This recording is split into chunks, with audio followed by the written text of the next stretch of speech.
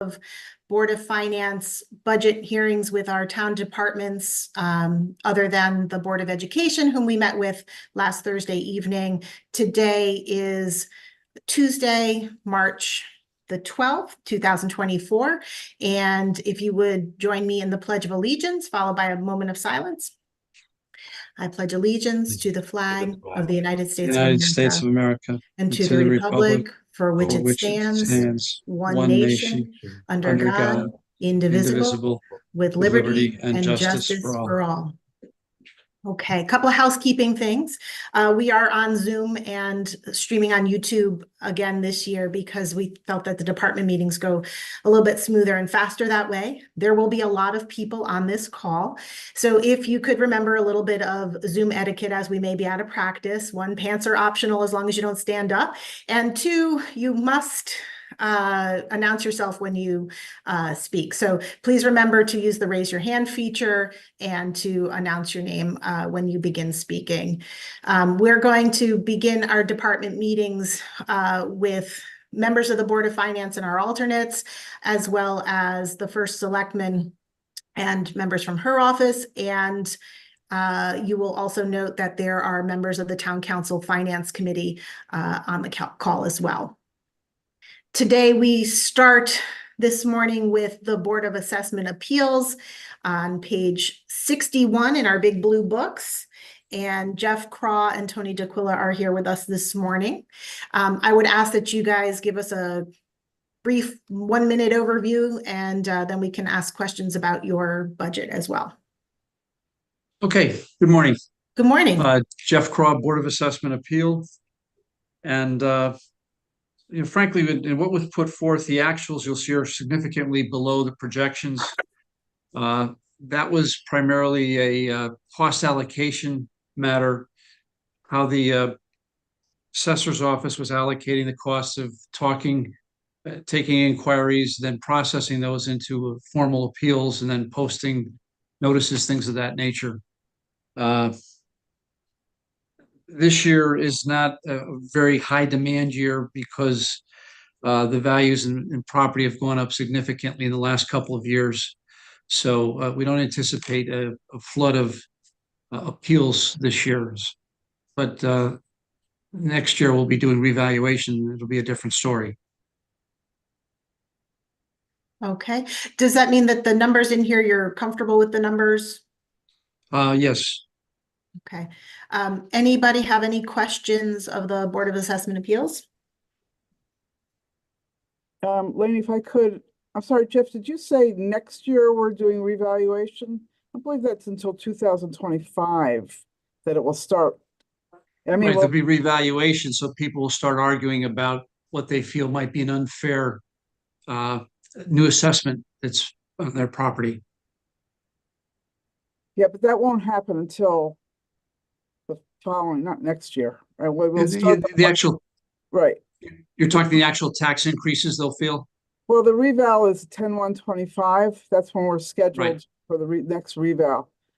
So, you know, that we'll start to, you'll see in the budget, in the tax assessor's budget, there's an amount to hire a firm, a consultant, but that won't be done until, you know, that actual hiring will be in 2025. The actual reval doesn't occur until the fall of that year of 25. Yeah. Right, but we would anticipate the office would field more calls as those revaluation notices go out to people. Probably. Yeah, I'm not sure how the assessor intends to allocate that cost at that point.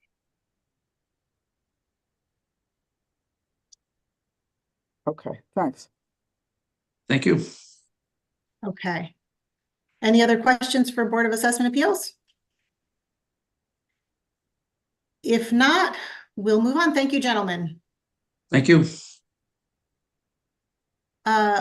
Maria, is Liz Duffy joining us this morning?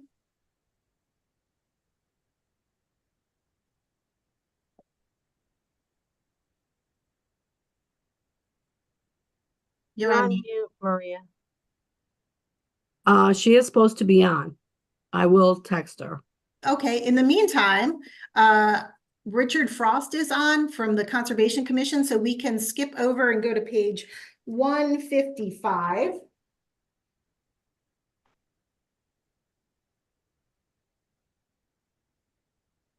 Okay.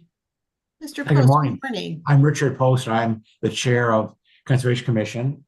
In this budget, which you have in front of you, is what Mary Ellen LeMay had done, last year.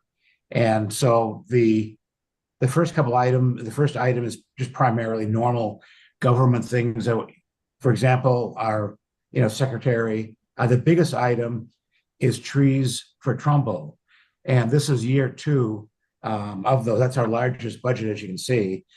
And tomorrow, Tim Coughlin, who's leading it from Conservation, is going to meet with Dimitri and a couple other people to look at where they'll be planting trees and plants this year. And so they want to plant them again at Twin Brooks, which I think is a good decision, because it can kind of highlight the whole idea of what we want to do. Different types of plants. My goal ultimately is to put QR codes on some of these so people can take their phone, scan the QR code, and learn something about that tree, why it's there, or shrub. Moving down, the second budget item is $3,000, and this is primarily to educate waterside residents about best practices. The concept being is to make our lakes cleaner than they are and not pollute them more. And so we've already had some outreach. We have members on the Conservation Commission now from both lakes, and so they've helped to distribute these and will this year to residents. The next item, 210, is for 4 new members to attend a seminar.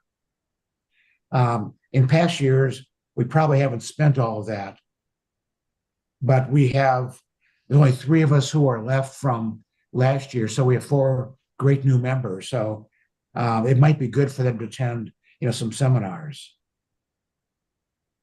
Any questions at all? Mr. Timpanelli.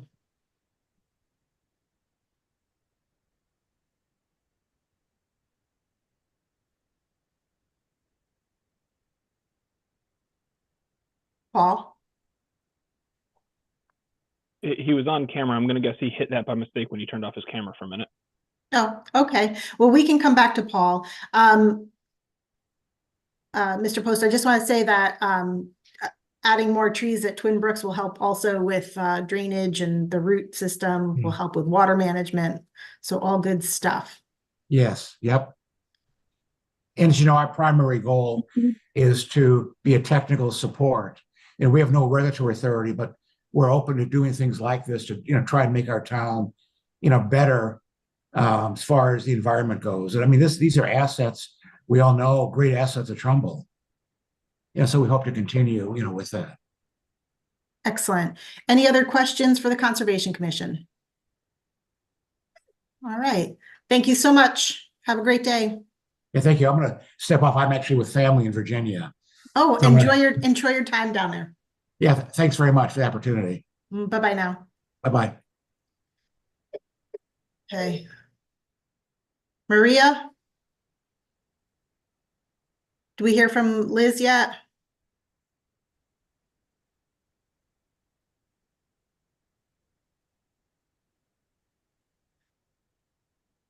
Oh, I couldn't unmute myself. I texted her. I know she was downstairs. Okay. I know she's not supposed to come on till 8:45. So, but Okay. That's fine. Can you also, Phyllis, if you're listening, can you possibly let let Rena and Donna Pelletier and Bob Dunn know that we're running a little bit ahead of schedule this morning, just to be prepared? I could go through Donna's, because she's not going to be here today. She can't be here today. So Okay, I'll go through the tax collector if you like. All right, let's move on to the tax collector on page 65. Moving back in our big blue books.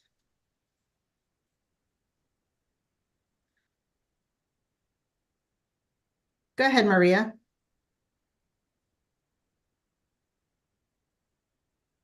Okay, so the tax collector, their successes, they were able to fill the vacant cashier position.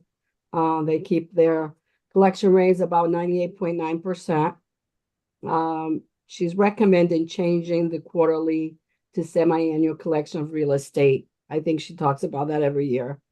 So her goals is to maintain high collection rate, continue recommending change from quarterly to semi-annual, continue to provide superior customer service. Now onto the budget. Before you do that, Marty has a comment. Okay. Yeah, I just wanted to comment. Actually, this came from my wife, so I'm stealing her thunder. As Mary and I were reviewing the budget yesterday, it was very different when we had 0 interest rates. Going to every half year, there was no downside on kind of the interest we would get, and maybe there was some sort of efficiency savings.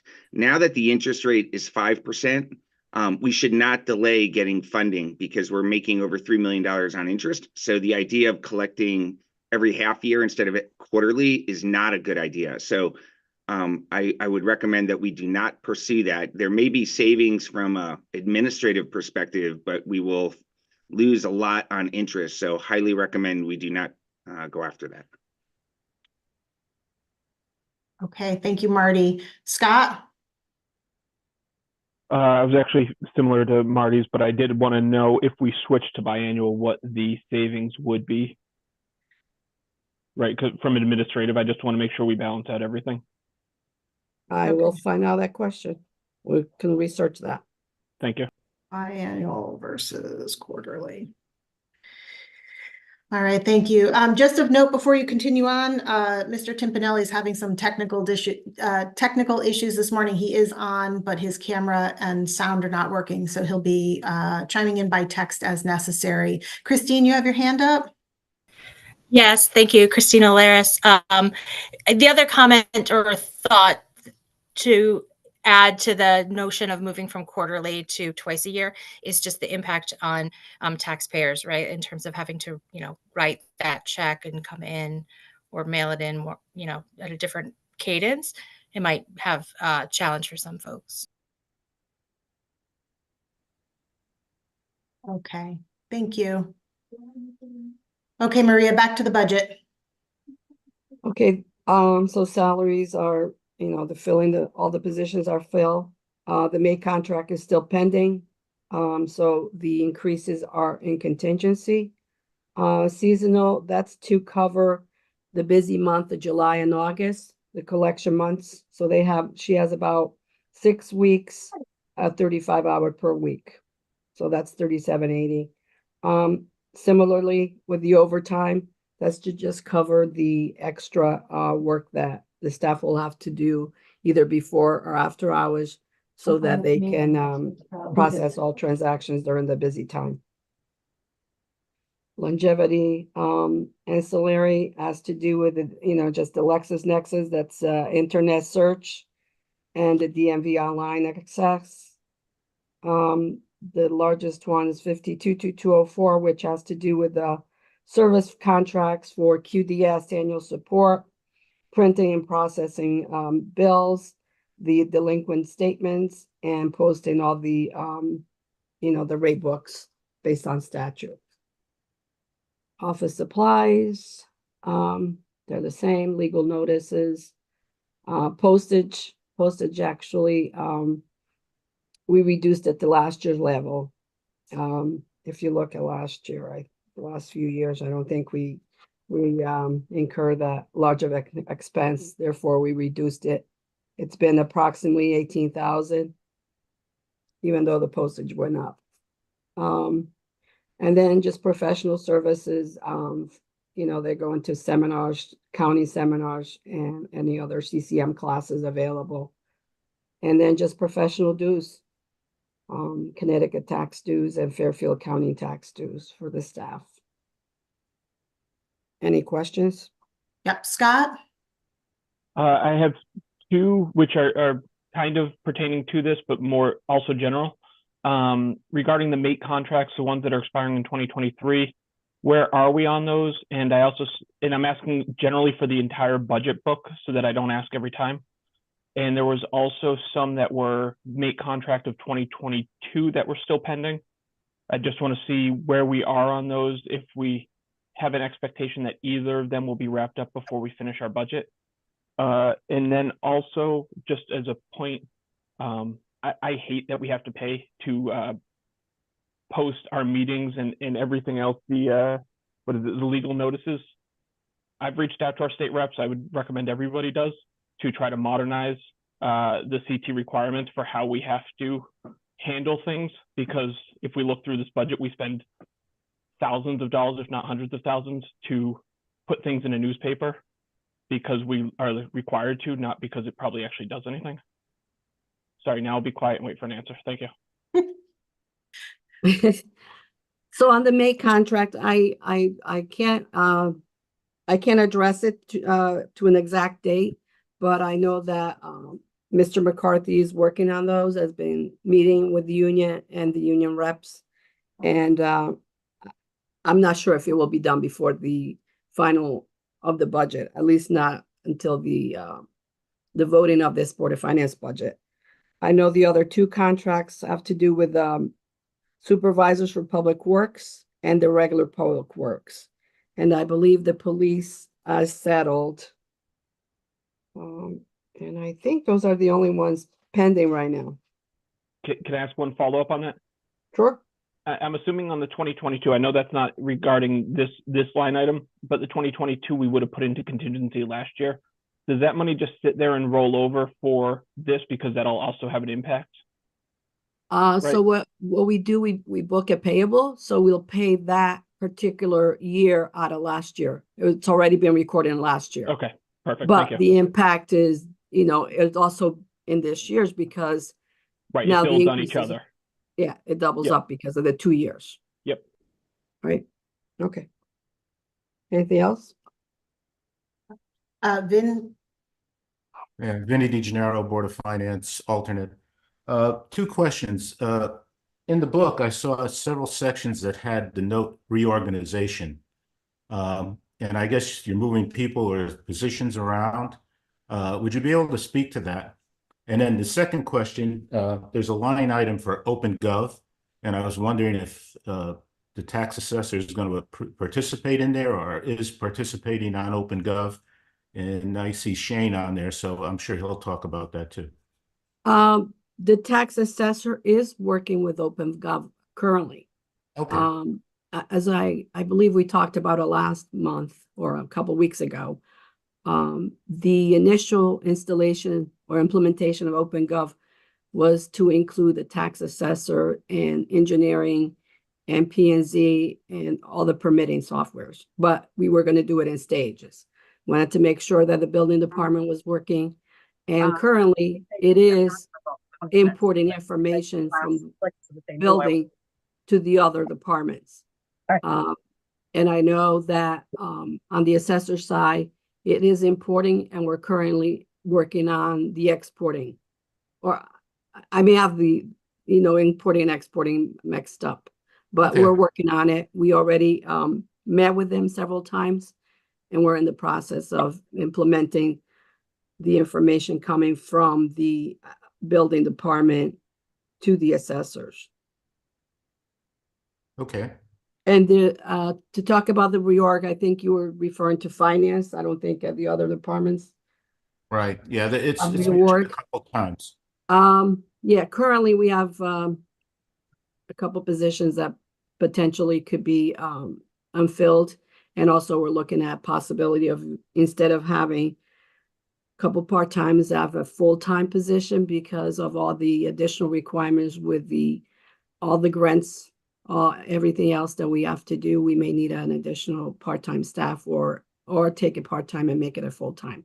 So we're exploring that possibility. But right now we're not sure where we're going. Okay. So we want to thank you. make sure we have some funding available for that. Thank you. Cindy Katsky? Thanks, Lainey. Hi. I just wanted to comment about Scott's question about the legal notices.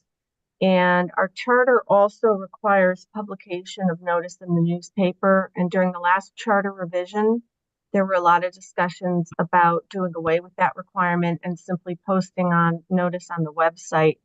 But the council was not willing to make that change at this time, feeling that there's a significant portion of the community that may not use the internet for this sort of thing, and that we needed to maintain the requirement of publishing in the newspaper.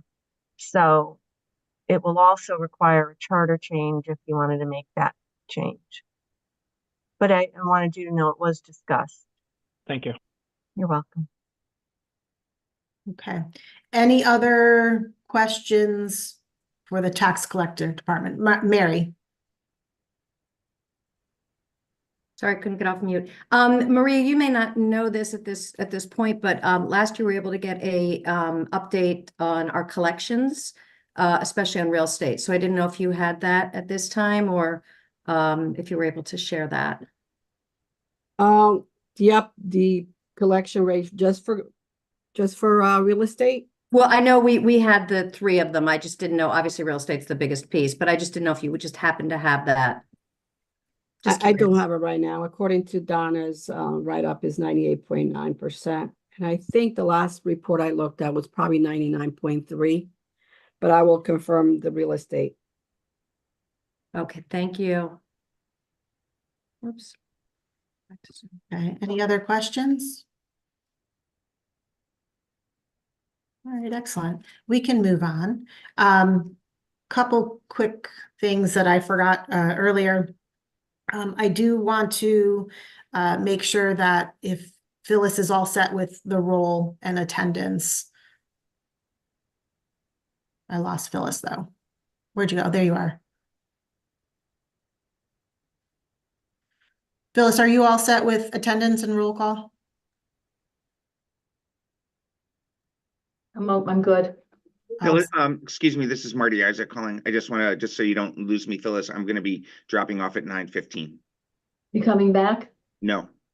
Thank you. Okay. And this is Kevin. I wasn't sure if you saw that I had come in. I Okay. did. Oh, thank you. All right, so now we can move on. I see that Shane White is on for Bob Dunn this morning. So we'll move on to building officials on page 213. I think Liz is on right now. Oh, sorry, I wanna go didn't back see to- Liz. I didn't see Liz come in, did I? I'm Hi, sorry, Liz. I've been on for a while. I just didn't click the last button so you could see me. Okay, then we'll back up. Sorry, Shane, hang with us. We'll go to Elizabeth Duffy and the tax assessor's office on page 53. Good morning. Good morning. So if you would, just give us some highlights from your department, and then we'll ask questions from there. Okay. Well, we've been a busy department, obviously. I've been here all of a year, and we've done some major changes in the assessor's office. We've had a lot of folks that have retired or moved on, and we're trying to rebuild our team, and we've been working really hard to do that. We did have quite a significant growth to go grand list this year. However, we did settle a whole bunch of the outstanding appeals from the revaluation. We had 61 appeals, and we settled all but 3. The only remaining appeals are digital and the Trumbull Mall and they call it Well Tower, but that's the parent corporation. If you're looking on the grand list, it's under its other address. They call it Spring Meadow. It's a Marnock community, and that's about it as far as our appeals. So we're looking good in that respect. We did actually grow the list more than $25 million, but when you took out all the appeals, didn't look like a whole lot. But we did see a modest increase. And as far as the budget, I'm really preparing more so for our pending 2025 revaluation. It is a full physical revaluation. As far as our day-to-day budget, I did find a few places that I thought perhaps we could increase, considering we are going into a revaluation. I saw that, year over year, I looked at from 2010 to 2022, and it seemed like our supplies always seem to run a little bit short. Our overtime seems to always run a little bit short, but most years we don't have as much overtime. But this was an extraordinary year with the shortage of the office. I don't think we'll see that much for next year, even if it was a revaluation, as long as we have the people in place that we do have interviews this morning. Okay, thank you. Before I take questions, the Spring Meadows appeal, is that a new one? No, that's been in place since 2021. And that has a 2021 and 2022 appeal, and that's the case for all three of those. And they're all real estate appeals. Okay. I'm going to go to Dave Galla and then Scott Zemoff. Thanks. I was wondering if you could just speak to if it's, first off, commend you on the 61 appeals and all of the positivity. What is the expectation on the final 3? If you could speak to that, just so we could get a better understanding of kind of how much is outstanding. Well, the final 3, I really can't speak to the actual dollar amounts that are in bounds because we're in court operation. Thank you. So we can't really speak to that at this time because it's a confidential legal matter. However, we've been in court with Digital for a long time. We did settle the previous revaluation cases recently, and now we're just settling the ones for the recent revaluation. I do feel confident that we could settle these cases, but they've been continued. They didn't want to settle it our pre-trials at this point. As far as the Trumbull Mall, we haven't gone to any mediation at this point, nor have we gone to mediation yet as for the Spring Meadows. So we have got some really good people to help represent the town, and I'm hoping that we can get through that as soon as possible, because I'd really like to get started with the next round of revaluation, because that's a full physical revaluation. Thank you. Scott? Thank you, Scott Zemoff, Board of Finance. I have a couple questions. One is with the full-time line item. I understand that the reorg looking to take a part-time to a full-time, but it doesn't look like the part-time line item went down. So are you looking to make someone full-time and keep the same number of part-timers? I'm going to let Maria answer that, because right now it's a bit in flux as far as the part-time and full-time. We're trying to find somebody that's perhaps willing to take a part-time position and maybe move into a full-time position, and see if that bills the bill.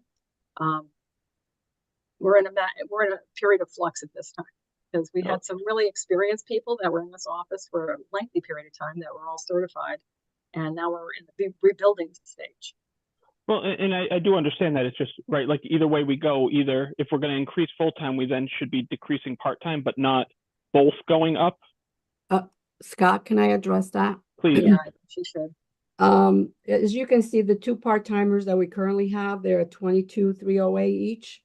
And the reorg is just a differential if we go from a part-time to 2 part-times to 1 part-time and 1 full-time. So you'd be increasing by a half-time. This is right. And right. Right. And so the that's really full-time what the line item complement should of the go up office by the has. 30,000, but the part-time shouldn't stay at 44. That should then go back down, right? Well, we need to leave it that in the accounts right now the way they are, only because we don't know the impact, the final impact. We don't know if it's going to happen. At this point, we don't know. In total, between the full-time and part-time, it works, but I understand your question. If you're going to go to a full-time, it should be in the 1101 versus the 1102. And correct.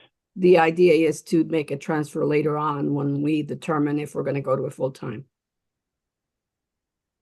Okay. And then I guess just a couple more questions, but this one would be, can we explain why, part-time has gone up roughly 4 times in the last couple of years and it's doubled full-time? I mean, that seems like a large jump in a 3-year span over the full-time salaries as well as the part-time salaries. Well, I think I can speak to some of it, but I can't speak to all of it. Sure. We've gone from having a revaluation and having 3 people that have retired from the office were experienced full-time people. To when I got here, it was 1 person for our inspections. She does residential inspections, and 1 person as the assistant assessor for office and transfers of title and things of that nature, and homeowners, and then myself for the commercial and the admin. This is a fairly significant size community. The average size, staff size for something of this size is about 5 full-time people. And it's not that far from where you were a couple of years ago when you had a full complement staff here. And right now we're looking at 3 full-time. We just hired our seasonal person, Alice Mitri. We took her on as full-time in August, I believe. So that changed that line item as well. And Okay. it may have caused a problem with the books looking a little inflated because of that. Thank you. You're welcome. And then on professional, there's $150,000 for attorneys for tax appeals. And this Yes. would just be me not remembering. I thought this was handled in our attorney account I really as, can't. as speak- an outside attorney, or is that not? Scott, sometimes we need expertise in specific areas such as the mall and digital. Those are specialty, and I Okay, think so you it's on top remember- of the outside attorneys just for this Yeah, specific item. the Now, is outside there a at- reason from an accounting standpoint why we don't still put it into the outside attorney account within the attorneys to keep it all in one place instead of segregated all over the budget? Well, the attorneys are on retainer for all the other functions of the town, and this is specifically to the tax assessor's department. Which that I get, but even in the attorney's line item, they have a budget line item to hire out additional attorneys. Yeah. But it's So a I don't get what's different between that and additional attorneys within individual line items. Like, why wouldn't we budget it within one bucket? Scott, I think we actually talked about this last year with Dan Shopik, and when we do get to the town attorneys, we can go over it again. But those outside attorneys in their line item, that's for consultant stuff when they have like one-off type stuff. Okay, so that's for them to reach out and get information more than someone to go represent us in court. I believe so. And last year Okay. we had a discussion about this, especially with the last reeval, that because it was a large number and the cases that were pending, it was a separate entity, and we blocked it to this department. Okay, that works. Yeah, but And I'll go back in my notes. I'm pretty sure that we discussed that at length That's last correct, year. lady. That is correct. And that makes Yeah. sense. Thank you for clarifying. The number isn't going to change, and it doesn't matter to Correct. me where they put it. I think we decided that because we wanted it to reflect the amount of work that was going in through the tax assessor's office for those large appeals. Sure, okay. Okay. And last question, actually, it's because we're putting $23 million as a accomplishment Yes. for the grand list growth. Yes. That is down from last year. Yes, it And will. over the last 10 years, our grand list, honestly, aside from the reval, isn't really growing. So it seems like a weird accomplishment when it's not actually an accomplishment. I actually Along with that, put a little bit the- together so that you might be able to see a clearer view. When you look at, for instance, Residents on Main, okay, that project alone went up actually $18 million in assessment from 22 to 23. right. And we had several homes that had new construction, Enclave, Moorfield, Bearbrook, Cottontail. I could keep going, but we've had over 13,944,000 in just new construction this year, an increase. Which I agree. Where I was going is all our growth, even though it's not significant, seems to be in residential. That's true. That's true. This morning I got your email this morning. I didn't Yes. see the commercial on there, so I'm going with 2022 because that's what I can compare If you at the look moment. at CPI, that has your commercial in it, and there's very little vacant land in this town. So that represents mostly, if you see the notes, there is under abbreviation, CPI represents commercial, industrial, public utility, and vacant land. So where I was going is in 2022, our commercial land was just over $590 million. Again, Mhm. that's a big number. Right. However, if we're comparing to 10 years ago, I went to all of Fairfield County for a comparison. Over the last 10 years, our commercial grand list, which is what offsets it for our taxpayers, has gone down by $10 million. Mhm. And we're the only town in Fairfield County that has done that. I'm concerned about what we're going to Can I do about interrupt that this because conversation? Go ahead. Can I Go ahead, interrupt this Vicky. conversation, please? I think it's, you're really talking to the wrong person. I think you should wait for the Economic Development Director to be on and have this conversation with her. And if you're quoting information, research that you've done, Scott, it would be good to share it with the group. I think to pull out and say that we're the lowest, I don't know if that's true or not. That's based on whatever you've looked at. And I would like to have Rena involved in this conversation. Because I'll it's email it out to kind of everybody. It's political from in Data. nature, and I don't think it belongs here. That's All just my right, comment. Thank and you. I will email it out to everybody. We can have that conversation. It was from DataGov, from Connecticut's listing. So I'm assuming it's correct. And the reason I brought it up here is because it was claimed as an accomplishment. So Well, if it it's is an claimed as an accomplishment. accomplishment, it's kind of opening Our the door for a grand conversation. list grew, Scott, and that is an accomplishment in this environment, this economic environment. And I'd argue that's not true, but okay, I'll save it for Rena. again, Thank you. that's a political conversation that does not belong in this room. But that's my. But we're talking opinion. about impact of our taxes to our residents. I think that actually absolutely Yeah, does. actually, I'm going to stop this because we're actually talking about the budget. So we'll have Yes, that exactly. conversation because we're actually talking about the budget. Liz, if you could do one thing that might be helpful for people to see, if you could just give us a schedule for the period that we were discussing, kind of like the pluses and minuses, the new growth versus what the I change actually sent was. that to Mr. I'm sorry if I slaughter your name, Mr. Zimov. Is that correct? Hold on. She sent it to me and CC'd you, Yes, Lainey. and I'd be glad to send it to you, Lane.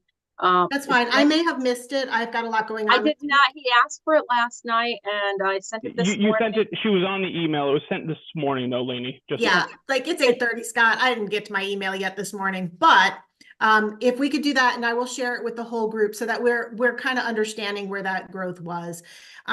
As far as the budget, any questions as to the tax assessor's budget? Well, that's there's before you? just one thing I might want to clarify with you. Go ahead.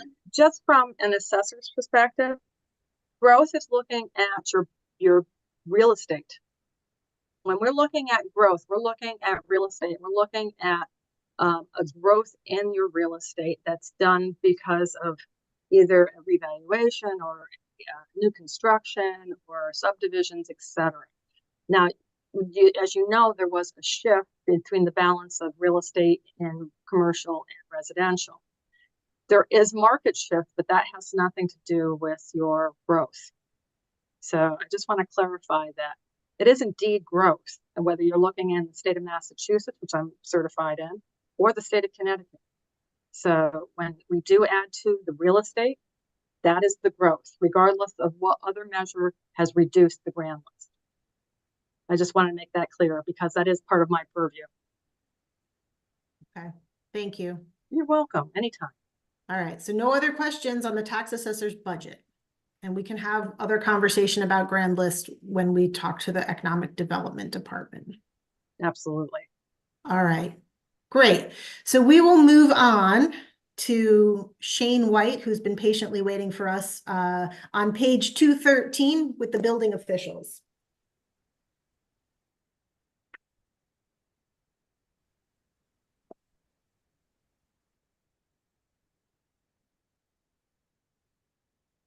Shane, I saw you earlier. Yep, I'm here.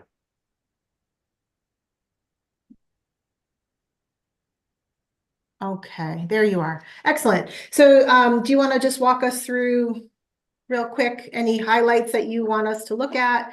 And then we'll open to questions on your budget. Sure. Just first introduce myself. Most probably don't know me. I'm Shane White. I'm the deputy building official. Been with the town for almost 8 years now, but I'm just filling in for Bob Dunn. So I'll answer any questions you guys have. So just kind of go easy on me. But just provide as you said, a quick update with our department. You know, we've been doing quite well with the mild winter. Projects and works remain pretty steady throughout the year. progressing on schedule. In the previous fiscal year, we brought in about 1.3 million in revenue and permit fees for the town. And so far for this fiscal year, we're at almost, the most updated one is about 700,000. So we're right on track to meet our $800,000 goal for the year.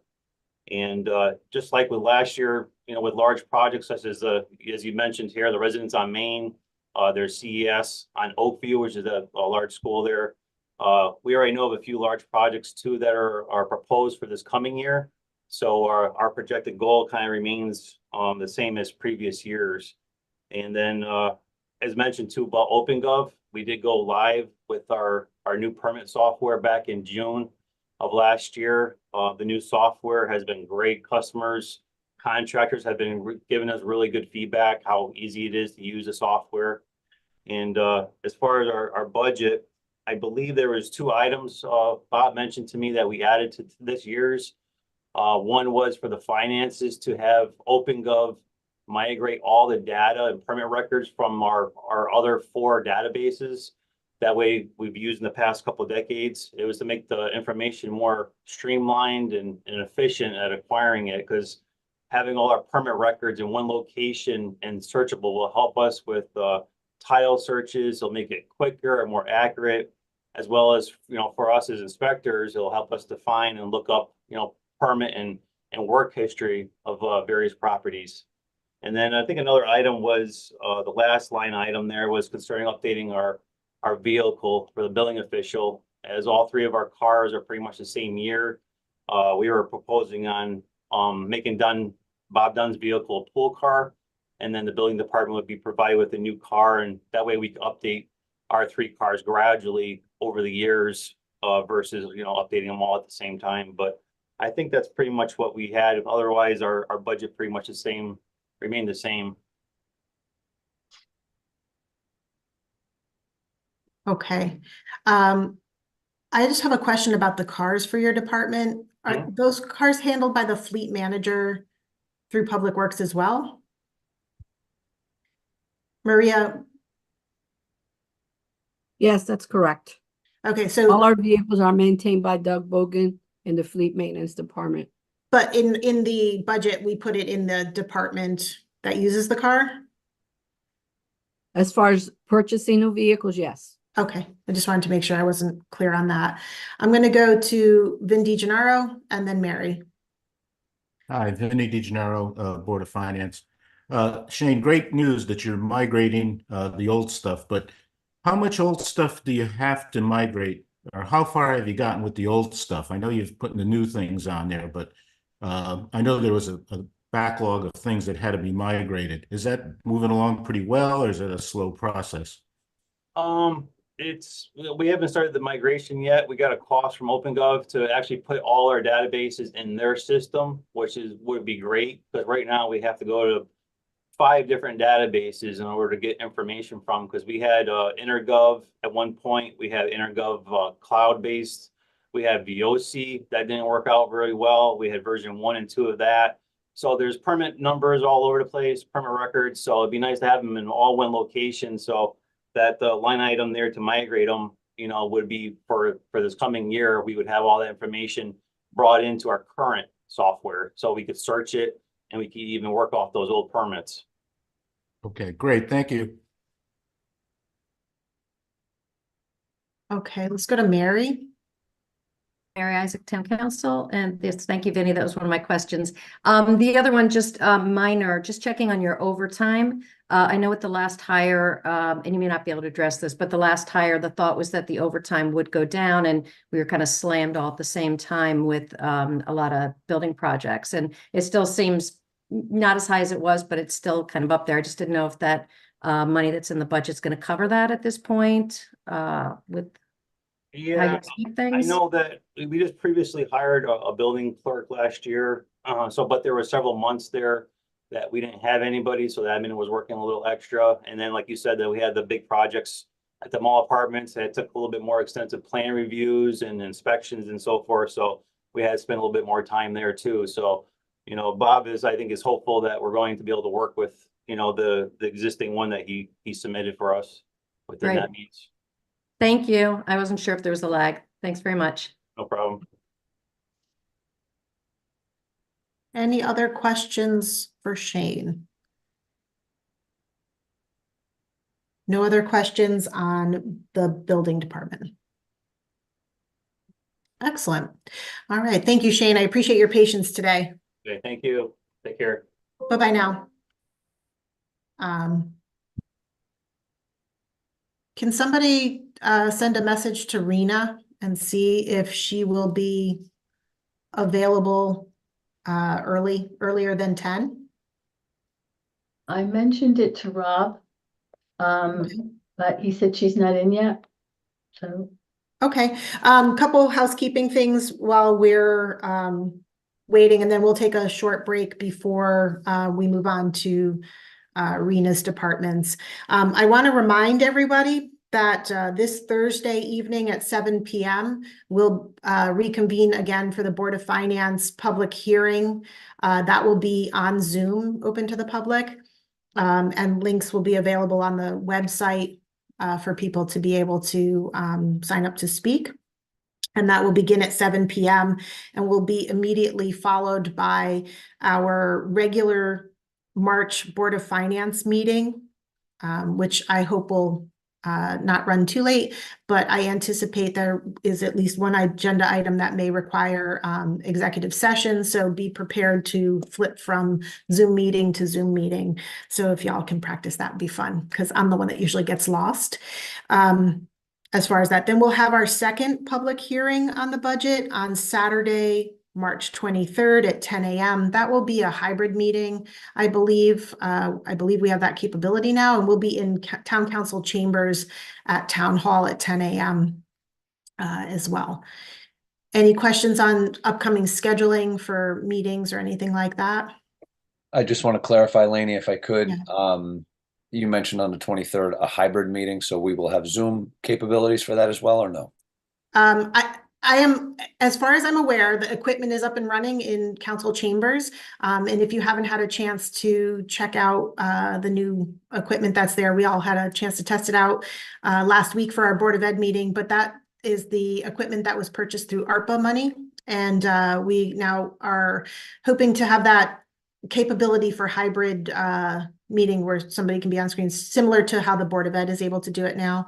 And I believe that will be up and running for that Saturday meeting. Bill can nod. So. Well, he might be nodding, but he's not in the screen. Bill can nod. Bill's not on screen to nod. Bill's window shades are not nodding. Not nodding. Okay. All good.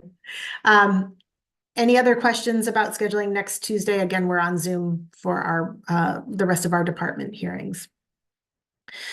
Okay. If not, Lainey, yep. Just to let you know, I emailed you over all that information, just if you want it before reading. Yeah, I just saw Liz's email came in at 6 o'clock this morning.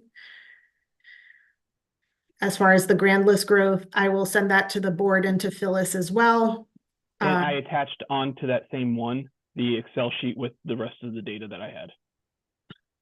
Okay, I was just actually looking at her thing. I don't see yours coming in yet.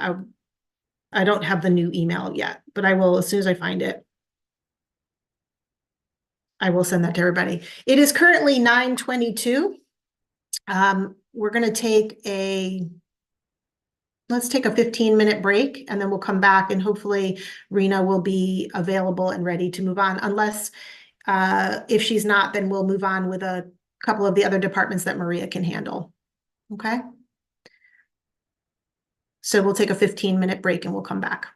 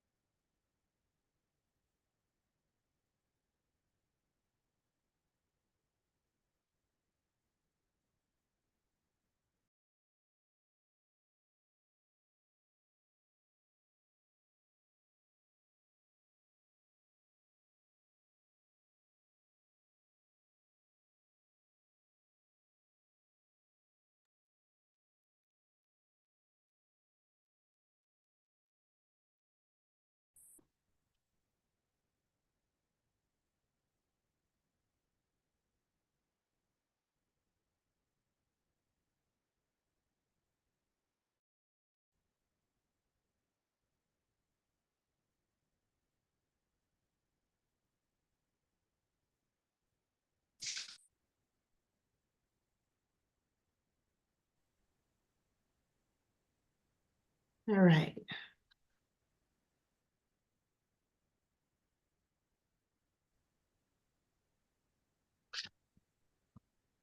Good morning, Rob. Morning. Morning.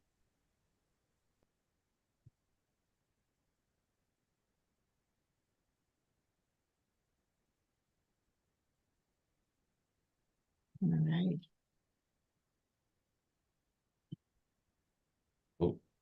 Yep.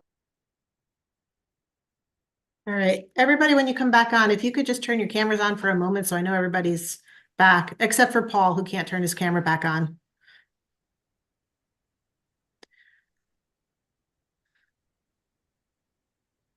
All right.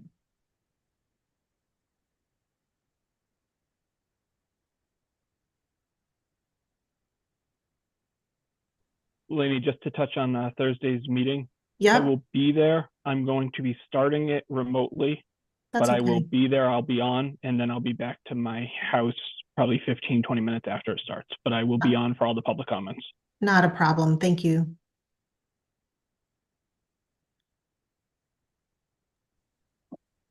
Lainey, Yes, ma'am.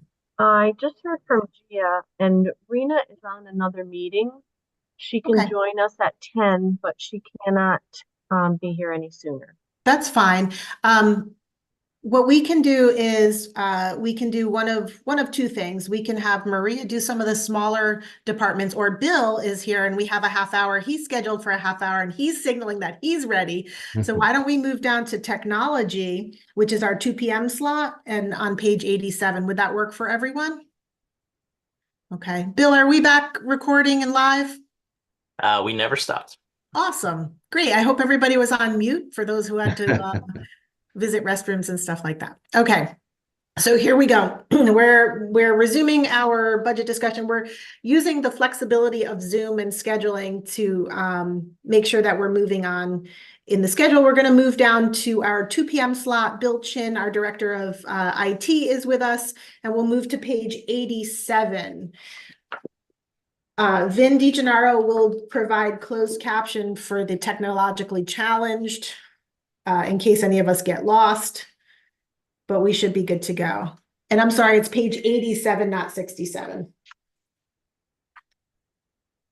All right, Bill, give us an overview, sir. Good morning. Happy to be here. So let's see, we've been pretty busy. I mean, that's always crazy in IT world. We've migrated. The big project last year, as you all remember, was migrating and upgrading every employee to Microsoft Office 365 and Teams. We're happy to say that's behind us, and we're actively using Teams for internal meetings and things like that, and that has been going well. People were initially a little disappointed we were moving from Zoom to Teams, but I think everyone's gotten used to the way Teams works, and that's been helpful to us. And we're off the old version of Office, which is helpful too. We've also upgraded our aging file backup server, video server, increased the storage there for security video, made improvements to network security. That's something that we strive to do on a continual basis throughout the year. And then we've used VOC again to introduce some new digital forms and processes throughout the year. Moving forward, our goals for next year, the big one, replace our aging and end user desktop computers. We've got about 250, 300 computers that we need to move off of Windows 10 prior to its sunset date, end of support on October 14th of 2025, about 18 months from now. So I'll talk a little bit about that later. Upgrade our storage area network, which we're in the process of doing now, thanks to the supplemental appropriation that we asked for. Replace our expiring multi-factor authentication tokens for all employees. Again, continue the network security upgrades and add for more VOC solutions. Where would you like me to start? Well, so can I just ask a question about your org chart? It's very small. So there are only really 5 people who run all of the IT stuff for town. There are 4 people who run all the IT stuff for town.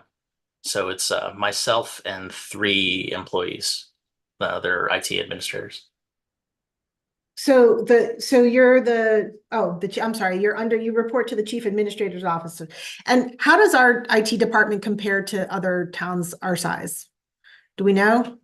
That's a good question. I haven't looked at that in a long time. I guess we've been really lucky. I've been here for 12.5 years, and all of the employees that I originally hired a long time ago, everybody's over 10 years. So we've had a cohesive team that's been together for a long time. And I think I last looked at that around 10 years ago when we made our last hire to see how many people other departments have staffed. We're certainly probably it's definitely not understaffed, or I'm sorry, definitely not overstaffed. We're busy enough to keep our employees active and working and things like that. Everybody could always use more help, but that's something we could maybe look down at the future. I know there have been discussions about possible working together with the Board of Ed and things like that. So. Okay, thank you. Scott? Scott Zima, Board of Finance member. Bill, yes, as you know, I'd love to merge the Board of Ed tech department in with yours. I can't say it appeared like a lot of support a couple of nights ago when we had that meeting. However, it seemed like some might be amendable to at least merging some resources and how we purchase items and how we utilize them. With that, I was looking at your contractual line item, and there's a number of items on there, like what is it, Town, WAN, Internet, Crown Castle, and actually all the WAN items seem to be similar to what the Board of Ed had on their list. And I'm not asking you to give me an answer right now because I'm sure you don't have one. Is there any benefit financially or system wise to merging the two, essentially the hardware that we're looking to get, or whatever that is? I'll be honest, I don't know, into merging them together so that we can be more efficient or at least have some cost savings? Yes. So the WAN connection, WAN stands for wide area connection. So basically that's an internet connection to the building, whatever building that is. So we've got, the police department, senior center, town hall, EMS, those type buildings linked. I would imagine the schools each have their school systems linked on each connection. And then once you have an internet connection at the building, then you start talking about how to network that all together. So, cost savings probably minimal, I'd say. Like you could probably go to an internet service provider and say, instead of the town saying we need 10 buildings connected, now you're looking at 30 or whatever those numbers are. And so obviously if you're coming with 30 buildings that you need to connect rather than 10 or 15, they may give you a small savings there, but that's just piece one.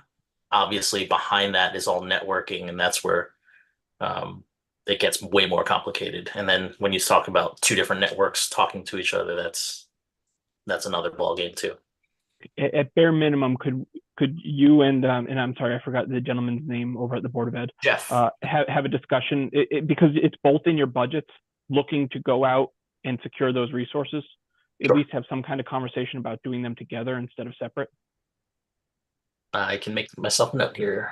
Thank you. And on professional development, it indicates Munis in-house training, and you had that last year. I'm just wondering if there's lift based on that, or have you seen any? We've had that in the budget for a number of years, and we haven't used that a whole lot. I know finance sometimes will take that, and we'll send somebody for finance training or whatever for Munis.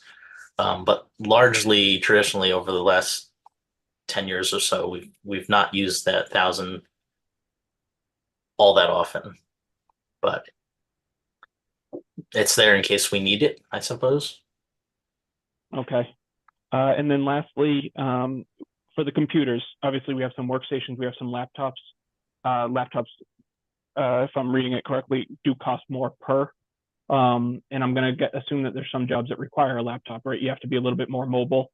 But like you said, your team is 4 people. you guys would be the ones that I'd assume definitely have to be mobile in what you do.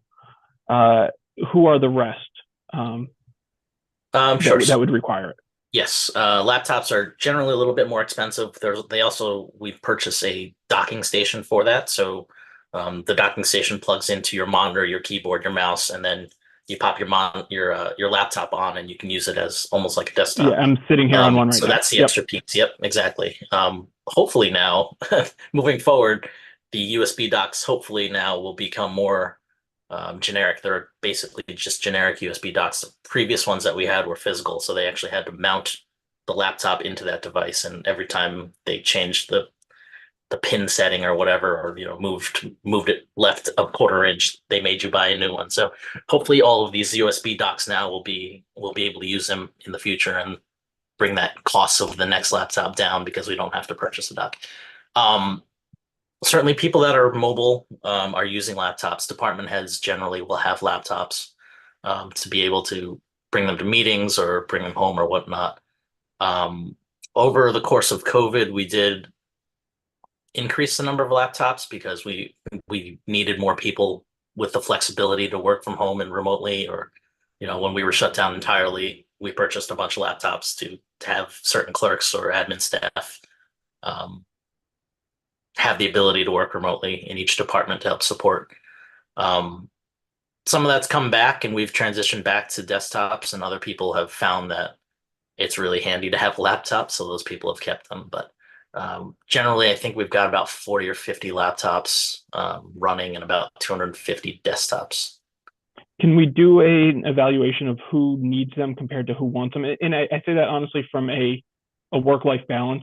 I have a laptop and I find myself working more than I should, where if some of these employees left their computer at work because it's hardwired there and they can't take it with them, maybe they'd stop working, which honestly gives them a better balance of life than they may just because they have access. And obviously it has a financial impact. Right. I'd say that most people that have the laptops are using them, but we can certainly ask the department heads to evaluate who has laptops in the department and whether or not that's still necessary. And we do. I've denied laptops in the past for people who think they need it all the time, and like push back real hard on department heads to say, no, this is really not a use for a laptop. Like, let's come up with a different way for your person to work home. They need to join a Zoom meeting or whatnot. Like, yeah, I'll get you a webcam for your desktop, and that doesn't require a full laptop. We also do use a small number of licenses for LogMeIn. We had that at the beginning of the pandemic, and we obviously used that a lot more back then. But some people still have the access to use their personal computer at home to log in remotely when and if they need to. So that's been kind of helpful to supplement the number of laptops that we have, and obviously keep the cost down on laptops for occasional use for remote connection. Perfect. Thank you. Okay. Vin, do you have a comment or a question? Kevin's hand is up also, but did you want to answer to where we are?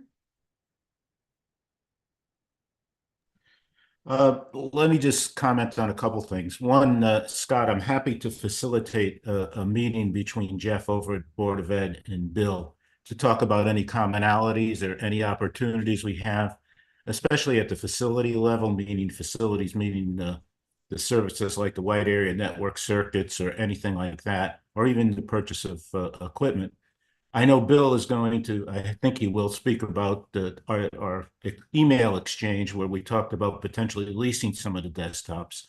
And as for some of the other things that, it may be worth a look at the entire cost basis for some of the facilities that we use. For example, the Frontier services that are $90,000 a year. But that takes a little bit of time, and it's something we can do over the next couple months. So I just want to add that. Thank you, Vinny. Okay. Kevin Shively.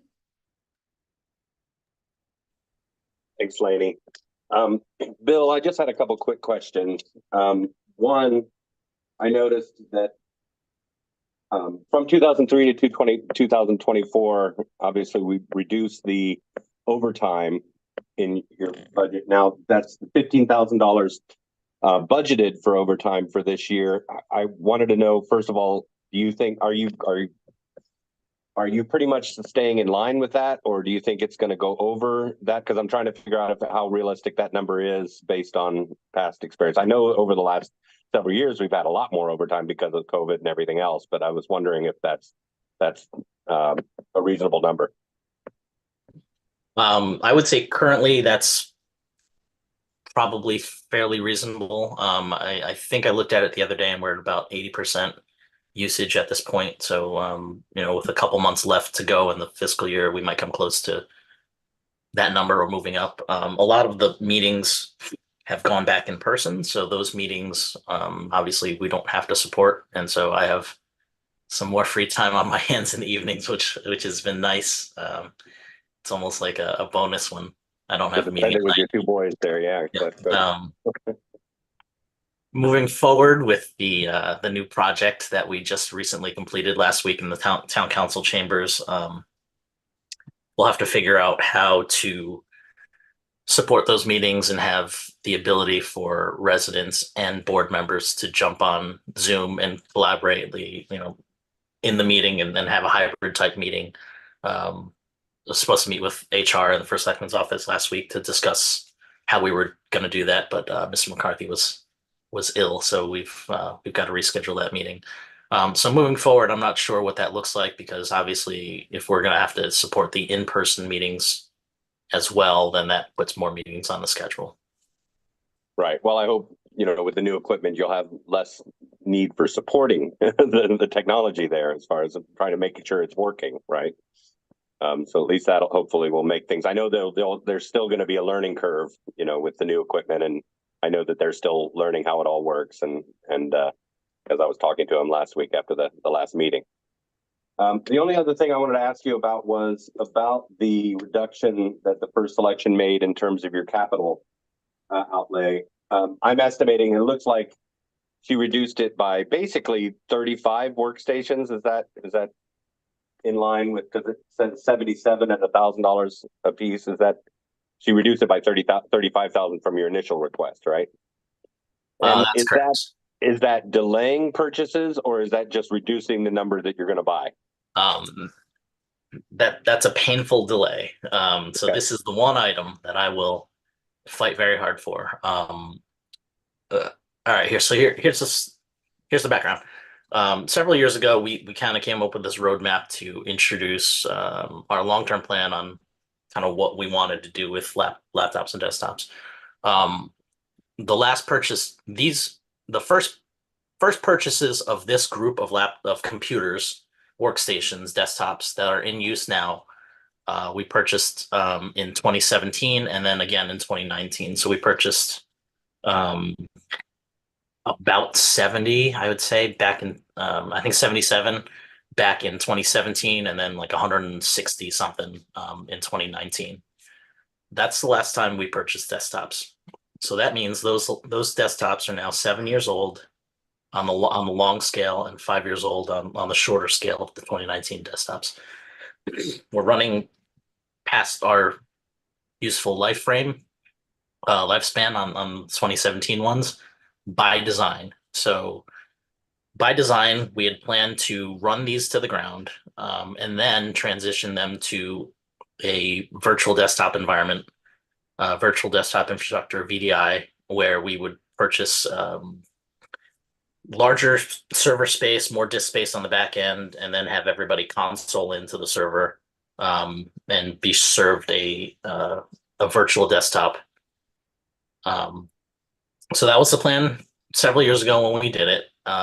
The price of that VDI we priced out, and we're thinking about adding it to this budget, was over $500,000 in total. That was about 450 on the server side, and then another 100,000, 125,000 for thin clients, basically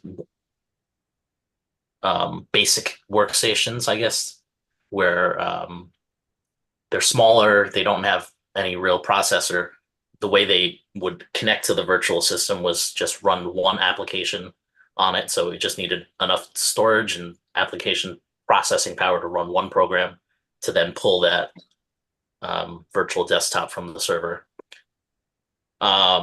We decided that, I talked to First Selectman and we kind of decided that was expensive. And instead of replacing the computers, it would probably be double the cost after licensing and 5-year bump out of 5 years of licensing plus the infrastructure that's needed to do this.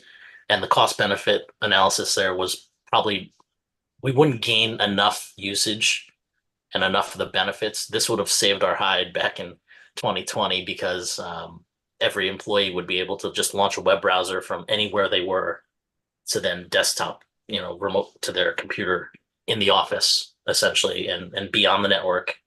And I know some of the surrounding towns, at least one of the surrounding towns had that during COVID and all of their employees basically just went home and continued working and it was great for them. But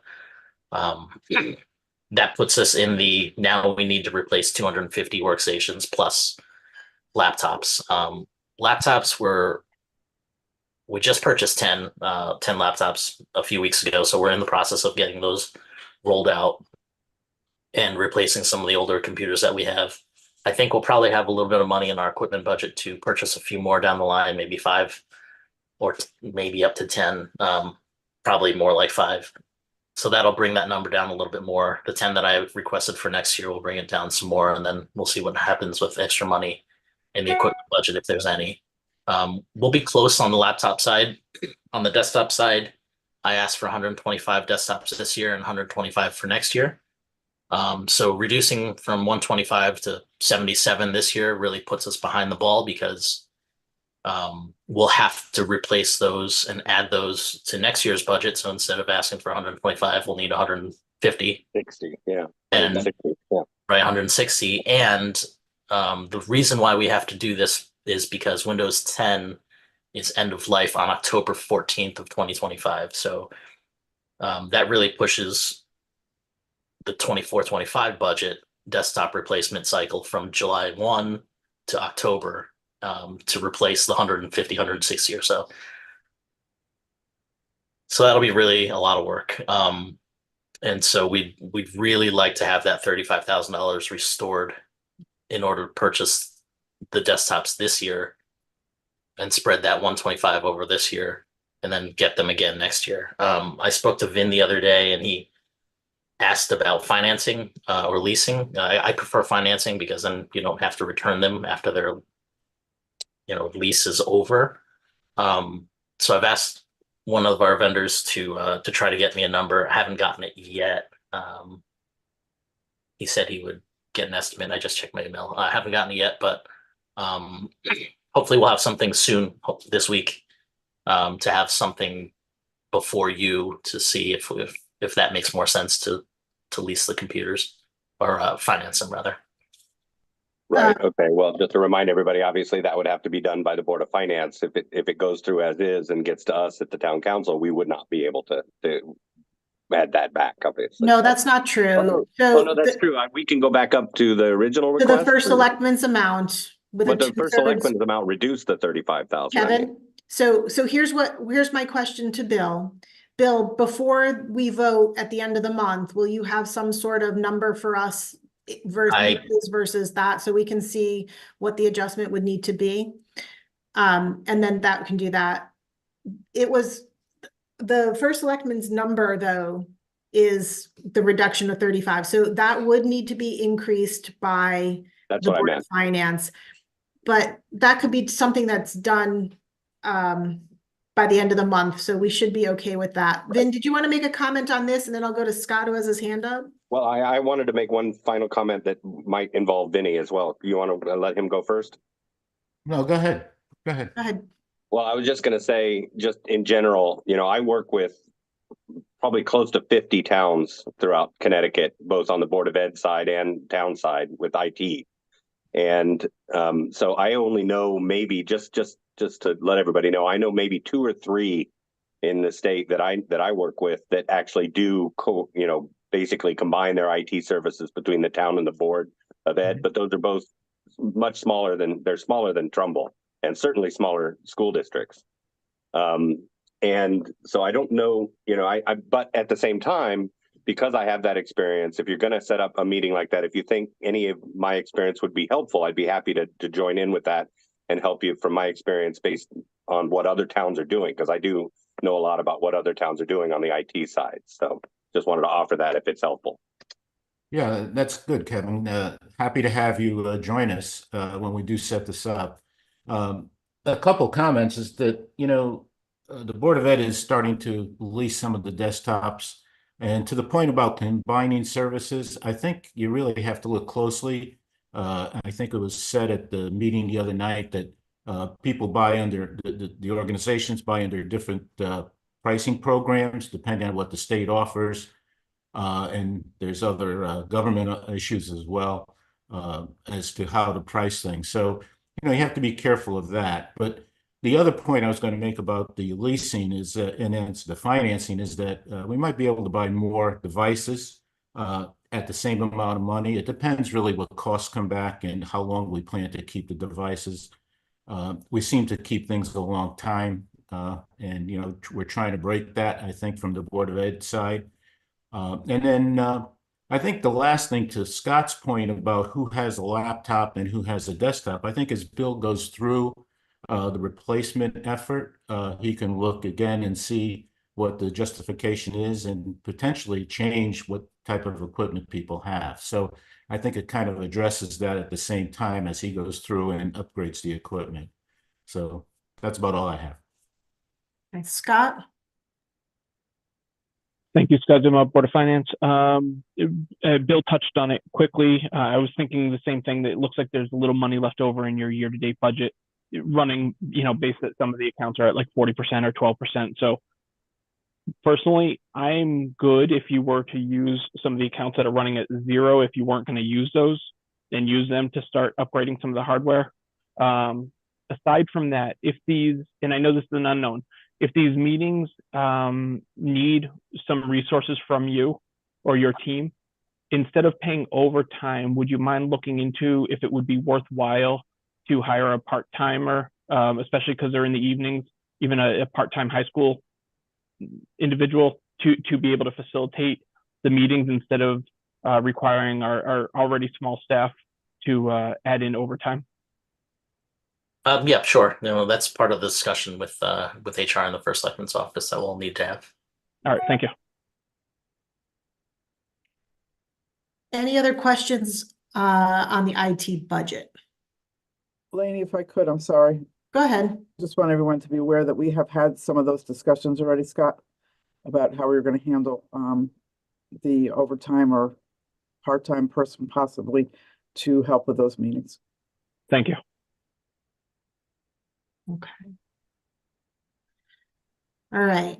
If there's no other questions, Bill, thank you for being flexible and jumping in. I see Rena and Rob Lebrandi have both joined us. So we can move on to planning and zoning and then economic development. Okay. Lainey, I can look. What page is that? I'm just getting to, I'm pulling up, my screen went blank. 131 for planning and zoning. Phyllis, thank you for paginating the schedule. It makes it much more helpful. All right. Hi, Rob. Hello. Hi, Lainey. How are you?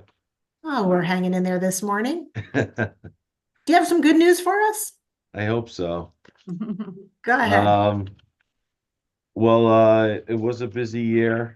There was a lot going on. We do have our, you want me to go over our list of successes and accomplishments? Hit the highlights for us, Rob. Okay, good. Well, we had our affordable housing study, which was a requirement by the state that we finalized. And that study is going to help us with our other studies as well, too, with our current plan of conservation and development, as well as our help assist in our mall study, too. That being said, we're continuing our mall study, which is spearheaded by our economic development office that Rena's probably going to go into later with her budget hearing. To interrupt you for like Sure. good things, I just want to let you know that I have had a bunch of feedback from people I didn't expect, how well run that last meeting was and how excited they were by the concepts that were presented, and that everybody's rooting that we're actually able to make some of those things happen. And for people that are usually big naysayers to say that they were pleased and very happy with how the vision is coming together and all the hard work that's going in, I just wanted to compliment you on that. It was really well done, and I hope to see us be able to capitalize on some of that. If you haven't had a chance, I know that meeting is playing on Trumbull Community Television and it's available on In Demand. And I would encourage anybody who has concerns about the mall to really focus in on that and to take a peek. Yeah, I think Rena and the consultant did an amazing job. They kind of brought everything together. They had all the data set up to really show the public what what's needed there, the realistic approach to it. Yeah. So I think they did an amazing job, and I think it was worthwhile for them to do something like this. So great meeting. Thank you. Yeah. So that being said, we're also we're in the, I would say, the 75% phase of our plan of conservation and development as well too. So we are hoping to get that finalized by the end of April. We're on schedule for that, so hopefully we'll get that done. That has to get done every 10 years, so we're on track for that as well too. Once that's done, we're hoping to do our multimodal transportation plan as well too, for all the sidewalks and bike trails and other forms of transportation in town, that we're looking to do that, and that's hopefully after we do our POCD. I am also the ADA compliance officer, so I also do training with that, so that's always ongoing. We have the Fair Rent Commission, which I'm on as well too. We have bonds that we released, old bonds that were just sitting there, that Rebecca, our internal auditor, helped us focus and get us to release them. That was $75,000 in old bonds that were just sitting there, I think mostly from the engineering side. So those were released, thankfully, so those aren't just hanging out there anymore. And we're just continuing doing our revision of our regulations as well too. We've gone through our residential and our industrial and our commercial, but we keep finding new ideas to update our regulations. They're very outdated. And then with the studies we've done as of recent for Trumbull Center, Long Hill Green, and the mall and everything else, we realized that we really need to update all our zones. Our definitions are outdated. So this has been a ongoing process that we've done with our town attorney, that we've handled ourselves.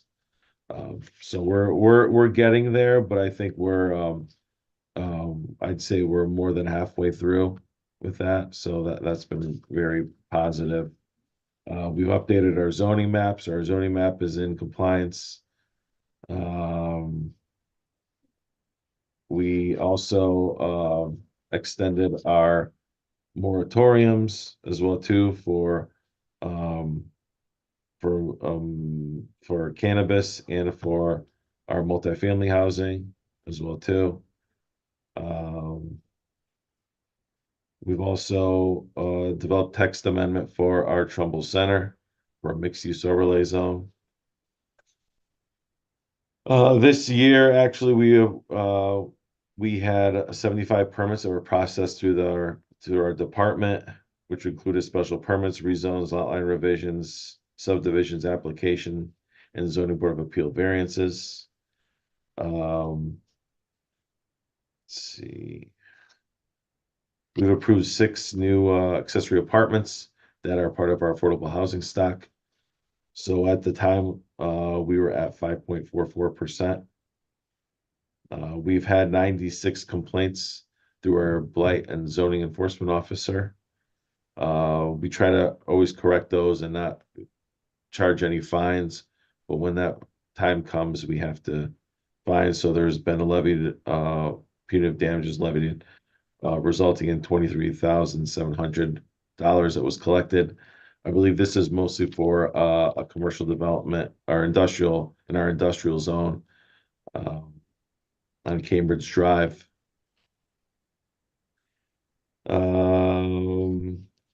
So we've been busy.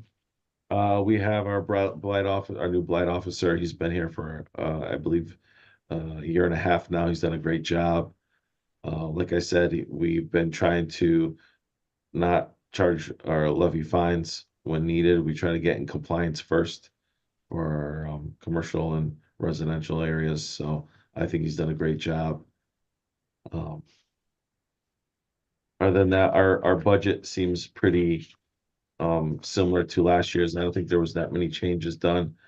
I think maybe there was one or two modifications or requests for a uniform budget, as we usually go out on site, myself and the zoning enforcement officer, and having a shirt with our town seal on it is a level of safety for us and for the resident to know that we're part of the town too. So there's not really, so it's a good idea. We got one or two shirts this year, which has been a great help. When people see us with the shirts, they're a little bit more comfortable and know that, that we're with the town when we're doing inspections. 2 questions on that. Do you guys also wear badge IDs with your photo? We have, I believe we do have those. I believe Brian does wear his when he goes out there as well too. Yep.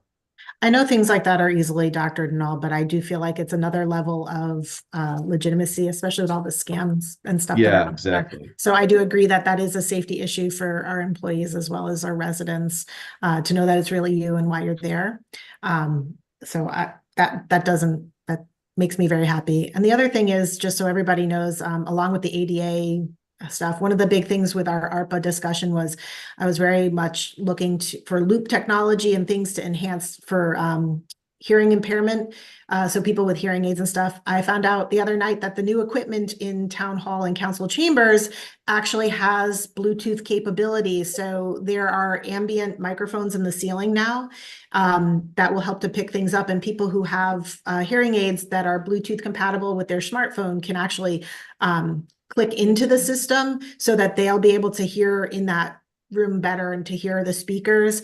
I was actually sitting with somebody who was having trouble hearing, so it will be nice to be able to tell residents that.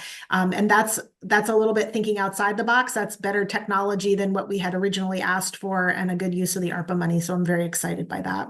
So I just wanted to make a comment on that. As far as the actual budget, Scott, you have a question? Just to comment on the goals for next year, and it's the sidewalk master plan. Just keep in mind, I'm for sidewalks. I'm against sidewalks until there's a change to the requirements that our town is the one that maintains them from clearing snow and anything else on it. Just keep that in mind as you go forward with planning. Adding sidewalks as is today would require more manpower to clear, where it should be, to me, the residents or business owners that the sidewalk is in front of that are responsible for it. Correct. I agree with you. I believe that has been discussed at the town council level, and I believe they are looking towards modifications of our ordinance to make sure that happens before any more discussion. Great. Every commercial development that we approve now, we make a requirement that development maintain the sidewalks in front of their property. So that, that I think pushing something like that with town council would definitely help our efforts, especially when it gets to the residential areas. Yeah. Perfect. Thank you. Thank you. Any other questions for planning and zoning? No. Thank you, Rob. Thank you. Hi, Rena. Good morning. Hello. Good morning, everyone.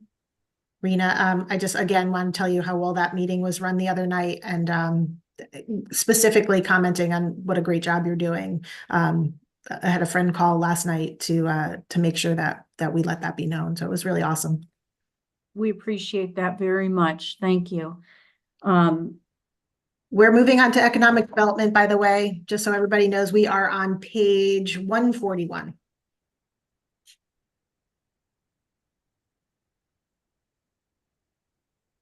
All set, Rena. I think that, you know, I want folks to know I expect an extremely busy development year this year. There's been some pent up sort of activity where projects that have been discussed or that I've been, you know, sort of looking at with different potential investors and developers have been on the back burner a little bit for a variety of reasons. One is inflation generally, you know, construction costs, and also the interest rate uptick. But I am seeing a lot of activity. I hope this year, let's keep our fingers crossed for this, that we see 6 Cambridge, which Rob alluded to the blight issues and so forth on that property. It is under contract for sale, and we're hoping that that contract works its way through and goes under redevelopment for the area. It is not a housing use. I'm not going to get into more about what it is, but it would clean up that whole corner. It is a for-profit use. So there's some sharpening of pencils that they're doing to make sure that that project succeeds. So, you know, that's just an example. The project on the Monroe-Trumbull line that's fully approved ran into challenges penciling with, you know, the interest rates and the construction costs and all of this. So I think we're going to see some movement on that project this year. 48 Monroe Turnpike, folks are familiar that there's an approved development there that was under appeal for 5 years. They also, during that 5 years, you had cost escalations and you had COVID impact to senior living kinds of things. So that has kind of, you know, slowed with most especially the appeal process, that project, but we are talking to them and we do expect them to proceed this year. So those are just 3 smaller things. There's a potential for a new development in our corporate park, a brand new build. I won't get into the details now, but there's a very strong potential for something like that. And what I think is the most impressive opportunity in the entire region, not just in Trumbull, but in the region, the greater Bridgeport region, for dynamic development is the mall area. We are, in a nutshell, setting a vision to change it from a mall dropped on a sea of pavement to a district neighborhood type concept. If you have not tuned in, please do. This is not pie in the sky visioning. This is visioning rooted in real opportunity. Okay. And we're going to continue to communicate with all of you, with the community, with the businesses, with the property owners in an ongoing way. I would just ask, if you do have the time, rather than reading just the articles which pick out 1 or 2 little things, look at the whole presentation. And if you have any questions, I'd be happy to sit with you and talk with you. So I do expect a very robust year. And I gave you just some little highlights, but we're continuing to also fill up vacancies. I can tell you that, you know, there's always, people always ask me questions about the commercial grand list growth. And I want to share with you, if I can take 5 minutes or less to really help you to understand what's happening. We have had a tremendous amount of new commercial value added to the grand list. The problem is we've also had a large amount of devaluing.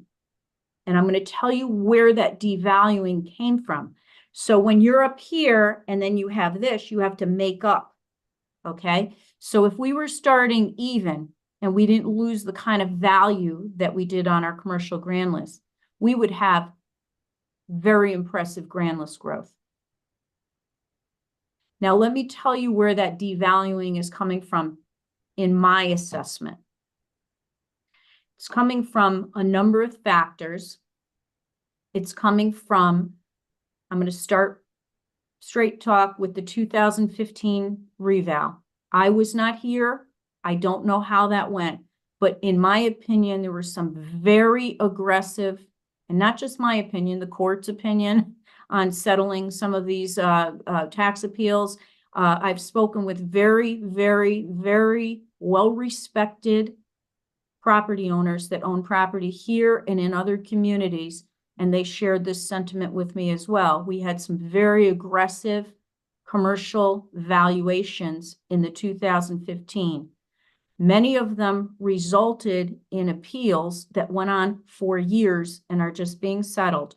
So we lost a lot of that value through appeals, but we also, when you came to the next reval, and you had these aggressive values on some of these properties, there was a bigger devaluing than even would have been had those values been sort of not as aggressive.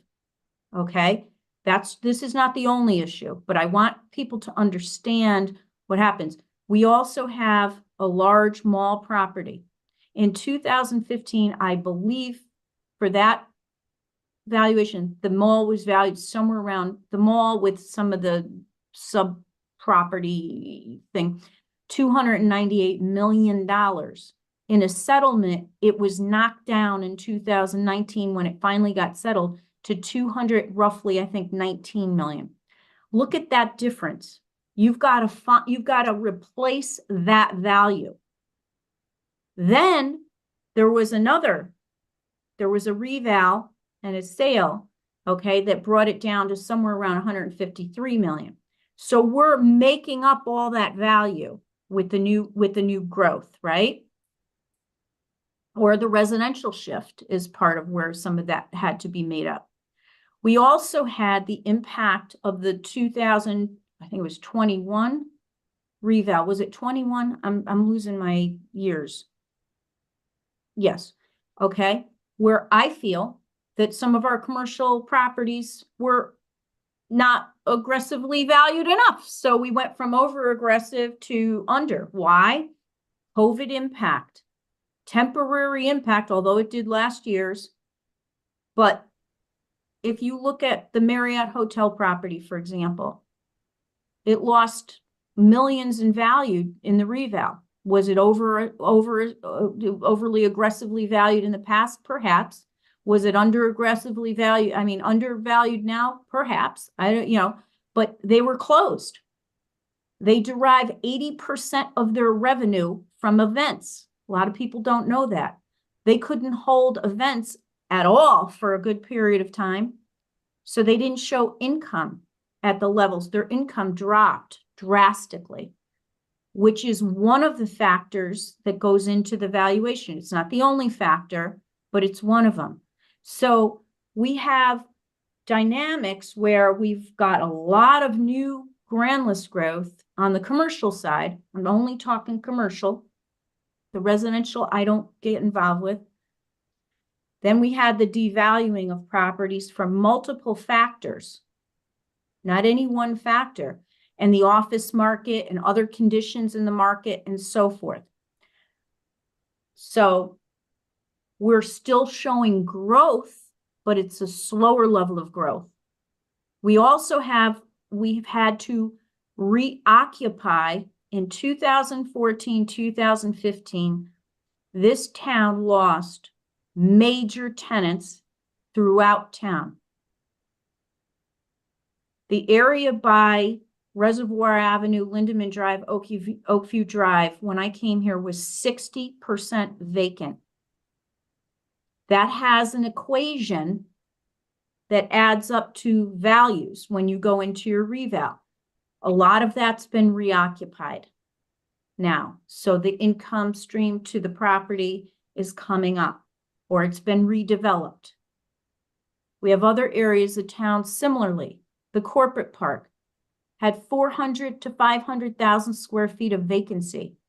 We now have maybe 100. Okay, is it where it wanted to be? No, we got more to work to do.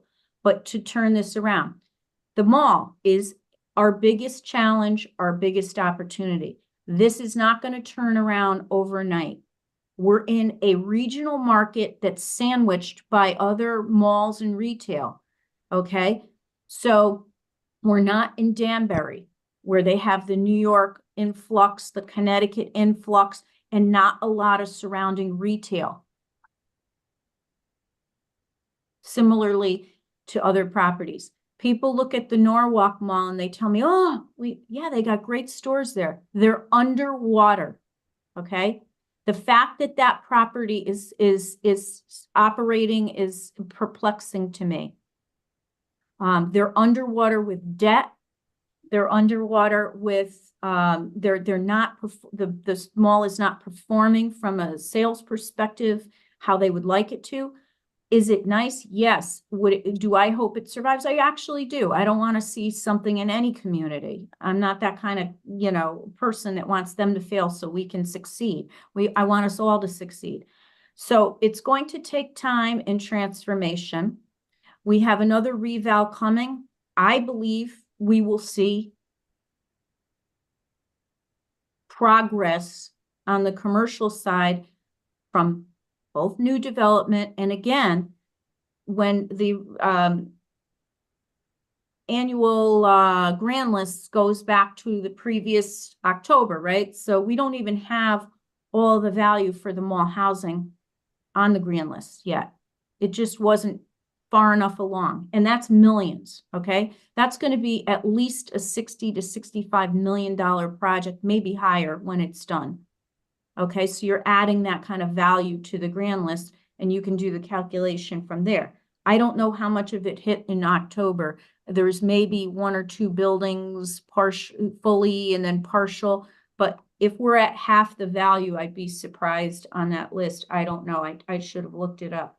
So we have a lot to do. That's and we're also operating in a 98% developed community with the majority of our real estate being single family housing. So there's much more details and sub details and challenges and opportunities, but we're going to make progress. We're going to continue to make progress. We're going to continue to focus, as Vicki said when she came in, fill the vacant properties, okay? And we're working on that.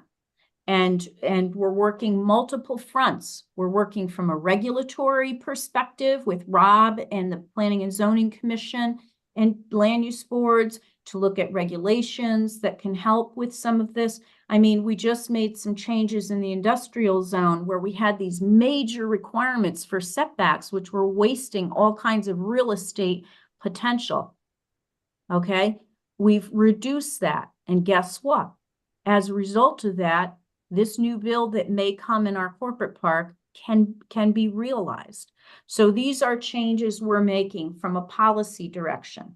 We're making, we are out there doing the planning and visioning that the market needs to see, that tenants need to see in order to have a reasonable expectation that they're making a good investment and that the community will support it, okay?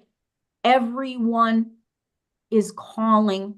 I have gotten calls from around the country on what we're doing and how we're moving this. The mall owners, I think Vicki said it, if you listen to the presentation, they were on site a couple Fridays ago when we had a commercial broker event at the mall to try to promote tenancy and interest. Okay, we had 90 commercial brokers there. The head of the Mason side of the operation was there, and he said he does not see this kind of collaboration, visioning anywhere.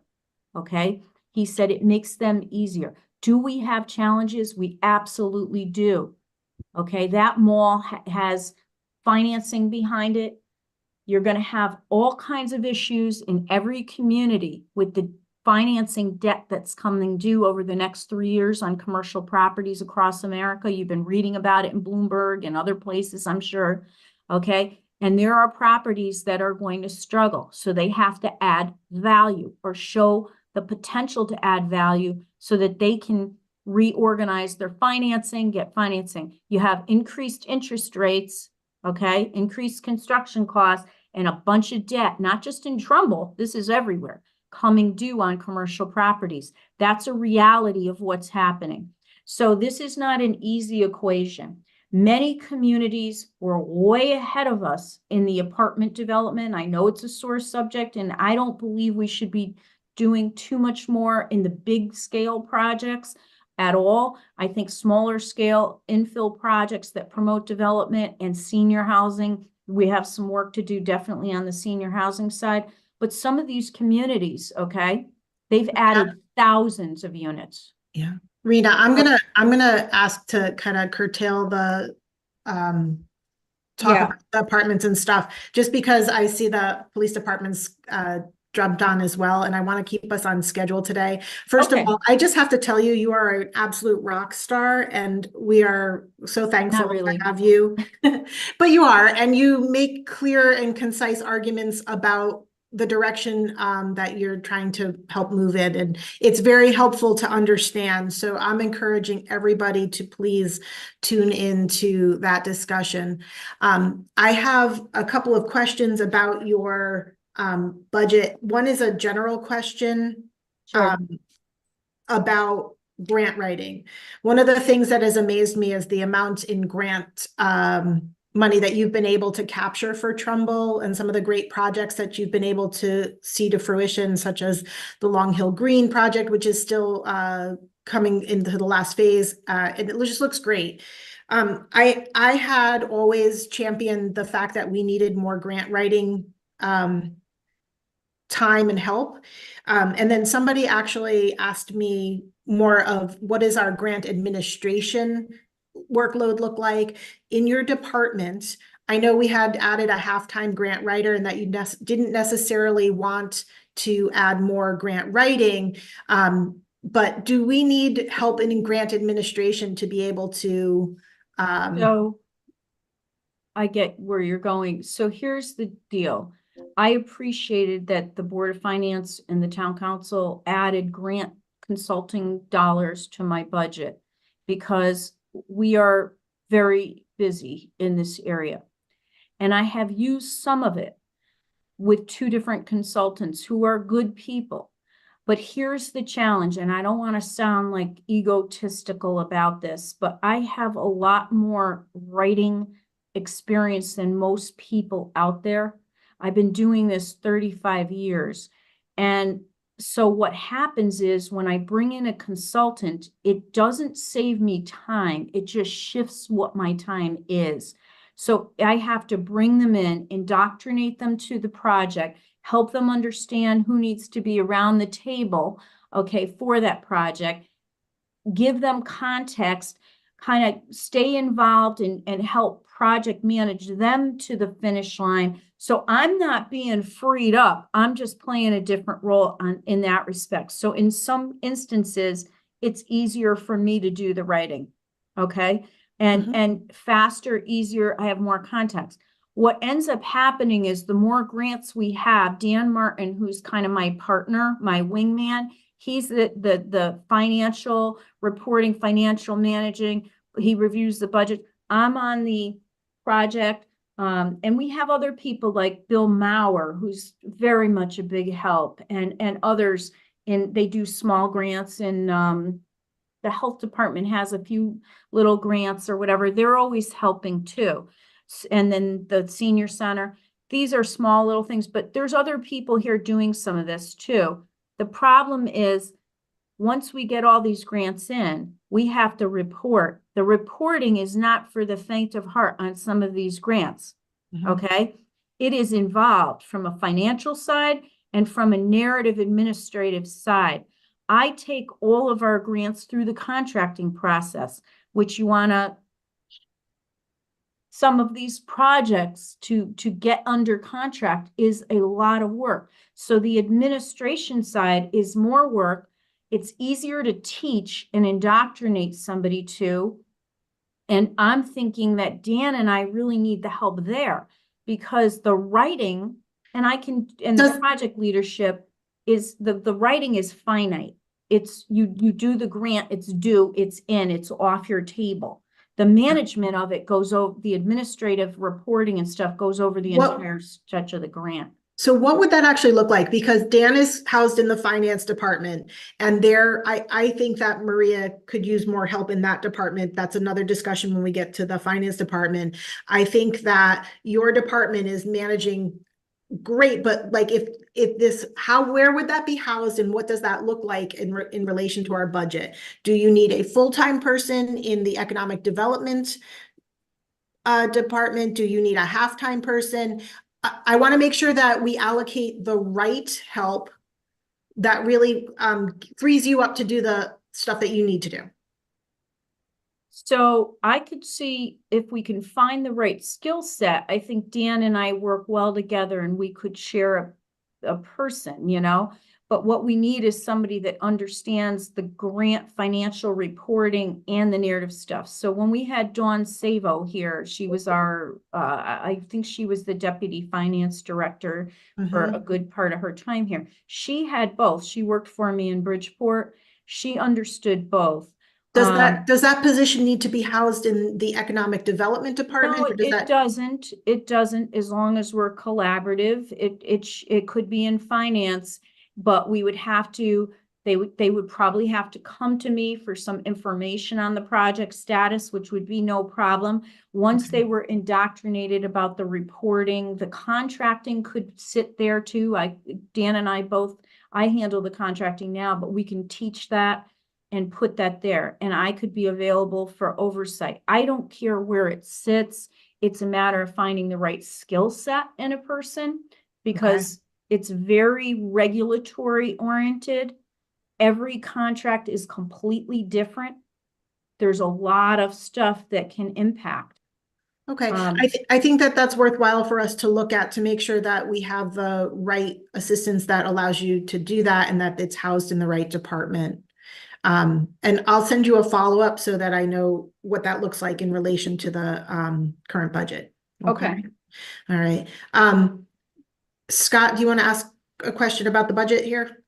Yeah, I did have a question about the grant writer, but Yep. so I mean, I'll say my question, but I think it's kind of moot now. Was how much have they actually turned in? Essentially, their grants. What have they gained us as a town compared to what we spent on them? But it doesn't sound like that's the approach you even want to move forward with. So, kind of supporting their job moving forward doesn't feel like something I need to do. But I'm just. I can give you an example of what I've used them on, just so that you have an idea. So we are the first town in all of Connecticut to get an EEBG Department of Energy grant. It's a small grant, $76,000. We're going to retrofit the police department lighting, the fluorescent lights and the switches, energy conservation. That was the biggest pain in the neck to apply for, which is why none of the other communities have gotten an award yet in Connecticut or gone to contract. We are the first. So, but I used Brian Tamburini, who's the grant consultant, to help me. I guided him. George Estrada was at the table, other people, to try to put the project together. But I pushed the writing off on him because it was a nightmare, technical application. I am doing the contracting and reporting, which is his bigger nightmare. And I've told them that. Why is your reporting for 76,000, you know? So I used him on that. I also used him on the radio grant for EMS. We didn't get it last year. We just reapplied. So sometimes you have to reapply to get yourself positioned and fine-tune. So we just worked with Colin and Andrew and Brian. Last week it went in, and Dan Martin on the 5th. We're hoping to get that grant. So I did use the consultant to help me where I don't have time. And those projects were certain type. Okay.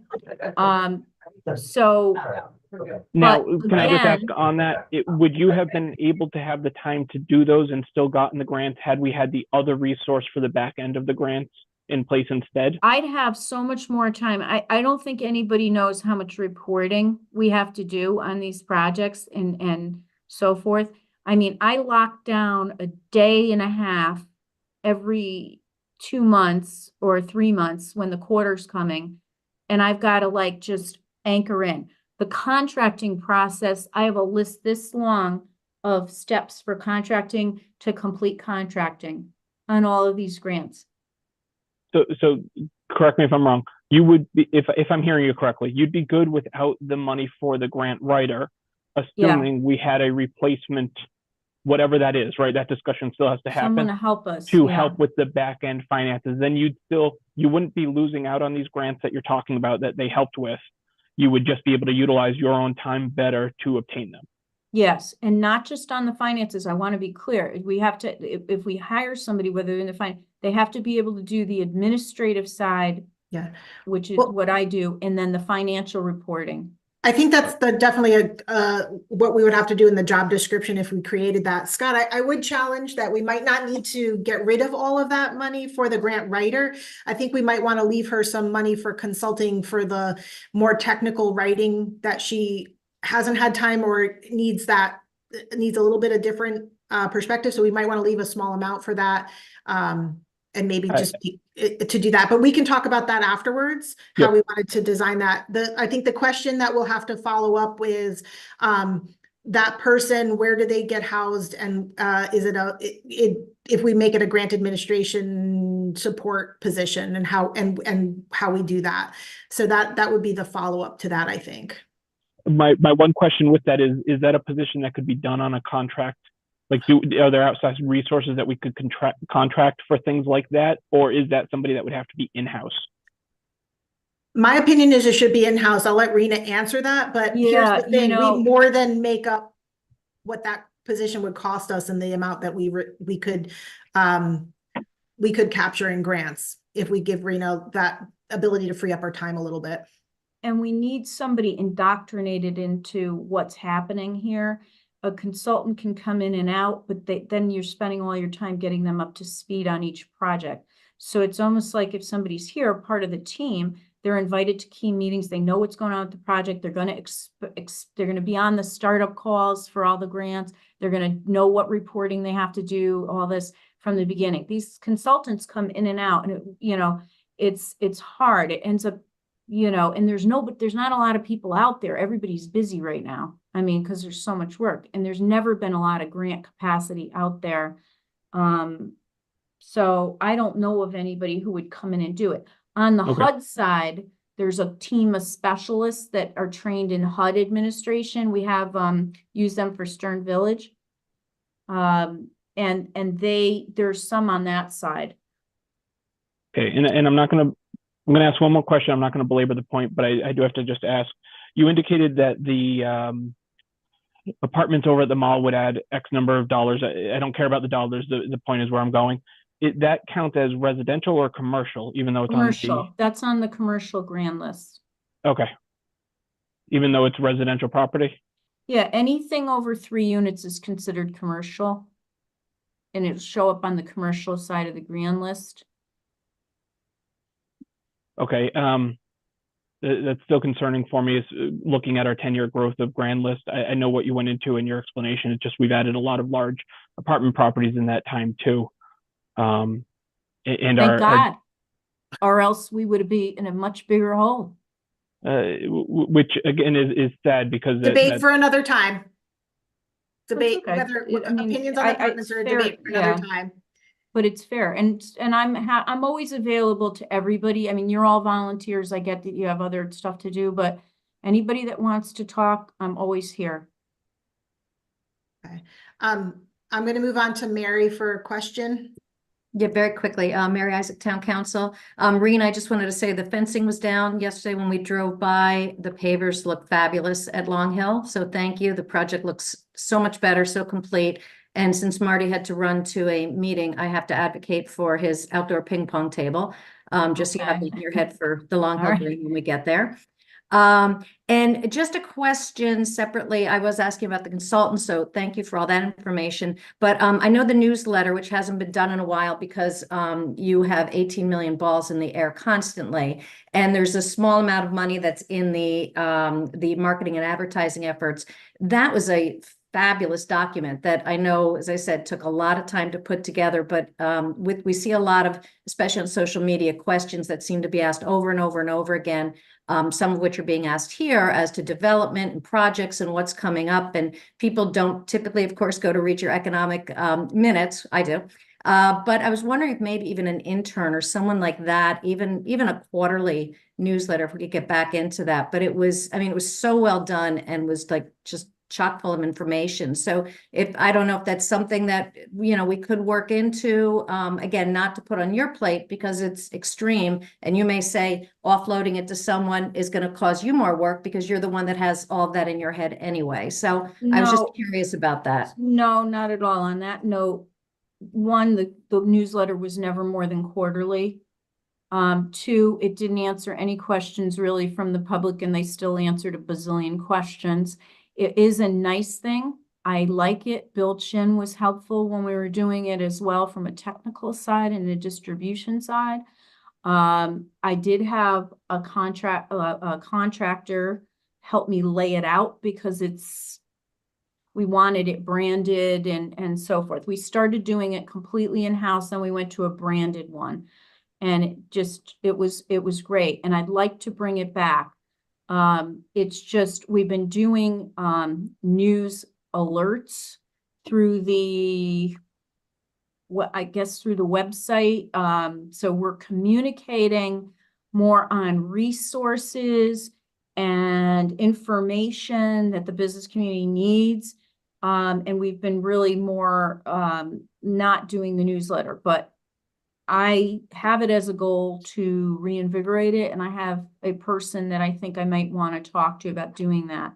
So do I think it answers the questions of the community? No, the people, this many people see it. If 1,000 people see it, it's very hard to communicate all that's going on. We really are in a media desert in a lot of ways here. We're kind of betwixt in between. So, I do think it's a good project. I think it is something I will try to do again this year.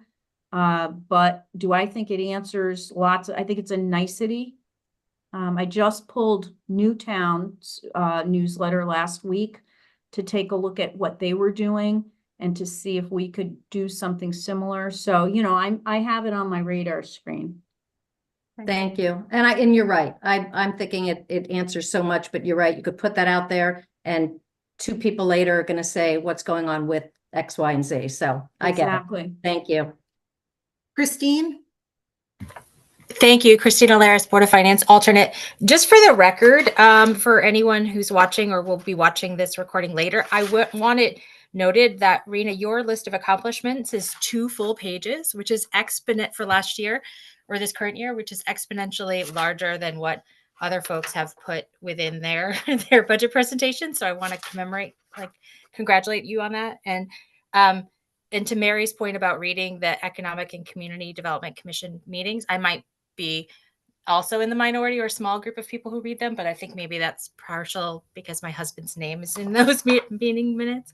But the last thing, maybe just building on what Mary was saying with the newsletter, maybe there is a volunteer or a coalition of people within the commission that could provide some assistance on that as well, if that's helpful. And perhaps it's not. That's great.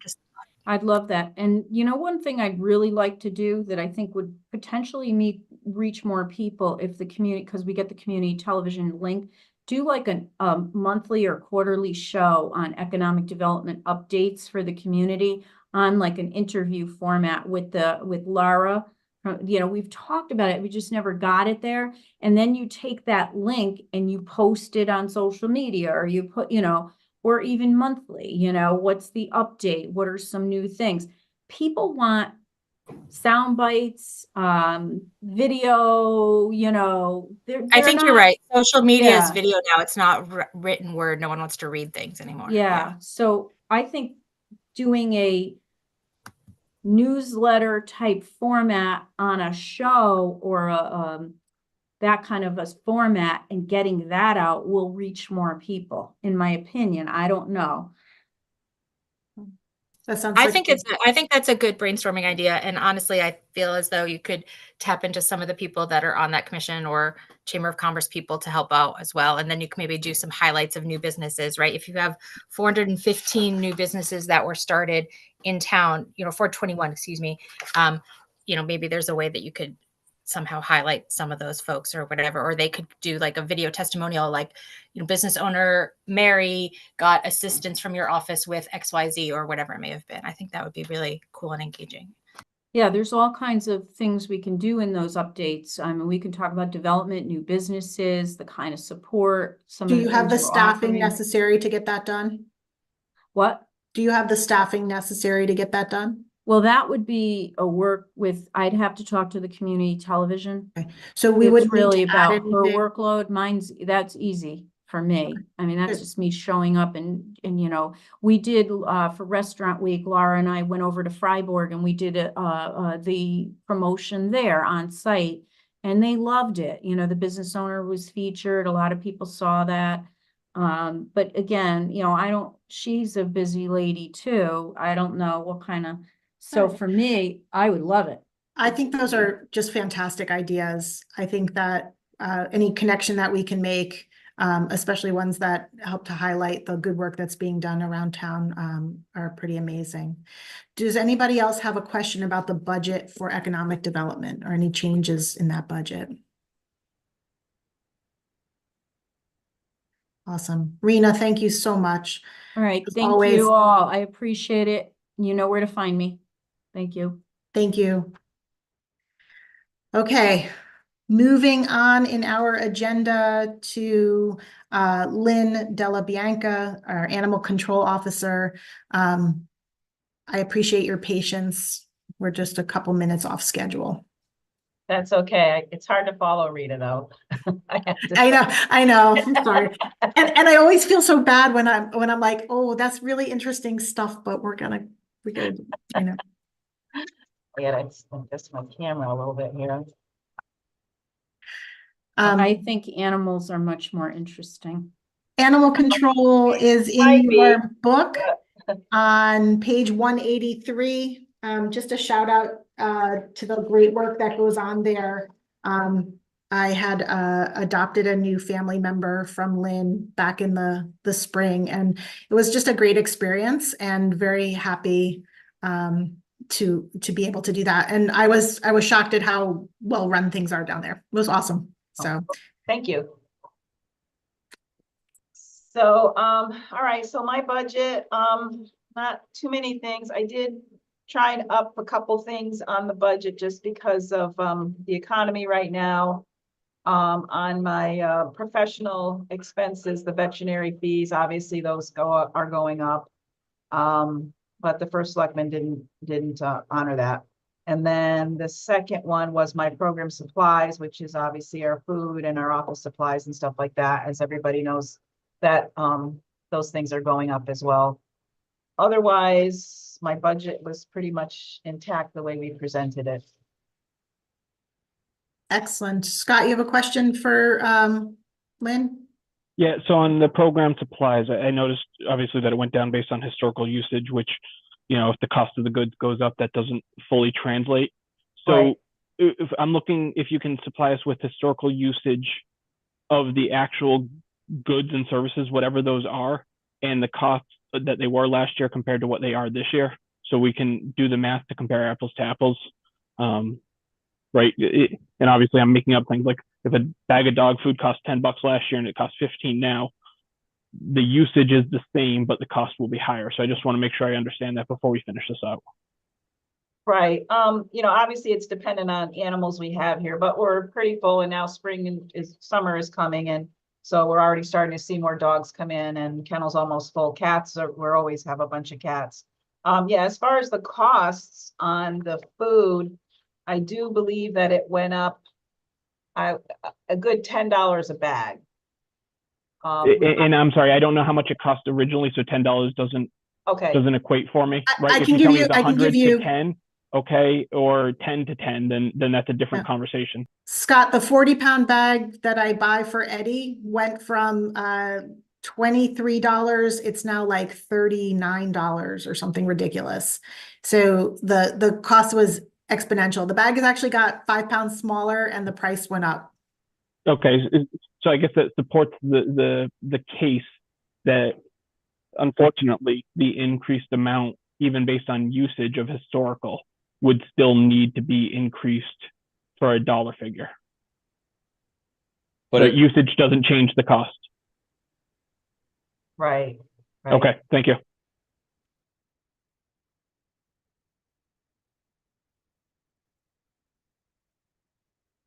Mary? Yeah, I just have to do my annual, I'm all for the kennels to reduce the noise, so for the soundproofing. So I'm just giving a shout there. I'll give a shout when we get to George, so thank you. But also to ask, is TAG still supporting with any fundraising efforts that they do in the way? I know we had done one last year and a half ago, for food supplies and toys and things like that. So is that still active in helping to offset some of the costs, or is it just kind of hit or miss? They do mostly what I reach out to them for is medical expenses. Their fundraising has gone down a little bit, certainly after COVID, when they really couldn't get out there and go to things. I mean, they get people that just donate, you know, at Christmas time, we'll send them checks and things like that. Sometimes memorial donations come in, that kind of thing. But mostly what I ask them for, because we do get some stuff donated. We get a lot of stuff donated, used stuff. People bring us, you know, their dog passes or their cat passes, and they bring us a lot of bowls and scratching posts and toys and all that kind of stuff. So what I usually ask TAG for is if we have an animal that comes in that needs more of an extraordinary type medical treatment, you know, a broken leg or a dental or something that's going to just would probably wipe out my budget in you know, in a very short period of time. What I use my medical budget for is an animal comes in, it looks like it's kind of sickly or it needs some kind of medical treatment. We treat it conservatively to begin with to see if an owner is going to come looking for it. And you know, and then if it needs something more above and beyond that, usually I'll go to TAG and say, okay, now this animal's going to need to have a leg repaired or something like that. So they're very good about helping us out with those medical things, which I think is pretty important. And sometimes a spay and neuter type of situation as well. Thank you. Welcome. Any other questions for animal control? Okay. Awesome. Lynn, thank you again. I appreciate your patience this morning. Oh, no problem. Thank you. Thanks, Lynn. Bye-bye. All right. Everybody good? We're moving on. Our next department is, we're in the realm of public safety and we're moving on to the police department. Phyllis circulated to Board of Finance and Town Council Finance Committee members the supplemental information from Chief Lombardo. I just want to make sure that you had all received it.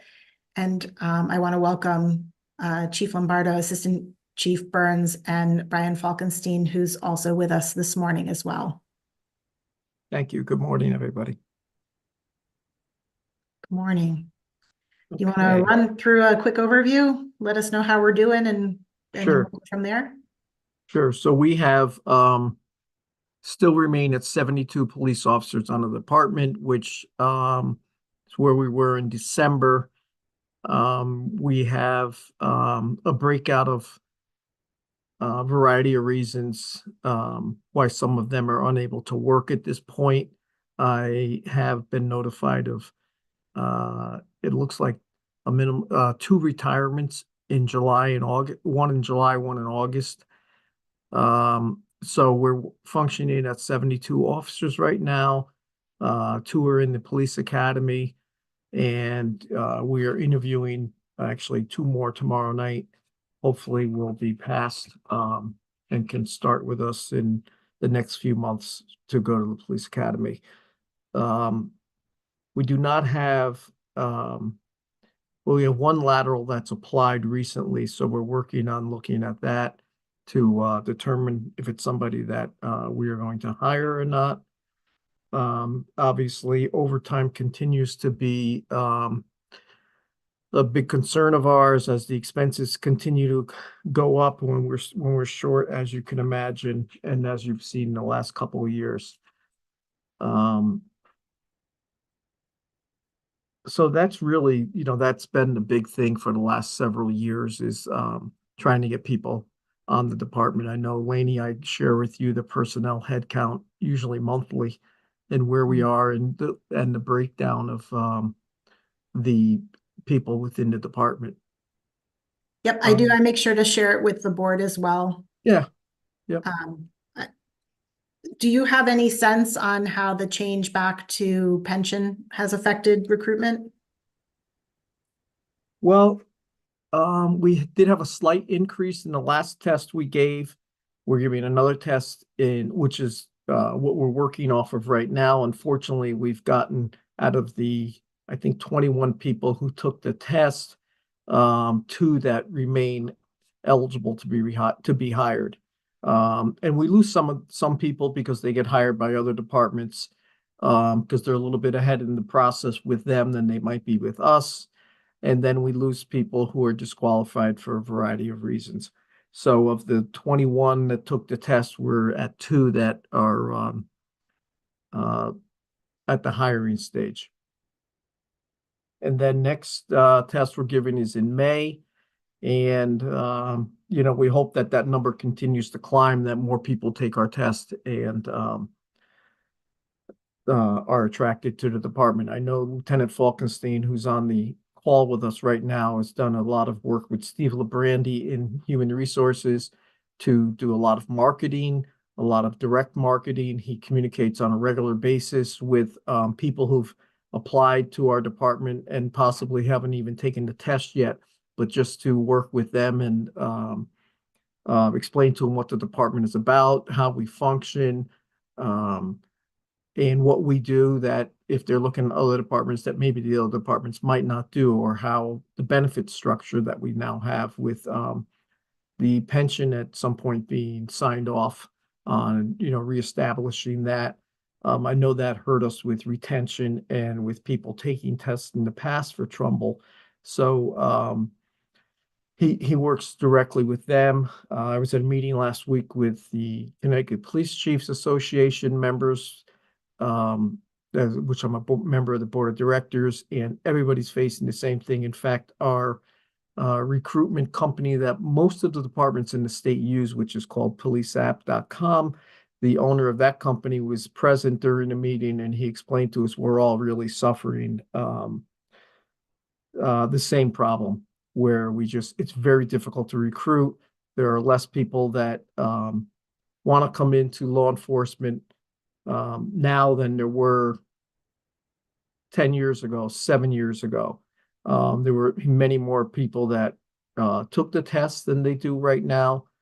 Not just in Connecticut not just in Connecticut, but throughout the region, really. He has, I think he mentioned 500 departments that he does recruitment for. So naturally, that's many more than that are even in Connecticut. So he's doing it from a variety of states. And he said everybody's suffering from the same problem with recruitment. Some of it has to do with just the job is not as desirable as it was for many reasons in the last 4 or 5 years. It's just something that we're all dealing with at this point. So we continue to push forward. Lieutenant Falkenstein does this work on a regular basis every day. He communicates with people across the country who might be in the military or might be interested in taking our test, and really trying to draw them in and attract them to our agency. As far as retention, I have not had anybody come to me since I think it was November, when the town council approved the reinstatement of the defined benefit pension. I have not had any of the officers within the 401A plan come to me and say, listen, I'm thinking of leaving. So I'm hopeful, I'm optimistic that we don't lose people because of that reason anymore. So we'll have, time will tell, but it's definitely been I think, a marked improvement in the thought processes of the officers that are in the 401A plan.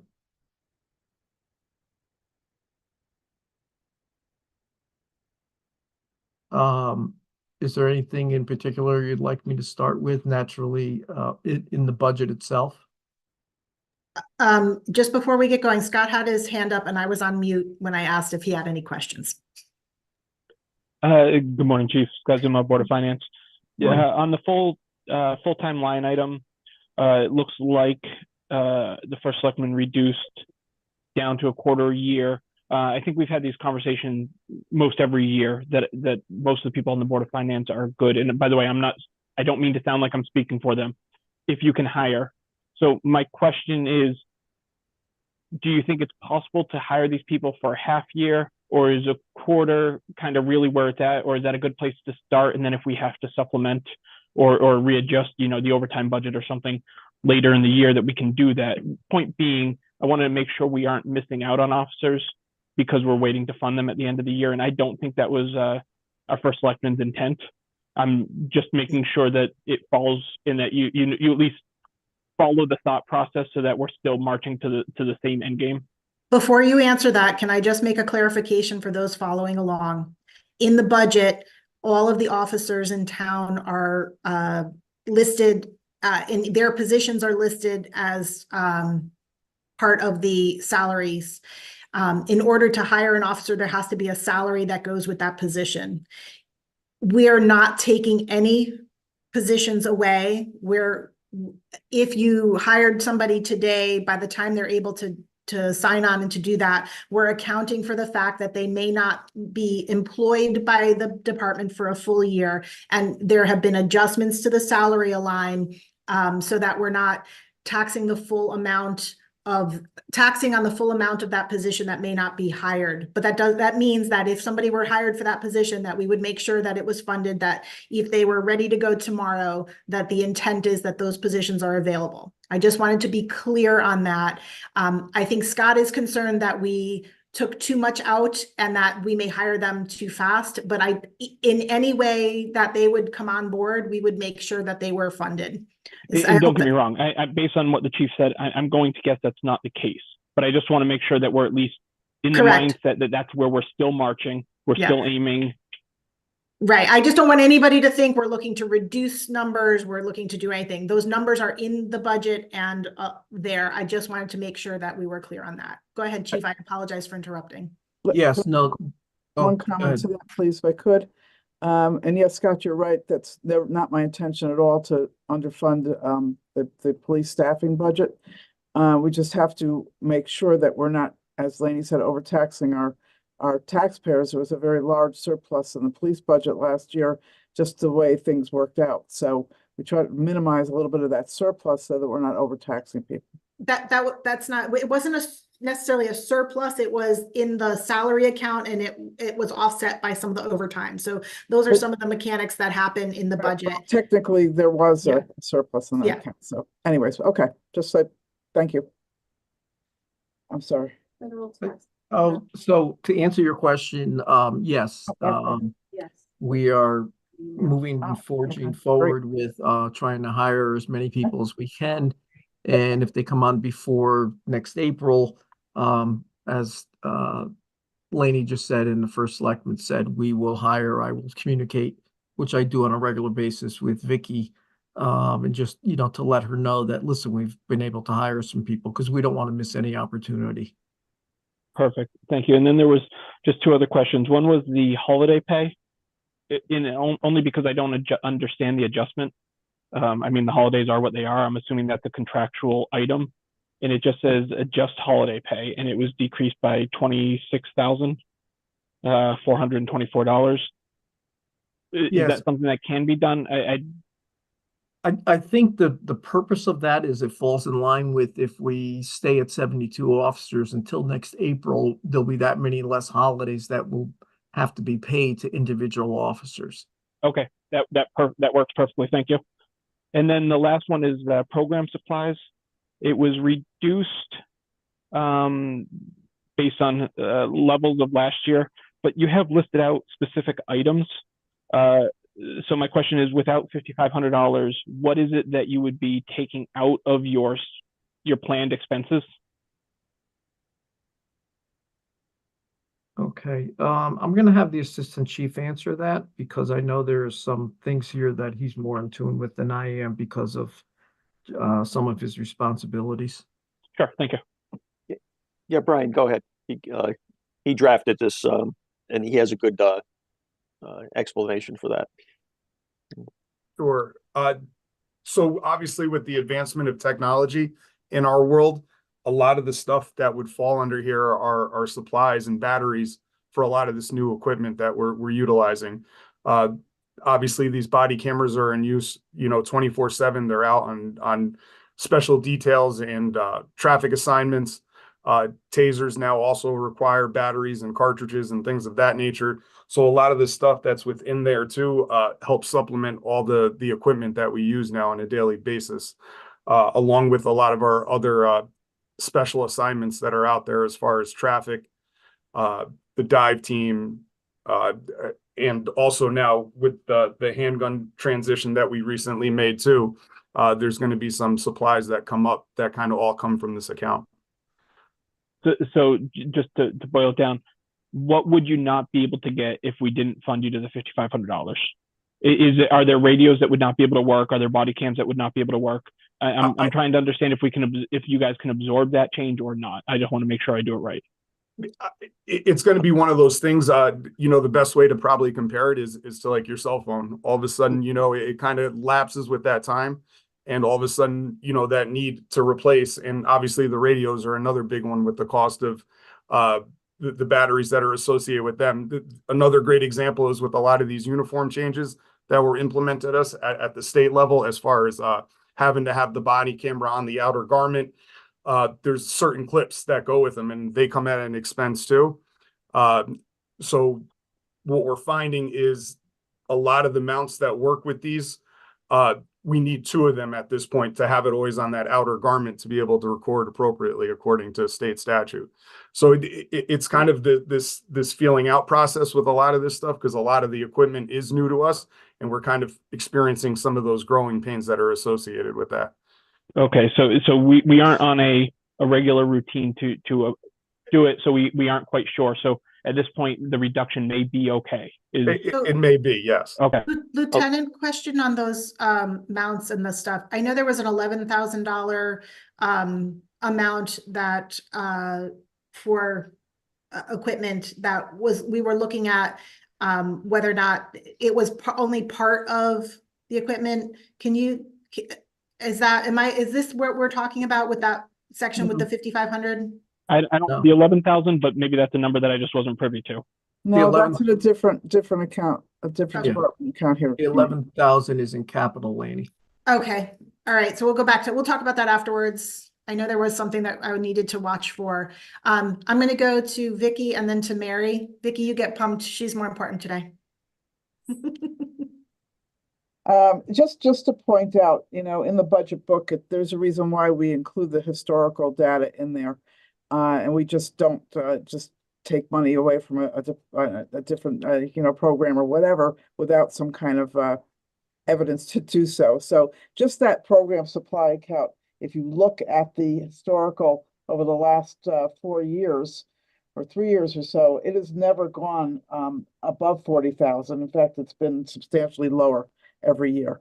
So again, certainly if fact the Board of Finance agrees, the Town Council agrees to the number that I've chosen here, and it does go above for whatever reason, we would certainly never deny a discussion to either you would, take it from another transfer from another department or another account or come back for supplemental in that case. But this is a really good example of where over the years the number hasn't even come close to the 40,000 that was in the revised budget last year, and not close to obviously the 45.5 that's been asked for this year. So that's why the reduction was made. Okay, we're good on that. Thanks, Vicky. Mary? Yeah, actually a question, but also a comment. One thing, if you could just speak to perhaps the increase from the part-time to the full-time social worker as to the benefits of that? Because obviously that sounds like a great, a great move. And I don't think many of us are aware of what that person's been doing and what the need is and how that's going to help the community. Sure. When we first thought of bringing in a social worker to the department, which many departments have done in the last couple of years, we thought that phasing it in as a part-timer would be the right way to do it. To be perfectly honest with you, that's been a mistake because it is a full-time position at a minimum. Our part-timer began in late December, so let's right around the holidays. So between January and the end of March, well, not the end of March, the end of February, I apologize. She has about, I think, 43 clients. There's been a tremendous need. We go to, and part of the reason is because, well, the biggest reason is because we go to a lot of medical calls that are crisis driven for a variety of reasons, such as substance use or some type of psychiatric care or a need. We go to domestic violence calls on a regular basis, probably about 300 a year. And a lot of these calls and the friction and the conflict that we may run into at domestic violence calls, and then on the other part, the medical calls, is because people need services. They really do need services. I think one thing that's come out of the pandemic is that mental health has really it has really risen over the last few years for whatever reason. It's here, and it's we need to address that. Part of the theory is on our part is that some people don't know about services that might be available, and our social worker can point them in that direction. This isn't a social worker who's responding to calls with us. That is something possibly in the future, but not right now. So right now there are referrals from our officers, patrol officers that are in the field. If they go to a medical call and if there's some form of crisis that's there, we will refer that call to our social worker who will do follow-up with family members or with loved ones, or the person directly. It could be an elderly person or couple that need help. We had a perfect example is about a month or so ago, we had a homeless person that was in our lobby all day. And there were issues with the person who had family in Trumbull. And we had to redirect that person and try to get them some services. And we also had to, at the same time, communicate and work with family members from Trumbull to get this man some help and get him in the direction that he wanted to go to. And the social worker is equipped to do that. The social worker has the contacts, has the information, has the skill set that our officers may not have in situations like that. And in all the other calls, the referrals that we do to her office, she does follow up. And the point is that a social worker can direct people to areas of support and resources that they may not be aware of. And they can work as a case manager and kind of follow that person and work with that person. Say they're using Bridgeport Mental Health for outpatient services. We can stay with that person and continue to manage with them and do case management for that person. So we're really trying to reach out and do as much on that end of things as we can. And the hope is that possibly we can help people who never got help before or not the proper help. And so that's the first thing, is we can help them. And the other part of it is that perhaps it will reduce some of our call volume in regard to repeated calls at the same home or at the same location. And so, oh, sorry, just say, so that person that we have part-time would basically slide into the full-time position. It wouldn't be bringing another individual in to train? Well, we have to follow some rules for hiring, and that person would have to apply. Okay, got it. She's worked out very well, I can tell you that at this point. She's done a fabulous job. So would that be someone that possibly would get the job? If she applied for it, I assume she would be in good standing. So proper process. And then one other question I had for hiring incentive that you have in, it's a $19,000 line item. So I believe that's not the lateral because the lateral was 30,000. I didn't see that actually in here, so I'm not sure which budget that's encased in. But what is the 19 for? So that it is the 30,000 the bonus that we talked about for lateral people. They don't get that once they start. That gets spread out over phased. it gets spread out over 4 years. Got it. Okay. Thank you. So we know they're going to be with us for a good period of time. Okay, so assuming we're not going to get a lot of, we've only had what, one lateral, maybe two? Two. Okay, Two. perfect. And then I'm sorry, and the last thing, just a comment, do we have the Bring Me Back Home? I know that has started with cognitive impaired individuals, autistic, Alzheimer's, which it's not a cost, but it was something that where the picture of the person is up online, it's shared within all the different communities with their information. I know we had an issue, maybe it was last year, 2 years ago, with someone that was gone for quite some time and unfortunately passed away. I just didn't know if that was something that we participate in. I don't think we participate in that particular program. We do have another program that we have people who can register with us, community members for themselves or for family members, where they can register with us. And they have a tracking device that we can use.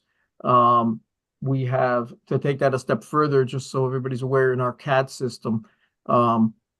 If somebody calls in and they have whatever the issue might be, and they need a service from the police department, or regardless of what it might be, we can have an alert pop up for that residence that says there may be an impaired person living here.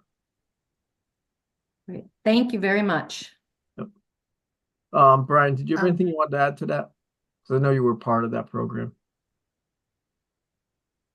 No, Chief, you kind of hit it on the head. Okay. I just want to say that I had Lainey, the your voice is unfortunate, pretty bad. I don't know if it's just Yeah. me, but I couldn't hear any of that. I can't hear Yeah, you. sorry about that, having some connection issues. Can you hear me now? Yes. Yep.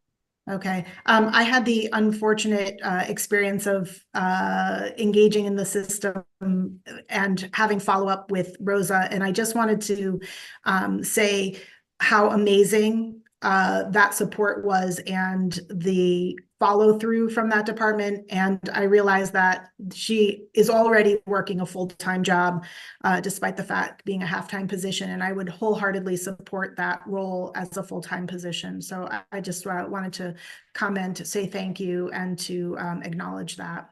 Scott, you have a question? I do. It's two parts, so I'll state my whole thing and then zip it. First of all, I'm all for the social worker. From what I hear, doing a wonderful job. My question is it the right place to keep her in the police department, or should she be in human services and then partner with you?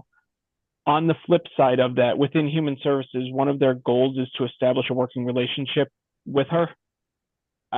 Just if you think the right place is with you, all for it. But can we not wait until next year to start working on that relationship building? That just seems like something that should be a phone call and be easier than a year-long goal. It's already occurred. Okay, thank you. She's already met with people in social services. She has met with people in the Mary J. Sherlock Center. She's already tied in with them, and in fact, she's met with Board of Education counselors at the high school. I believe, and I'm not sure about the middle school, but I would assume she has. She's very in tune with the need to connect with everybody. Thank you. And you think that the role is better suited staying within the police department than in a different department? I do, because she can concentrate on the crisis end of things for us, which is what we run into most of the time. And several years ago, there was a push for police departments to employ social workers within their department, have them embedded within their department. And DCF actually does that in some of the larger departments in the state, and this would be something, I think the person should work full-time for us. They're connected with the people that we deal with on a regular basis who might not work with social services or human resources. Not human resources, the Sherlock Center. So I think there's a definite need within our department. Okay, thank you. Yes.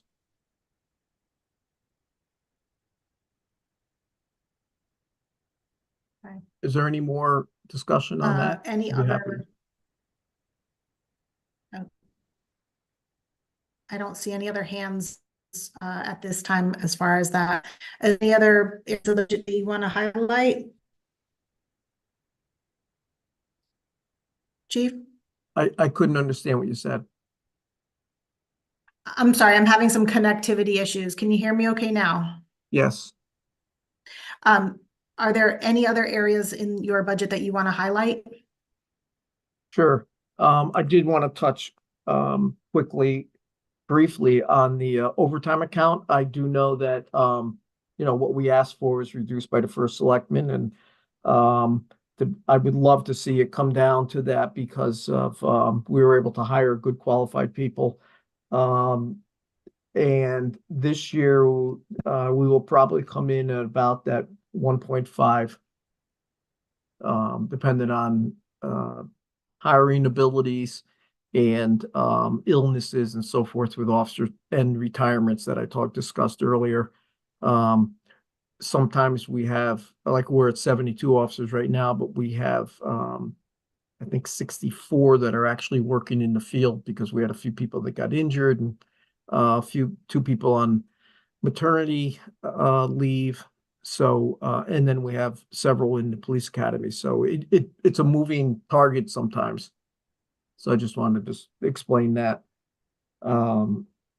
As far as the rest of the budget, yeah, I would definitely like to look at program supplies next, if that's okay with everybody. Yes, please. And yeah, so there was a not program supplies, excuse me. Capital outlay. Service contracts. So I think I will have the assistant chief discuss this because he deals with a lot of these contracts with these companies, and there was a reduction by the first selectman, and we would just like to explain why the 282 was needed. Glenn? Yeah, I'm gonna let Brian discuss that. He obtained the quotes for this this account. So to speak on that issue, it looks like the discrepancy that might have lied from last year to this year was if you kind of look almost all the way down, there's a $22,550 amount that wasn't paid out last year. That was due in part to us making that switch over with the ARPA money to the new cameras that we got. So we had a big upgrade where all of our cameras were purchased through WatchGuard. And part of the incentive of making that bigger purchase at one point was that the fee that's associated, that licensing fee that's associated with each camera, didn't need to be paid out. We weren't aware of that until the end of last fiscal year. So when we inquired about making that payment to WatchGuard, they said that was incorporated already and we didn't have to pay it. Obviously now we're a year removed from that, and this is something that we are going to have to pay. And it looks like the other 10,000 was again with some of the renovations that were more recently done. The firearms, the range that we have downstairs, it's an automated system where you can kind of plug in some numbers and send a target out. That wasn't maintained because of some of the renovations that were more recently done. So it didn't need to be done last year, along with the person that maintains our generator for numerous years. He had passed away. So it was something that was kind of neglected last year, and we're still in works with Dimitri and buildings because a lot of them want to have and I'm sorry, not our generator, it was our UPS, our uninterrupted power supply for the building. A lot of the companies that want to deal with this want both contracts in one. So it's something that we're working, because it's two separate entities at this point, that we're working with Dimitri to figure out what company is going to kind of service both of those. So that kind of explains the difference as far as why we didn't spend what we did last year, which comes out to about that $30,000 mark. And the numbers that we have obtained were up-to-date quotes for every other item on that list. And even recently, Kathy next door that helps me out with preparing a lot of these quotes just showed that there was a pretty substantial increase in our Spectrum bill too. So that's something that wasn't even accounted for.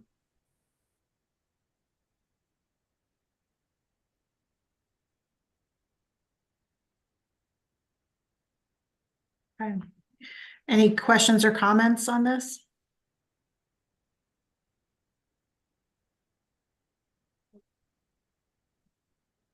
Okay, Chief, moving on.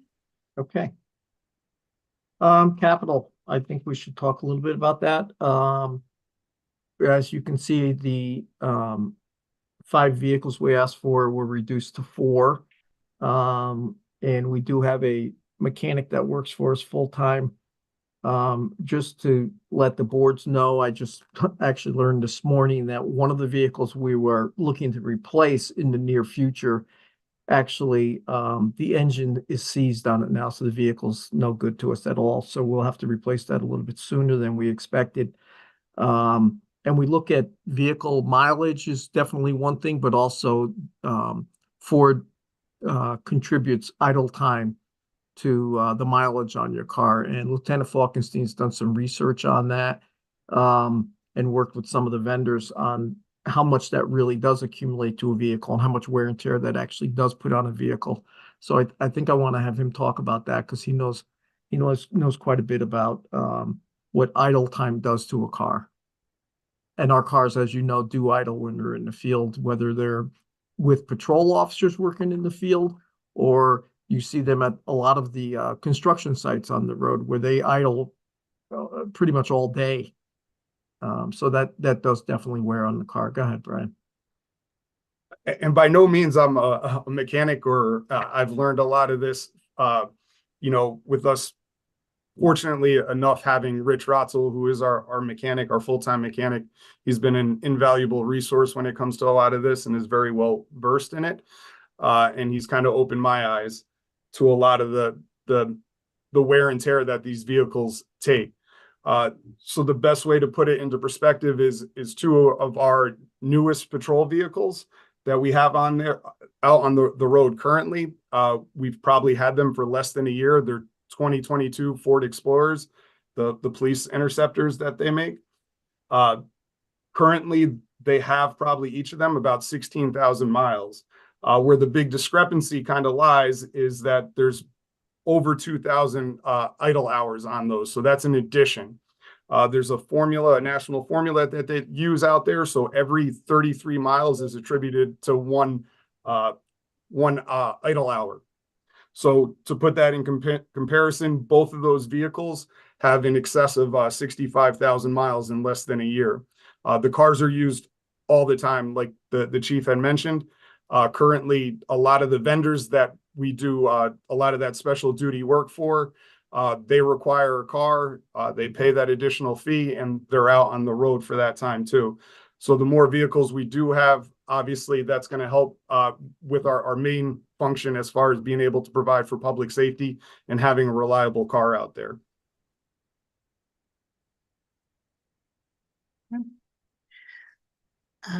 Vin. Just a quick question. Do the Explorers hold up better than cars, or is it vice versa? I mean, wear and tear, and I know that it's a bigger vehicle to begin with, but do they hold up better? Currently, there isn't like a sedan type vehicle that they're making for police use. The Dodge Charger was an option for a handful of years. Dodge stopped making that.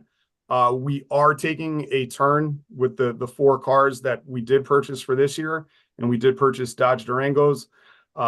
Unfortunately, the car industry, especially for police work, has been turned upside down as far as prices are concerned.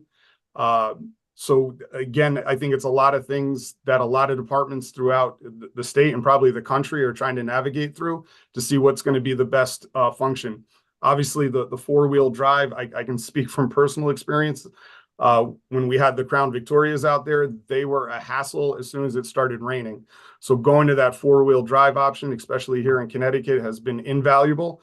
And less of a headache than having to drive a car with chains on the wheels and everything else and that went along with that. So I'm curious to see how the Dodges hold up. They've been more of a pleasure to work with than getting answers from Ford here in these last couple of months. All right, thank you. Lieutenant, as far as the vehicles that we purchased last year, where are we as far as delivery and our schedule for those? Yes, so like I mentioned, there was a lot of discussion and talk with the dealerships that deal with the state contracting pricing this year. I was promised a bunch of bill of goods as far as when I could anticipate. First of all, it was pricing for especially the Ford and the Chevrolet Tahoe, and it never came to fruition. Everything kept getting pushed back. Eventually, we settled on the Dodge because we need cars. That was part of the reasoning again, and they bent over backwards. We were able to test drive one for about a week, which won over a lot of people with officers within the department also. I had a delivery date, and that was a delivery date. So I think we all know in these last couple of months, if you had or a year or two had purchased a car, you're waiting for that VIN number to pop up. So I had gotten a delivery date of March 5th, but with no VIN number yet. So it sounds like from talking to the dealership that we're anticipating that very soon, and we should have them in hand soon. And then the upfit process of obviously putting the lights, the sirens, the radio, and all that stuff is going to have to take place. Okay, Maria, we had how many in the budget last year, or how many purchased last year, either through ARPA or? Last year, fiscal 23 or fiscal 24? So the ones for the current year, where are we as far as all the vehicles that we've put out that we said that they should buy? How many of them have been delivered and are on the road? As far as I know, the ones budgeted in fiscal year 24, they were delivered. Okay. So we're all set. So we're just waiting on the ones for this year. Yeah. Okay, good. Awesome. Scott? Thank you. So 2 questions. Maria, I'll start with you. ARPA, how much do we have in there? Because if I'm following this correctly, we would remove 1 car and we would remove the chairs and do that with ARPA. But it's right, if we're paying it with ARPA, we have to pay for the car all at once, not tiered over years.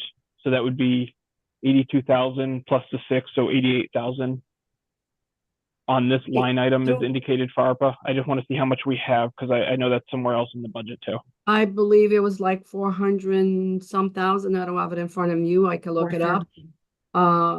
And like you said, we are putting in, bringing in some other items from the budget to the ARPA, which total approximately 125,000.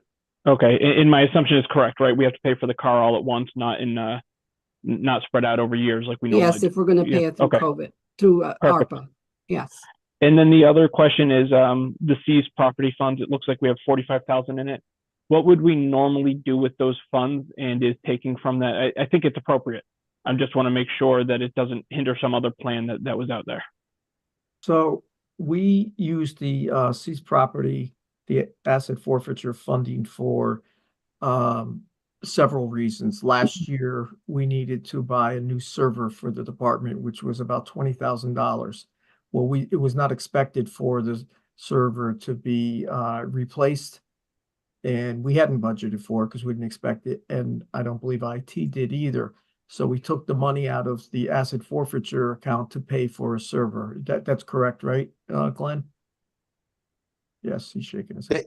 Yeah, that's correct. But if we're referring to vehicles, I'm not sure if we're talking about the special duty account. No, we're talking, it was indicated here, remove 11 grand for firearm optics to be funded through the seized property fund. Okay. Right. That is the correct account. Yes. Yep. I'd like to talk I assumed it was the correct account. I just wanted to make sure you guys in your planning didn't have it earmarked for something else that wasn't part of the budget. No, that account, periodically we get money from cases that we work where money has been seized by us or by an agency we work with, and it funds that. It puts the money in there. Just so the boards are aware, we transitioned to a different handgun this year for the entire department. And the initial cost of that to buy the gun, we got to trade in for the guns that we have, but to buy the new gun, naturally we need new holsters for a different gun, and we need new carrying cases for the magazines that are on the officers' belts to carry additional magazines with bullets in them. So we took $32,000 out of the seized property fund to buy all of that property, to buy that. And the $11,000 is, there's an optic that we want to put on every one of the guns. And the optic, what the optic does is, and Lieutenant Falkenstein can talk better about this, but it allows it's basically a laser that if you put whatever the laser is on, when you pull the trigger, that's what it hits. There's no mistaking that's what it's going to hit. And I can tell you, the majority of police shootings, because obviously it's a very high adrenaline situation, many of the bullets that are discharged from the officer's weapon do not hit the intended target. So the laser will allow for much better accuracy in the event of a shooting situation. Brian, can you carry on from that a little bit and talk more about the need for that? Sure. Just to give everyone a little bit of a background, I am one of the firearms instructors for the department for over 10 years. And when teaching people the basic fundamentals of shooting, there's a handful of things that we harp on.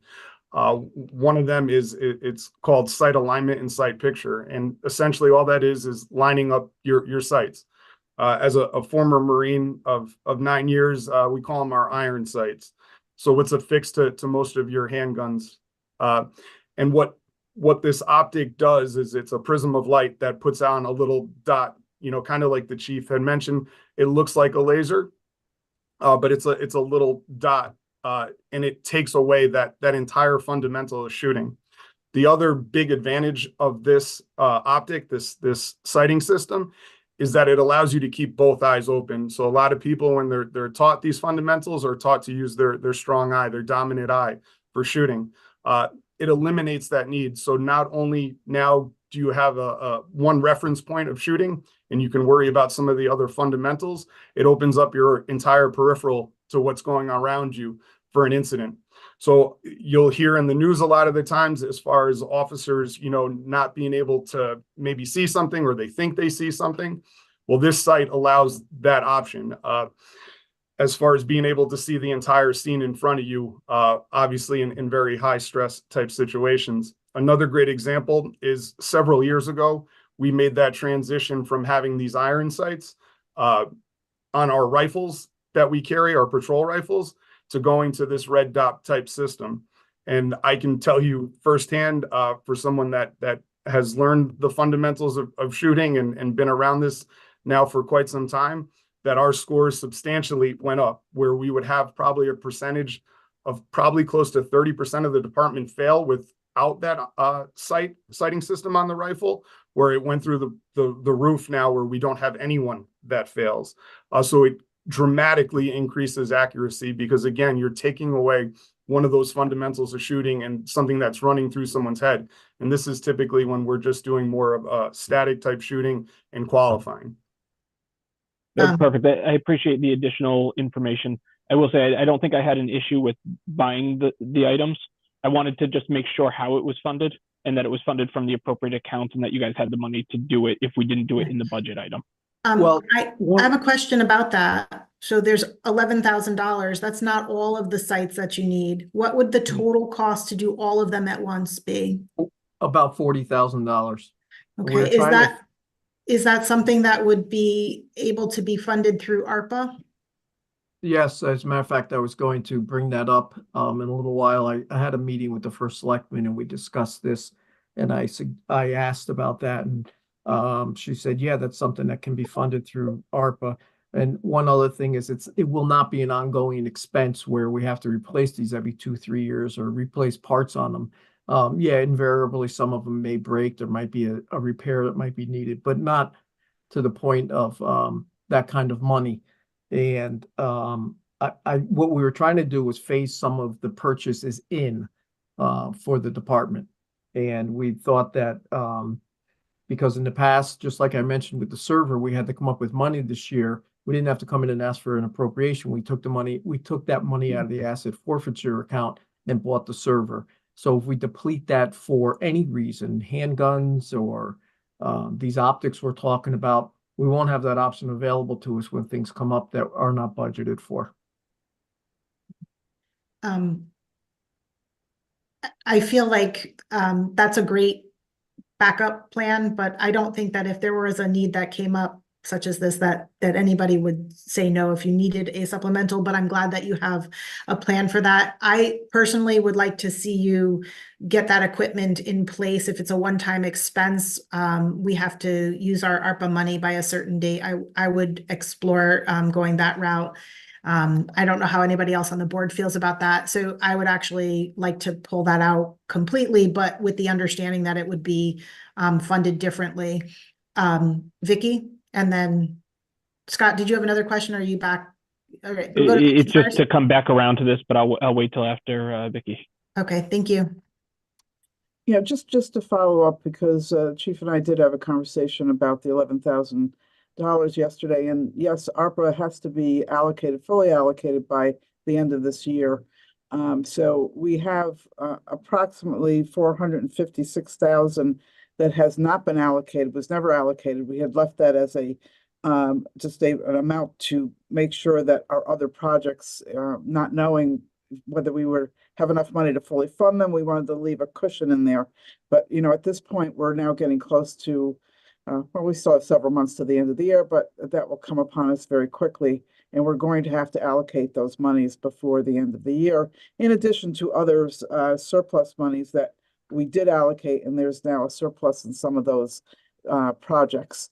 But just so you should know, let me just share my screen if I can for 1 minute. You don't mind, Lainey? I don't mind, but don't ask me to do it. I have no idea how.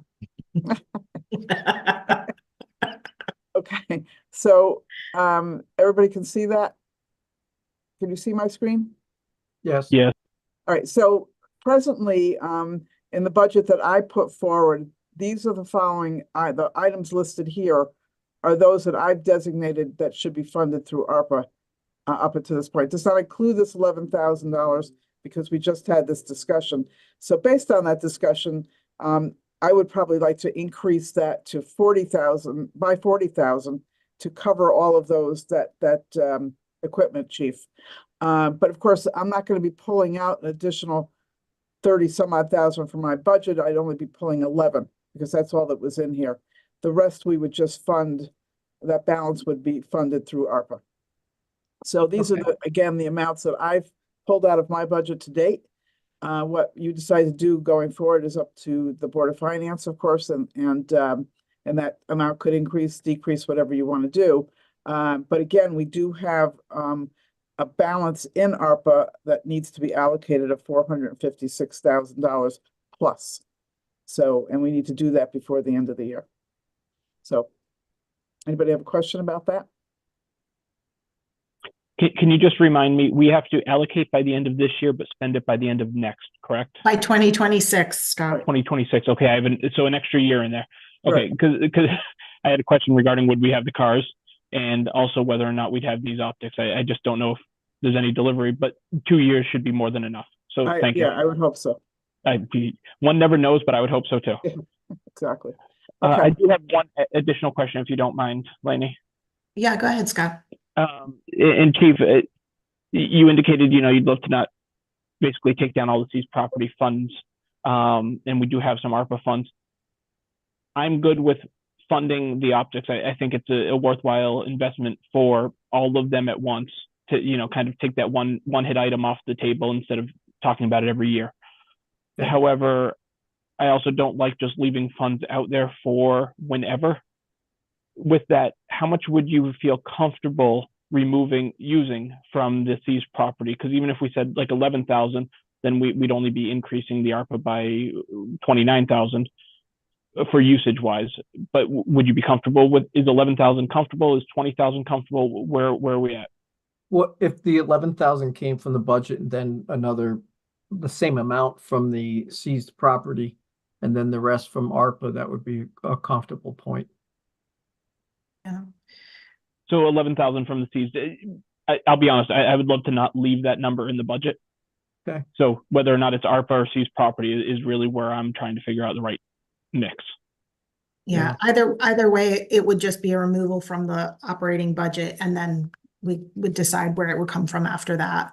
But just with the understanding that that equipment was being purchased, that we weren't removing that equipment from their request, just the funding for it. Okay. Mary? Yeah, just because the chief hasn't heard me say this yet. Now that we've put all of the info out there about the extra idling, how that impacts the vehicles, oil, gas, whatever, I just have to put in my annual EV. So I know that different expenses are involved in that, and supply chain and everything, but just to again put that in as something that I hope we continue to think about. It is in the back of my mind. It's I know, something that- always. It's something that we talk about, some of the work that we're doing, just so you're aware, because we are looking at the future. Some of the work that we're doing, having the parking lot redone, we've had underground pipes put in there so we can at some point pull in and have charging stations in the parking lot behind us. So we are thinking of the future and things that are going to come to fruition at some point. Yeah, no, George is prepping us for when we get there. So Yeah. Okay. As part of that parking lot redesign, will there be changes to the egress at all? Coming into the parking lot? Yeah. There was a concern from a resident that entering and exit, that it's hard as they come over that little hill, that it's hard to see people walking as they come out. I know that they had reached out to the department, all with glowing thanks and all that. I just wanted to make sure that was part of the redesign when the parking lot is done. Yeah, the assistant chief's been working closely with George, so I'll have him talk about that. Go ahead, Glenn. Yes, I did speak to some of the neighbors who had a concern the way the sidewalk. It was kind of a temporary path that was put across our front driveway. The project is underway right now to realign the sidewalk where it should be alongside the road, and they will deal with that as we get the paving done as we go into the spring and summer months. Now it's underway, so yes, we did address it. Awesome. Then you won't have to hear any more colorful language. I prefer not. Yes. She says hello and says thank you again. Very good. All right. Any other questions concerning equipment capital outlay?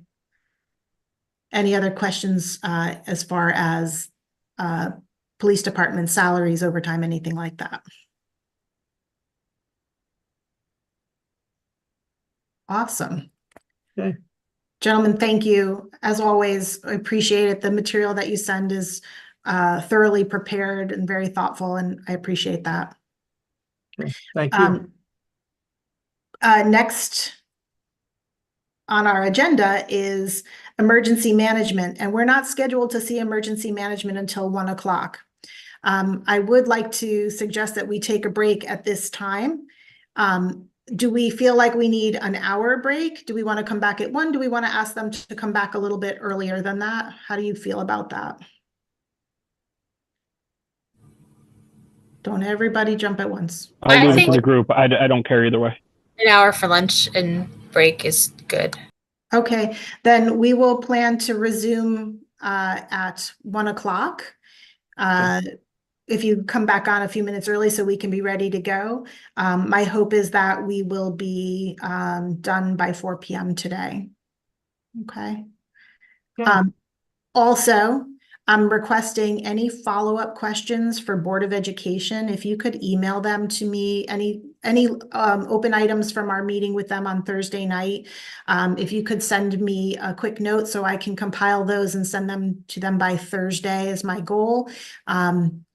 and to make sure that we get that information back. My hope is that we do not need to have the second Board of Finance meeting on the 21st. I think we agreed the other night that we felt like we were in pretty good shape. So any follow-up questions, I would just like to let them know they're off the hook for that. I believe the town council may be calling a special meeting to discuss their long-term master plan and timeline for referendum, perhaps for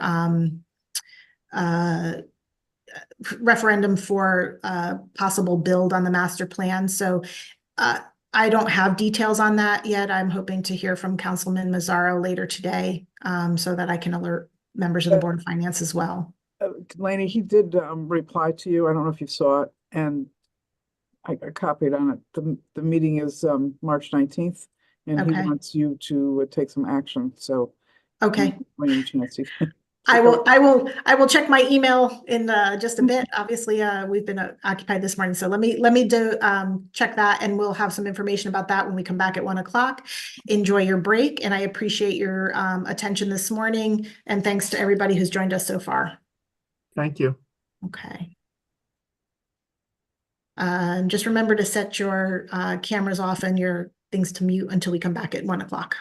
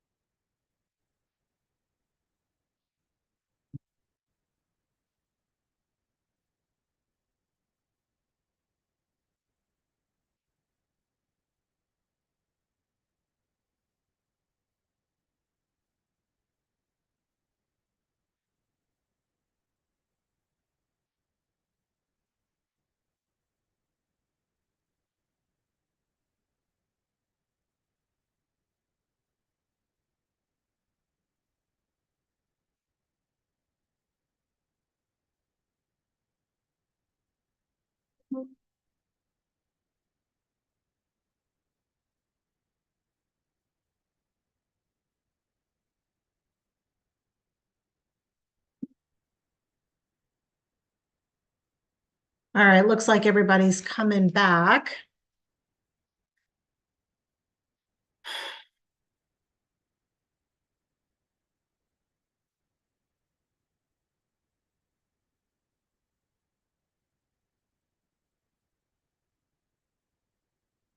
Megan Murphy, where are you? It looks like you're on a boat.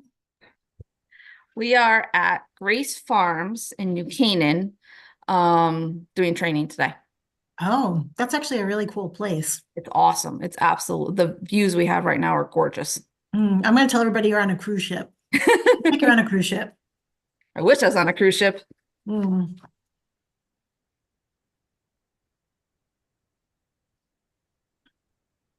What are you guys learning today? What are you training? The mental impacts, short-term and long-term impacts and community recovery, basically after mass acts of violence. Fun stuff. Uplifting. Yeah. Oh, yeah. Yeah. And unfortunately we started necessary. off the class by introducing ourselves and stating which tragedies we have attended. Yeah, that really sucks. Unfortunately, too much of that. Yes. That just overshadowed all the talk about views and boats, Megan. Yeah. Speaking of that, you getting ready to go in the water soon? That would be lovely. The internal skeleton in my my setup for the winter collapsed last night in the wind, so I got to climb in and rebuild the inside of my my supports. Oh no. So that was fun. Nothing broke though, so nothing broke, nothing scratched. That's good. Yeah.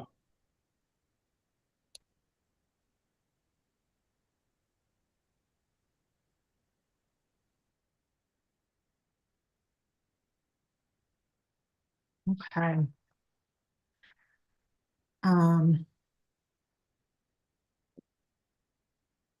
I am so sorry that we made that one long break. I forgot that Brian had to come back on for emergency management.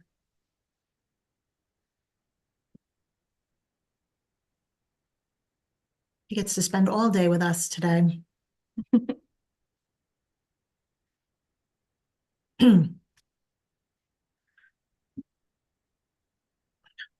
And I would have put Lieutenant TPD on his title, but that's hard for me to spell.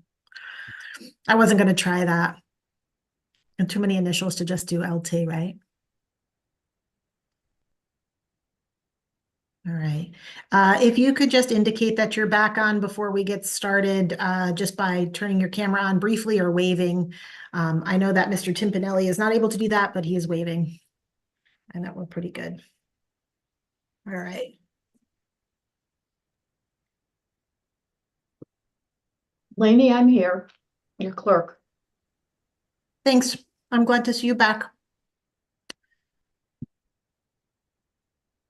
Phyllis, did you get my email? Yes, I did, and I answered you. Okay, that would have required me to pop back into email, but I'll just double check. Very simple. I said all we need is an agenda. Okay. 24 hours. So as we're all coming back, it's 1 p.m. We just took a quick break for lunch, and we'll begin our afternoon budget hearings with fire marshal and emergency management in just a moment. Before I do that, I received an actual email from Councilman Massaro, the chair of the town council. They are calling a special meeting of the town council and have invited the Board of Finance to also call a special meeting to attend and participate with the Board of Education in an update as to the master plan and moving forward in timeline for referendum if there were to be a build at Hillcrest School.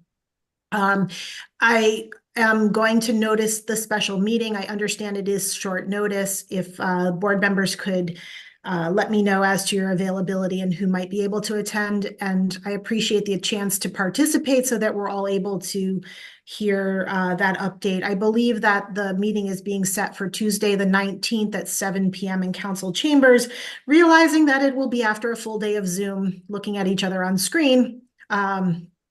if you're able to attend.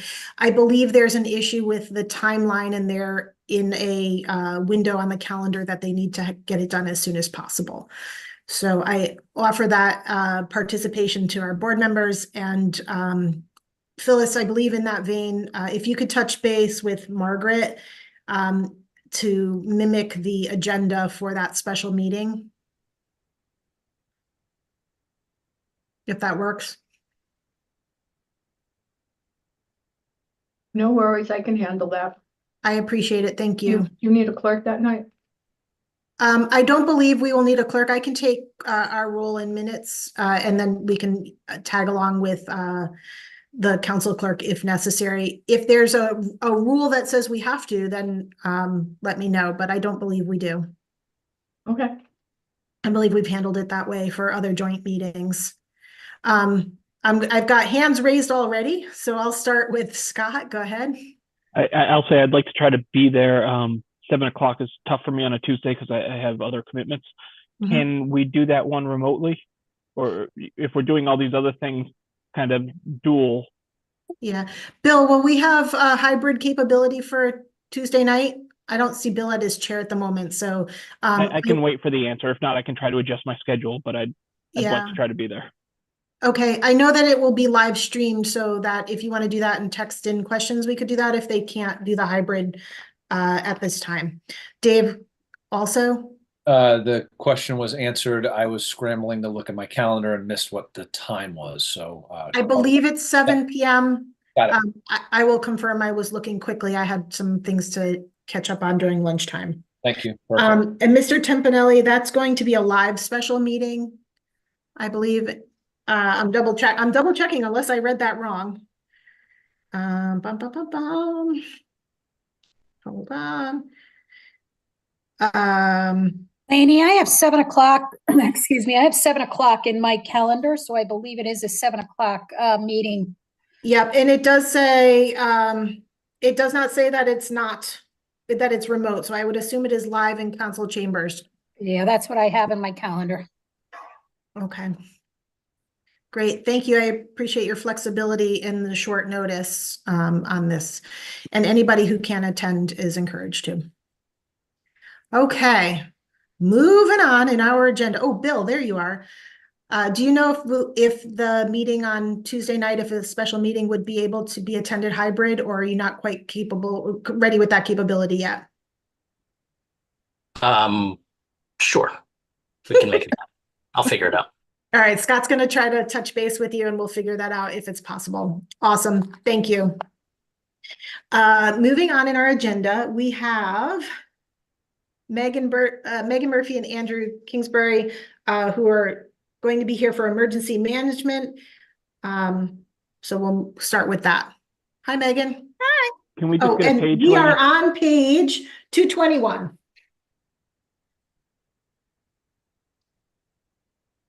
Megan is not on a cruise ship. She's actually down in New Canaan at a training session. So we'll let her hit the highlights and we'll go through this pretty quickly. Okay, sounds great. Thank you. Do you want me to go over goals and objectives, or? You can hit the highlights for us, anything that you think we really need to know. That information is all well laid out in our book, so. Okay. So 2 really big goals that we achieved. One is that the town of Trumbull is now considered a storm-ready community by the National Weather Service. So yay. I know you all have been listening to me talk about that for about 5 years. That has finally been achieved. So that was a huge, huge undertaking. And again, thank you to Andy so much for helping us get through that. Also, the big other thing that we did was both Andy and I graduated from the FEMA Advanced or National Emergency Advanced Academy class training. It was 160 hours of training that we had to do. We are both now considered published authors. So it was really a lot to take on, but we did it. So it was good. Some big stuff for this upcoming fiscal year is we are participating in the 5-year update to the hazard mitigation plan and plan of conservation of development. We're working closely with the COGS to move that forward. And then again, just continuing to look at the town's response and capabilities, working closely with Bill Chin at existing threats and cyber attacks, cyber threats. So those are some of the big things that we did. And also, we continue to do training, both tabletops with Board of Education and also with the town. So those are the big ones. I won't bore you with all of them. As far as the budget, you'll see that there's a significant decrease this year, which I think will make you all happy. I'm sorry, did you say decrease? Yes.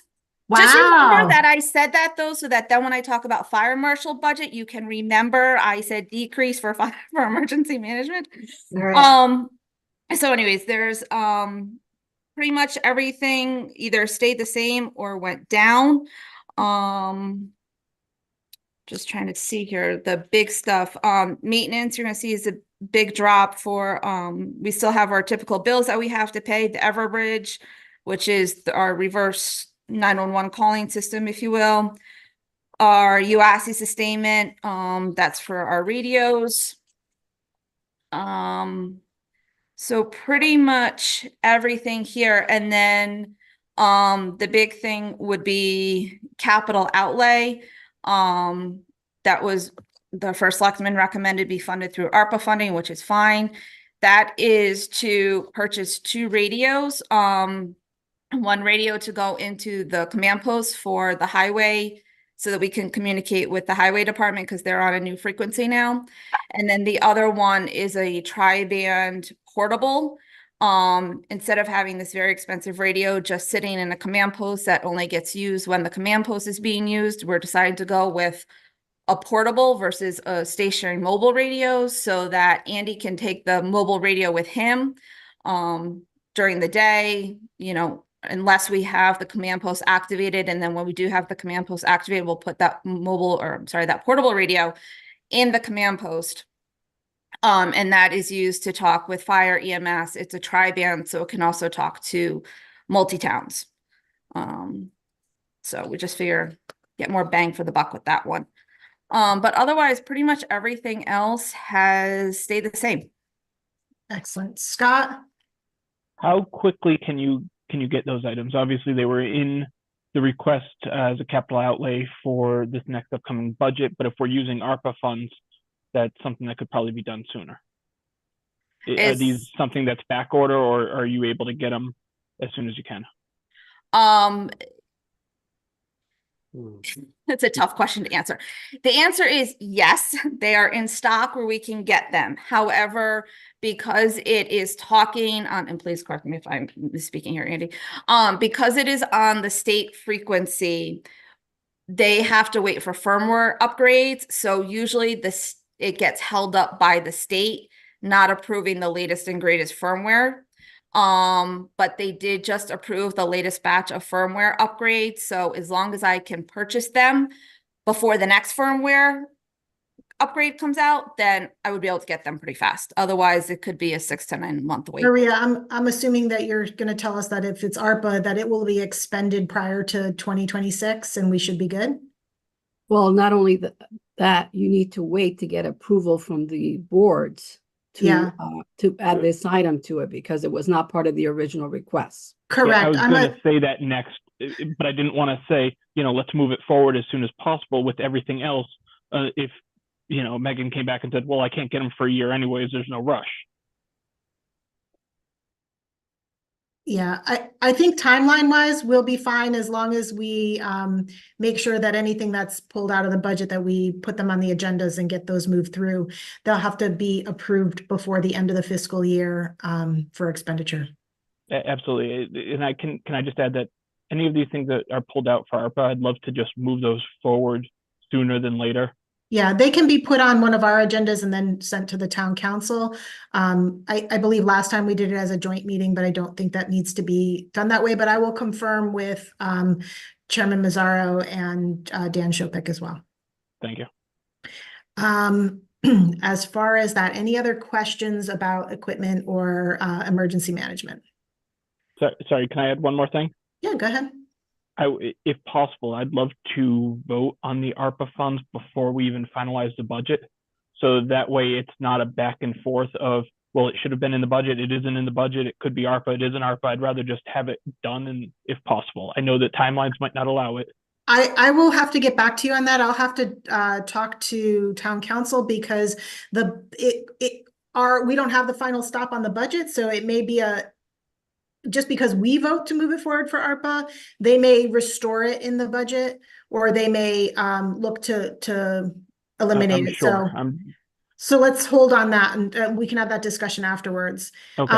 Also, I see Richard Wolf is on from Finance Committee. He's on the screen twice. Rich, are you on two different devices? Hi, can you hear me? Hi, yeah. Yes, I had to walk away from my laptop and switch to my phone. Yes. All right. Just wanted to make sure that we didn't have two different people on here. Vicky, go ahead.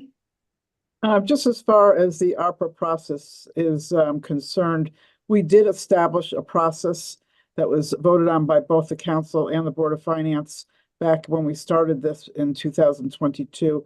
And we need to follow that process. So I really start the process off by making a recommendation. It then will go to a joint meeting of the Board of Finance and the Town Council. And whether we can do, and then there's, what we did last time is each of the board and the Town Council voted separately. Perhaps we can expedite the process by just having the vote, all that done in one night, if possible, so that we can move this along. I have had conversations with Deanna Chopik about this. Okay, good. Hopefully we'll get that all underway. Any other questions about emergency management? All right, so moving on from emergency management, we'll go to fire marshal with 2 L's, not just one, in our schedule for page 201, please. Megan, you're back up. Okay, thank you. So again, as far as goals and objectives, I'm sure you have all seen and heard that we have had an extremely busy fire season, ranging from mid-December to it really hasn't stopped. As far as house fires and car fires, we really want to take the data and the knowledge that we're gaining from these fires and really try and dig down and see if we can't figure out a cause, if there needs to be some type of public campaign out there. One of the things that we've already really started doing is pushing smoke detectors again, because unfortunately, a lot of the house fires we've been to recently, people don't have smoke detectors again. So we've really been trying to push that out into the community. We want to continue to do that next year. And then the other big thing that we really want to do is start to become more environmentally friendly and also budget friendly, and move more to technology as far as issuing our abatement orders and things of that nature. So digging into my budget, overtime, I would like to increase it to 18,000. We're already negative a lot of money. It's emergency-based overtime. Again, just seeing the trend that we're on right now, this is proving to be a very busy call-out year. Just to be clear, that was not reduced by the first selectman, correct? Nope. No. Okay. So there's no adjustment. You want the 18,000 that's in there? Yes. Okay. And then just moving on for the rest of everything else has pretty much stayed the same. I just want to bring your attention to some stuff. The big thing that we would really like to do is move, again, like I mentioned, move to technology for our abatement orders. As of February 1st, we spent $2,985.50 sending out abatement letters, which are the legal inspection reports to occupancies. We spent almost $3,000 on just postage.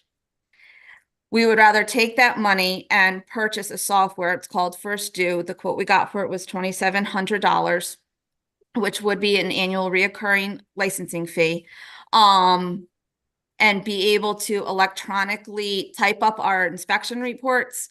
We would be able to have the recipient at the occupancy, right when we're doing the inspection report, sign right there for the report. We'd be able to email it off to them, saving a lot of time, both for Amanda, because right now we are absolutely inundating her with inspection reports. It's taking a long time to get them out because we're writing them up and then giving them to her, and she's typing them up and then has to send them out through the mail service. This way, it was when we're out there doing the inspection, we'd be able to do it right there, type everything in, and then have them sign for it, and it'd be emailed off to them. So the first year, just in postage alone, we would pay for the software. The only extra costs that we would need to incur would be the purchase of 3 iPads, in cases, obviously, so that they don't get damaged. But really, it would make things much faster and much smoother in the office. And those iPads would be a one-time expense where the Yes. software is renewable yearly? Correct. Vicky, So for did the you- first year, we wouldn't break even because we'd have to No. pay for the iPads, but the That's fine. Question. Yep. Was that included in the money that you wanted to move to ARPA, Mrs. Tesoro? I don't believe so. What, just say. No, I'm those are just- those are 2 different items. Yes. Yeah, Okay. What is the total on the iPads? So the iPads are 4,500. Are they even in this budget? Laney, they are. page 204 under program supplies. I'm on 204 under program supply. Oh, okay, program I'm sorry. supply. Is that another small expense that could be moved to ARPA?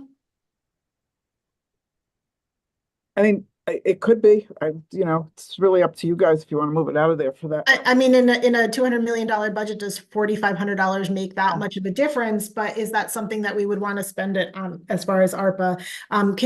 We'll make a note to come back to that for discussion.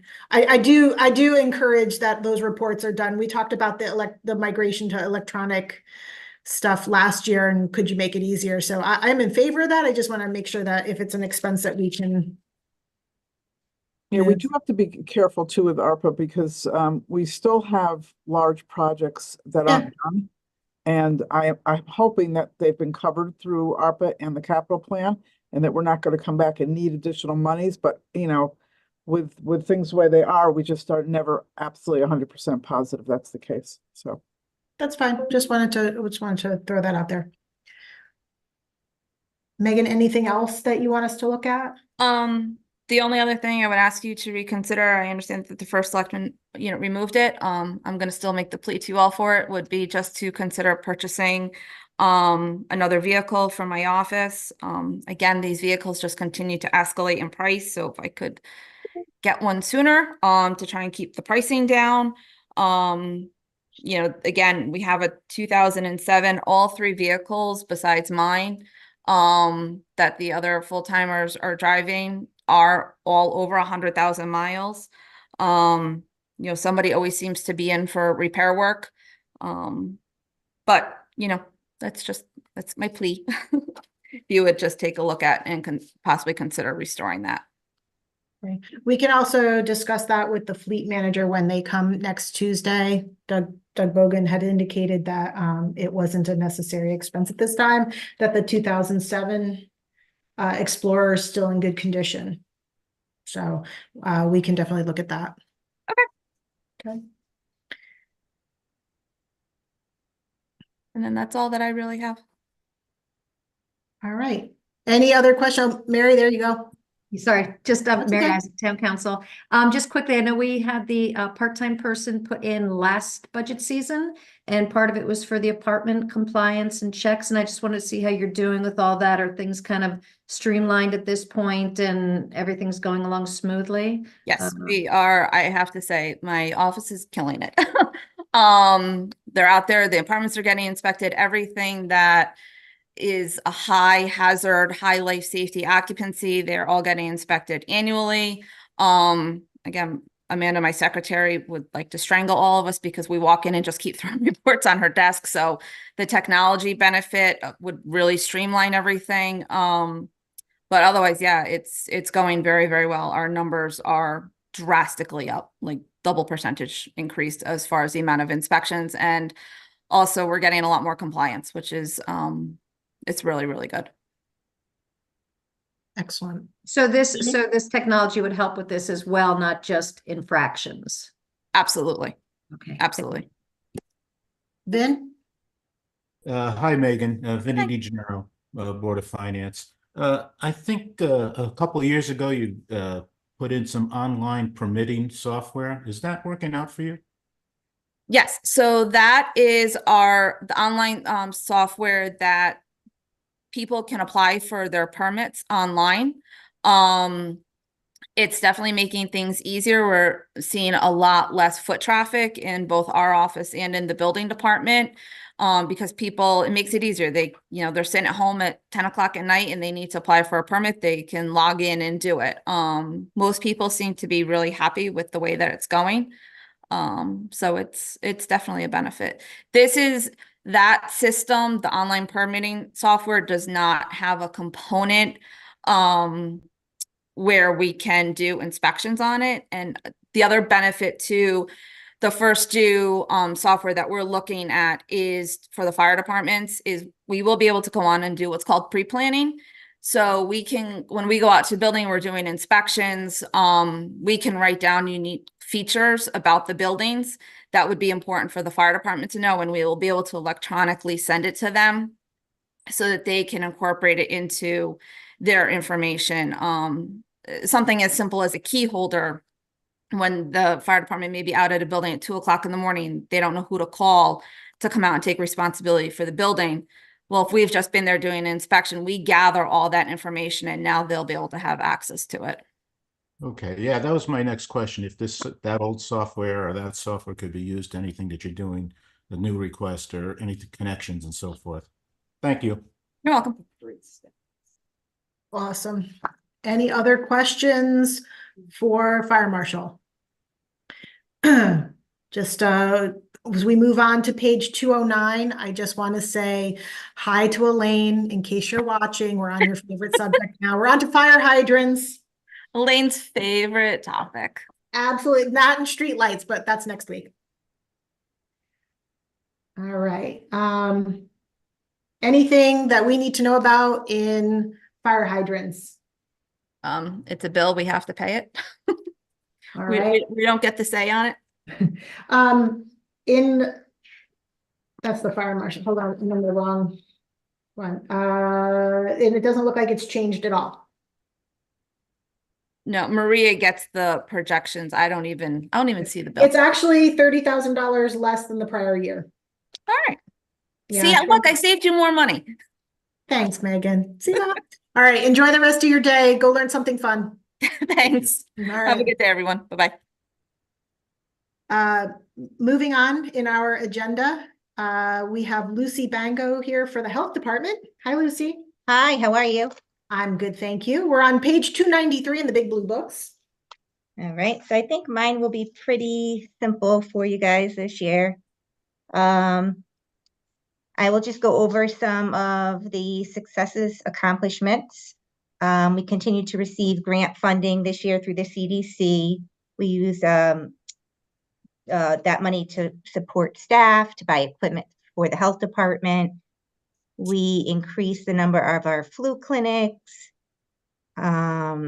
We continue to take in interns. We finally got our other full-time sanitarian this year, so we were able to increase all of our services. All of our inspections went up for restaurants and daycares and all of that thing, all of those types of services that we offer. Looking towards next year, we're going to continue to apply for grants through the state. Some of the grants that we currently have are set to expire, and some of them have actually been extended. So we're going to continue to use that money for staff, supplies, equipment. In terms of changes to the budget, not much has changed. Most of it is staying the same. I asked for some increases on a few things. One of which is the clerical services line item that was at 600. I'm asking for an increase in that. Those are for the Board of Health meetings that we hold once a month, just to increase the amount that the secretary is getting paid. She gets paid $60 per meeting. A lot of times those meetings go over, and with travel time and setup, it ends up actually, being more than the $60 an hour that she's being reimbursed. So I'm just asking that to go from $600 to $1,000. Services fees contractual, that went up by almost $6,000 this year. That is for the community health needs assessment. That's something that we are required to do every 3 years with the state. Yale, New Haven, they contract with a company called Data Haven, and they prepare that for us. We do it as a region. So our portion is going to be about $5,000 this year for that.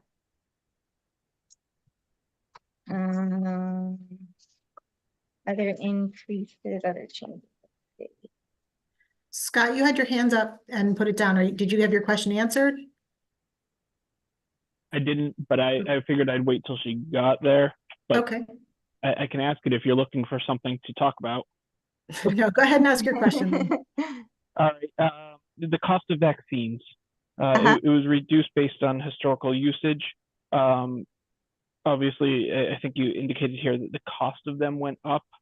So it was a two-part question. Have we been using everything we've been allocated, and the cost of them is what's driving the increase, or have we not been utilizing that account completely, and therefore the lower amount will be fine?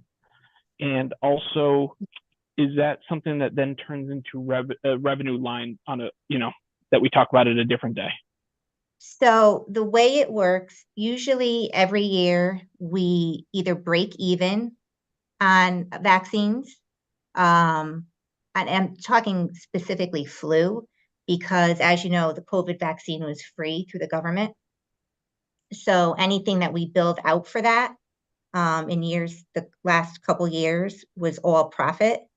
And that goes back to the town. We don't have it doesn't go back into an immunization fund.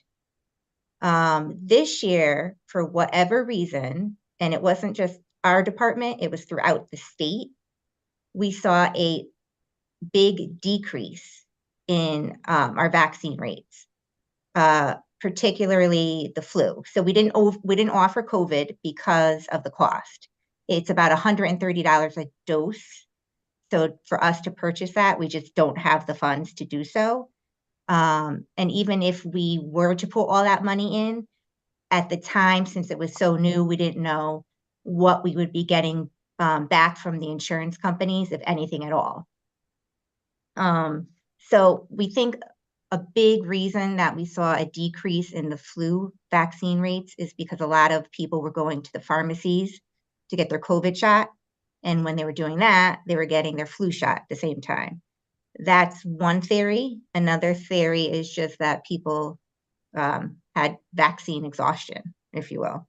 So this year, based on that information, we're increasing it, the budget line item slightly, because the cost of the vaccine usually goes up 10%, but we don't plan on ordering as much as we did in the previous year, because we did have about 100 to 200 doses that we're going to end up returning to the company that we didn't use. And we have until June to do that. Okay. And just, I'm not interested, in all honesty, in taking the vaccines as a profit maker. I like that we're breaking even, right? It's a service that we're offering to our citizens.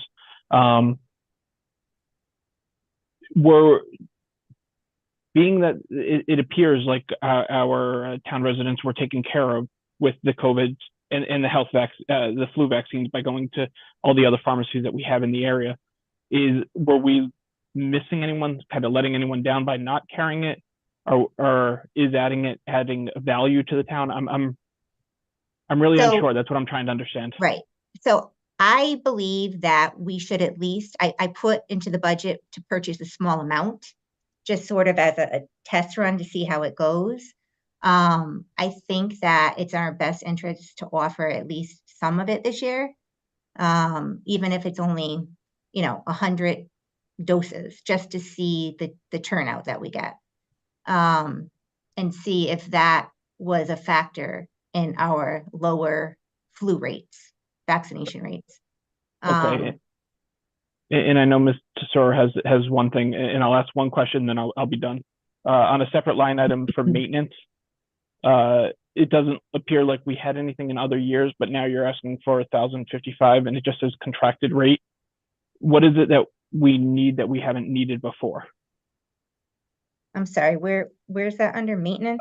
Page 298, the second I to don't have last that item. full budget in front of me. You I'm are sorry. looking under, on page 298, hold on, it's under, it's first is equipment, then maintenance, RFS contracted rate, $1,055. Maintenance and equipment, is that where the copier is? And No, it's 578804. I think that's refuse removal, I believe. oh, maybe that went up, I don't know. But we didn't have anything in previous years. That's where my question Maria comes can in. answer that. Yeah, question. Maria, Yeah, where is I that? don't think that's a line item I even have. That is for refuse pickup, garbage pickup, which in the past it was paid out of the town hall account. We're trying to move the individual departments' expenses to their department. Does that Okay. include biohazard waste as well? That's separate. We have, Okay. that is under, For services clarity, fees. essentially, we're putting the garbage pickup into each individual department. That's correct, especially if Okay. they're outside of the town hall. So Yeah. when we get to town hall, we should see a roughly equivalent reduction in that same line item. I just don't I have would it think open, so I haven't been able to flip quick Yeah, enough. I didn't, I would think so, but Okay. we will look at that. Thank you. All right, Vicky, did you want to make a comment on this? Yeah, I do. I just want to ask Lucy, on that, the vaccine account, that was reduced based on the historical usage, it's pointed out by Scott. I just want to make sure, we didn't revisit this with you. Obviously, I want to make sure that we have what we need. As we Right. know, all about health and safety for everyone in this community. So I don't want to short your account if you think that that's not enough. So, So we just placed our order for next year and Yep. we didn't order the full amount that we normally do because we have time to make changes should we Okay. need to. So I'd rather start off on the lower end and get more. I don't want to have to, hold on to it and then return it like we're doing this year. you're right, that's why we sort of reduced it, but I just want to make sure, certainly if we don't have enough in this account and you don't have enough to transfer from another account, Mhm. we could always come back and ask for a supplemental if you need it. But I just want to make sure that we're doing what we should do for the community. I'm confident that if we leave the order the way it is right now, there's going to be plenty in there. I will just say I support that approach, Ms.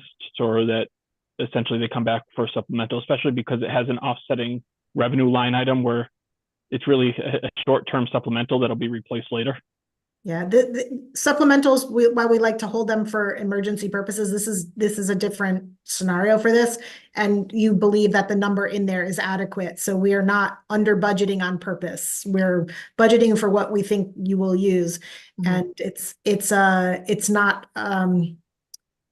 it's if we buy too much, that you run the risk of it expiring and all that stuff. Right. So we don't want to And have to worry about that. That's part of it too, the expiration date, of the COVID vaccine, we have to keep an eye on that. It's It's not still like road expensive. salt where we can hang on to it for next year. Yeah, exactly. And just to give you an idea, so with this year's order, it is about 28,000 what we ordered so far. Last year it was over 40,000. So again, we have room in there to order more. It's not like previous years past where everybody wanted the flu vaccine, and everybody wanted high dose, and we just couldn't get it. So our rep is confident that they're going to have enough. So if we need to order more, I'd rather take that approach. Yeah, Lucy, can you look at that number again for us? You don't have to do it now, and then just give us an idea of what was actually spent, like by like if you could just show us a little schedule by vaccine and what you anticipate, because that might, it even sounds like the 45 might be high. So you know, if there was a place to adjust to do that. I also have a follow-up question from Mr. Timpanelli, whose audio is not working. He just wanted to ask how you were doing with the condition and usability of the building you're currently occupying on White Plains Road. And any status of repairs and things that were made there, if it's servicing your needs. Okay. So right now, everything, we have enough room. They've taken care of all of the issues as far as we had some pavement that needed to be repaired in the front with our driveway. Our lighting was taken care of. Our basement for our storage, for our PPE, that was all taken care of. So we're in very good shape here. Excellent. On our end. And a lot of that grant money was very helpful too with the state. Yes. All right. And I'm not getting anything that I missed on his question. So I'm assuming that that was good. Thank you. Any other questions for Health Department, under the Health Department? Lucy will get us the follow-up on the vaccine schedule, and then we can look at that number from there. What I could do is I will send you a copy if you want the last 3 years of our orders, so you could see what That'd be it's like. great. I'm assuming that's the number that the first selectman based her number on, so we'll take a look at that and just see. Okay. Excellent. good. Thank you. You're welcome. Thank you. Okay. So after a morning of running a little bit behind, we are slightly ahead of schedule. I've asked Stefan and Lewis from the library to meet us at 2 o'clock in Bill's spot, because Bill was kind enough to jump in this morning. And Maria, are you okay if I go down to some of your smaller line items that you're listed under? Yeah. All right. So if you look at our schedule for next Tuesday, I'm going to kind of work up from the bottom. We're not talking about debt services and revenues because we need to finish our budget discussion from that. But if we look at public events on page 383, that's usually a quick little department. It is a $25,000 account. It's usually to cover the cost for programs as Town Hall Green, lighting ceremony, town employee picnic, holiday lunch. It was in 2023 at $20,000. It's been increased to $25,000. Maria, do you have any comment on that? No, it just covers everything that, you know, the picnic, the breakfast, the Scouts and Government, the Veterans Parade, Memorial Day Parade, I'm sorry. So no, it should be sufficient to cover all those events. Okay. Any questions for Maria on public events? Scott? What else between now and the end of the year do we have that this account funds? Well, to the end of the year, you have the Memorial Day Parade, which with that we buy flags for the down Main Street and also for the cemeteries, and we pay for the bands, all that information, that whole thing. Sorry. So yeah, Where it I'm covers going, the parade. Will that take up the remaining a little over $9,000 in that budget? I Yeah, just spent, Scott, 2,700 on flags for the posts. I have not ordered the flags for the cemetery yet. I've got the bands. I had an extra band last year that I'm hoping will come back. We need all of the wreaths. There's a dozen wreaths. They've gone up from, I think they were 150 last year. They're 200 this year. So I'm watching that account carefully. The egg hunt comes out of that account. Well, and just so you know, I was asking because I was more concerned that it wasn't enough, not that it was too much. I know I'm sorry, what was has- that? I'm sorry. So Megan had a decrease in her budget and Scott just asked if we need to give somebody more money? Listen, I ask for understanding, not that I'm voting for it. I'm Oh, just trying to make sure that I'm watching it carefully, Scott, because I had to order so many flags this year Okay. and new poles for some of the flags last year were a little threadbare and shouldn't have been up. But Well, again, some of these are fixed costs, right? If you're going to put them up on the flagpoles, we need X number to put up on the poles. That just is what we it have is. 150 flags, and I'm Okay. replacing a little less than half of them, this year. By the way, I think it I makes am the street look watching. I am wonderful. watching it because it does concern me because the price of everything has gone up. And that's where I was going, right? Because I'm pretty sure when we were at the 20,000, we increased just from the price of items. Yes. And being that this year hasn't exactly stopped the price of items going up, I wanted to make sure that we weren't shortchanging the end of the year events, which is where we're coming up to. Yeah, I think Okay. we'll be okay. Thank you. I am in contact with Maria as to the balance on that account, so. Perfect. Mrs. McGannon, Mr. Timpanelli would like to know, the summer concert series is supported in the Department of Yes. Recreation Department. Yes. And that's part of their revenue and all that, correct? Yes. That's not part of public events. It is not, the concerts are not public events. Okay, thank you. Mrs. Tesoro. Yeah, just to follow up to talk about the American flags on Main Street. You probably noticed that we did extend our flags down to the firehouse on Main Street, and we've had requests to go even further. So I think we'll continue to look into that, to do that, because people do obviously enjoy our Main Street during the summer with all the flags. So we can look into that, Kathy, and see what the additional costs will be to cover more flags. Okay. Any other questions on public events? All right. A few more minutes here. Maria, can we go up? You could go to the beginning. You could go to town council and ethics, page 5 and 13. Oh, yep, I'm sorry. So day 2. Page 5. Page 5, town council, please, page 5.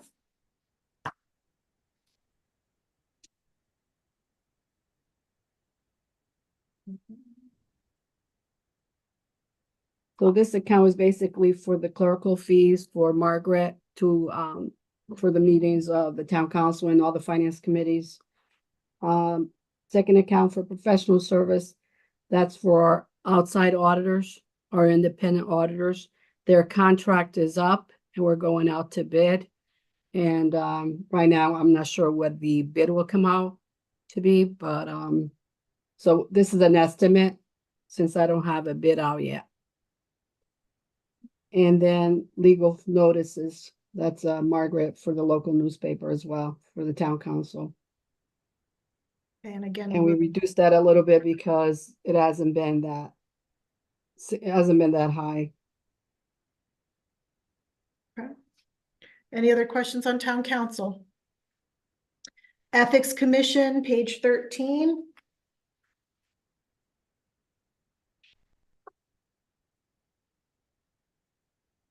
That's only for clerical fees, and that's if needed. We haven't needed it, thank goodness. For a I will couple not be months. taking questions from this department under the Mascola rule. Moving on. For anybody unfamiliar, Mr. Mascola requests that we not belabor anything under $1,000. Moving on from that, can we go to the first selectman's office, please, on page 17? Move over, Vicky, we're all coming in.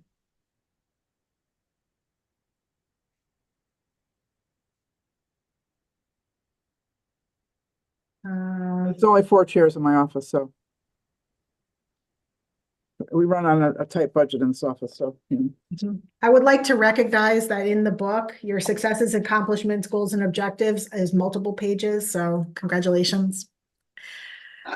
As far as that, Scott, before I go to questions, any specific changes in that budget that I need to look at? That you want us to note? It doesn't look like any significant changes. With the exception of CCM, the cost of the CCM conferences, and that was small money. Scott? Maybe. Oh, there we go. Okay. Just in reading this, I did have 2 questions, and one of them was talking about our credit agencies, and we talked a couple months ago, maybe December, about the amount of bonding, and I believe Maria was going to look into what impact that did or did not have on our town's rating. Again, going forward, this was just a reminder for me to follow up. Maria? I think I sent an email from our financial advisor regarding that. And they said it was not impacted in our rate because we were so below the threshold.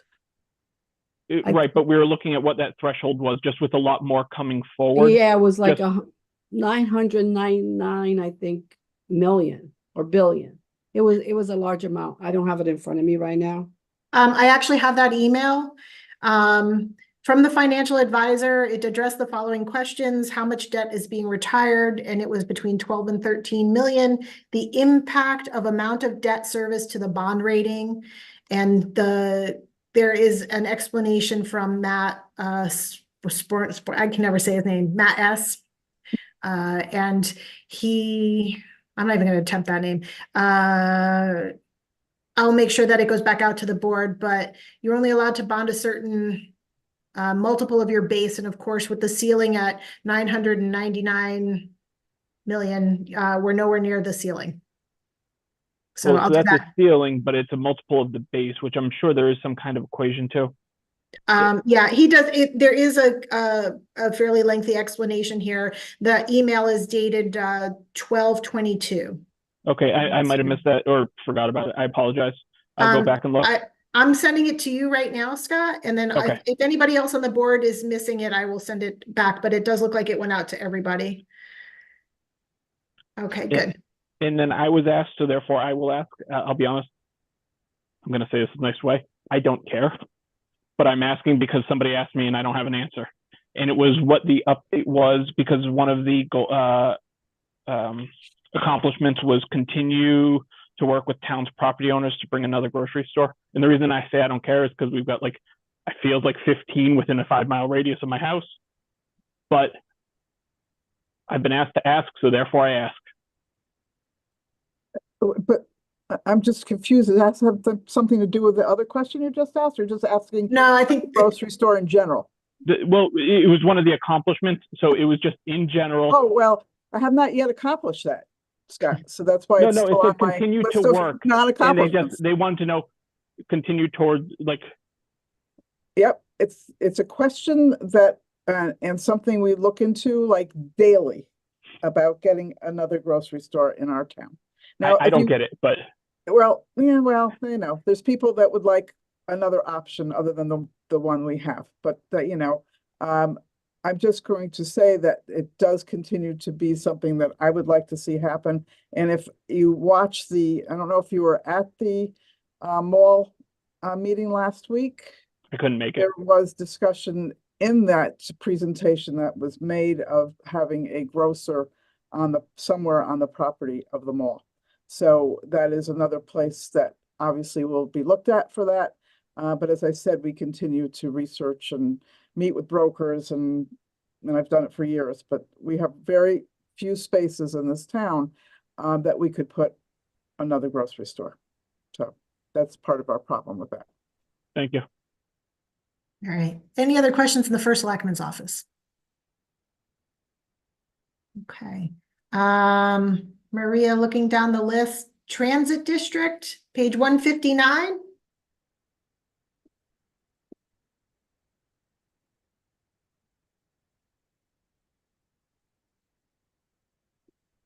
This is our contract with the Greater Bridgeport Transit District.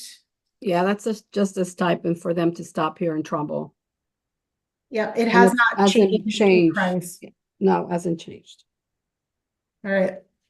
Don't tell them. They'll make the price go up. Okay. Bill, are you just raising your hand or you just, okay. I got nervous, Bill. Finance Department, page 39.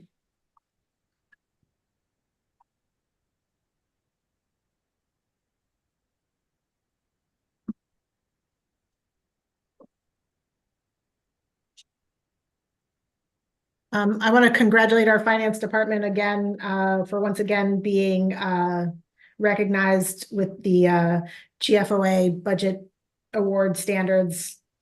They continue to pump out a lot of work. I think that Maria's car is the first one in and the last one out of the parking lot every day, if I'm not mistaken. Not the first one in. No. Who beats you in? Dan, all the other stuff that comes in 8 o'clock. Yeah, no, mine is not the first one. All right, well, I often find you there very late at night, and I do appreciate the fact that your department runs lean and efficiently, which is one of the questions that we had when we met with Rena earlier today, about looking at staffing and perhaps a position that would help with grant administration and free up some of Dan's time as well. Yeah, I mean, we continue to, there's a lot of filings with the state. As of right now, tomorrow we have a meeting with FEMA just to review the whole COVID funding for that 350,000, I believe it was. Yeah. And then there's a lot of red tape to go with that. I mean, we have a meeting with them even after we already comply with all their requests with, they want to back up invoices, overtime, calculation, timesheets. Now they want to sit with us and go through check registers, cancel checks. So the red tape takes a long time. All these grants do take a lot of time. Dan is on top of them all the time. He's great of all that filing, but it does take a lot of time from the finance department.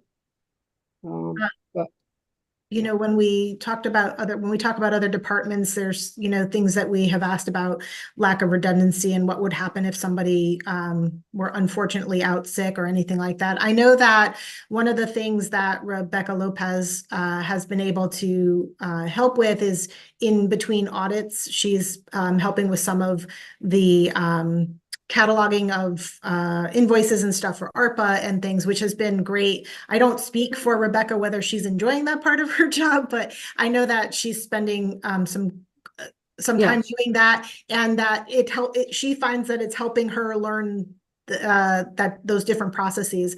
But I think, long term, I feel like there needs to be that other position, whether it's just solely for grant administration, whether it's part-time grant administration, part-time just in your department. Have we looked at adding that position in this budget?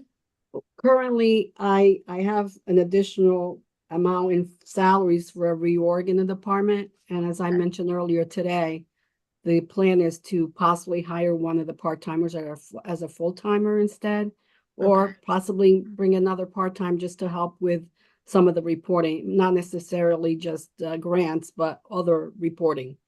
If we were to make that a more skilled position, as Rena suggested earlier, what would that cost? What would we be looking at in the salary line for a person, to make that a full-time person? If we wanted to do that? I wouldn't know at this point. Currently, I just increased by 30,000, just assuming we go from a part-time to a full-time. So currently this budget doesn't reflect an increase enough to add a position like that. It would just increase another part-time. If I were to make one of my part-timers a full-time, it's only at $30,000 right now. Okay. It could be that we may need someone just part-time for type of function like filing some reports, but I don't even know if we can find someone for that. But right now, since I don't have anyone in mind or a job description or anything like that, I just put a placeholder for now, 30,000, and then if need be, and we decide to go forward, we can come back to the board. Okay. Nikki? Hello. I'm not sure I should bring this up. Or if it's okay. You hear me? Yeah, Nicole, just introduce yourself. Oh, I'm sorry. Nicole Satin, Town Council. So I'm not sure if this is probably apples and oranges and grapes, all of this, but I did have a little side conversation also the other evening with Mr. Semmel about grant writing for schools. And he also is pursuing this. So now, I'm just hearing it 3 times over now.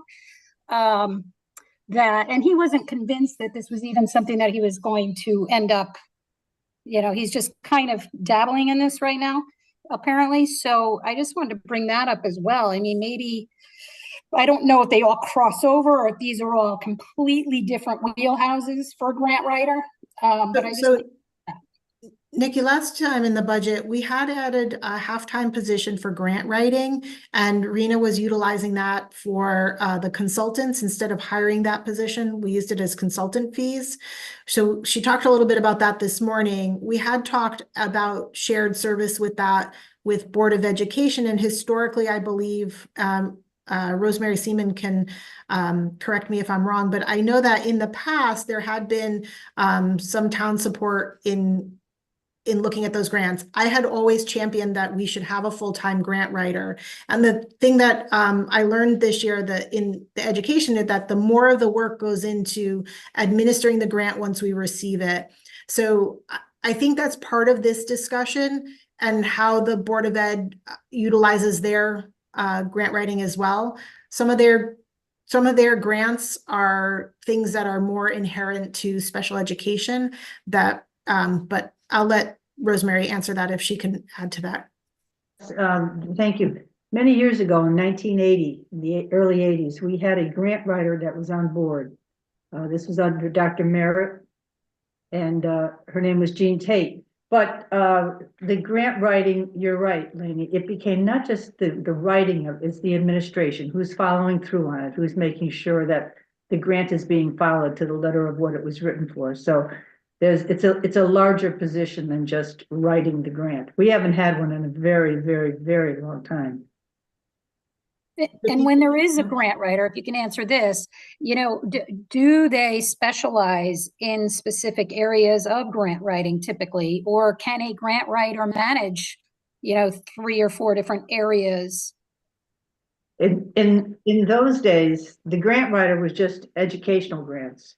And so she was specialized in knowing how to access the grants that the state was sending down or allowing the different school districts to apply for. So I don't know on the government side, I'm sure there's some differences in how those grants are coming down. And Rena would know that. Yeah. Nikki, there's also, I would ask you to reach out to Ashley Gaudiano. She has, in her day job, she does a lot with grant administration and writing and very knowledgeable, and she might be able to answer that question for you as well, as far as, what the goal is with that. Vicki, did you have something to add? Yeah, I think that what we should do is let us do some more research on these questions that are being asked and come back with some suggestions as to what's the best route to follow here. We have different departments and different items and suggestions that have been made here. We want to look to do what's most efficient. Like Rena said, you have to find the right person. And that's not easy in the grant writing field. Somebody like Rena, not to blow her horn again, she's not here to listen, but she's got skills that cross over. Not all people do.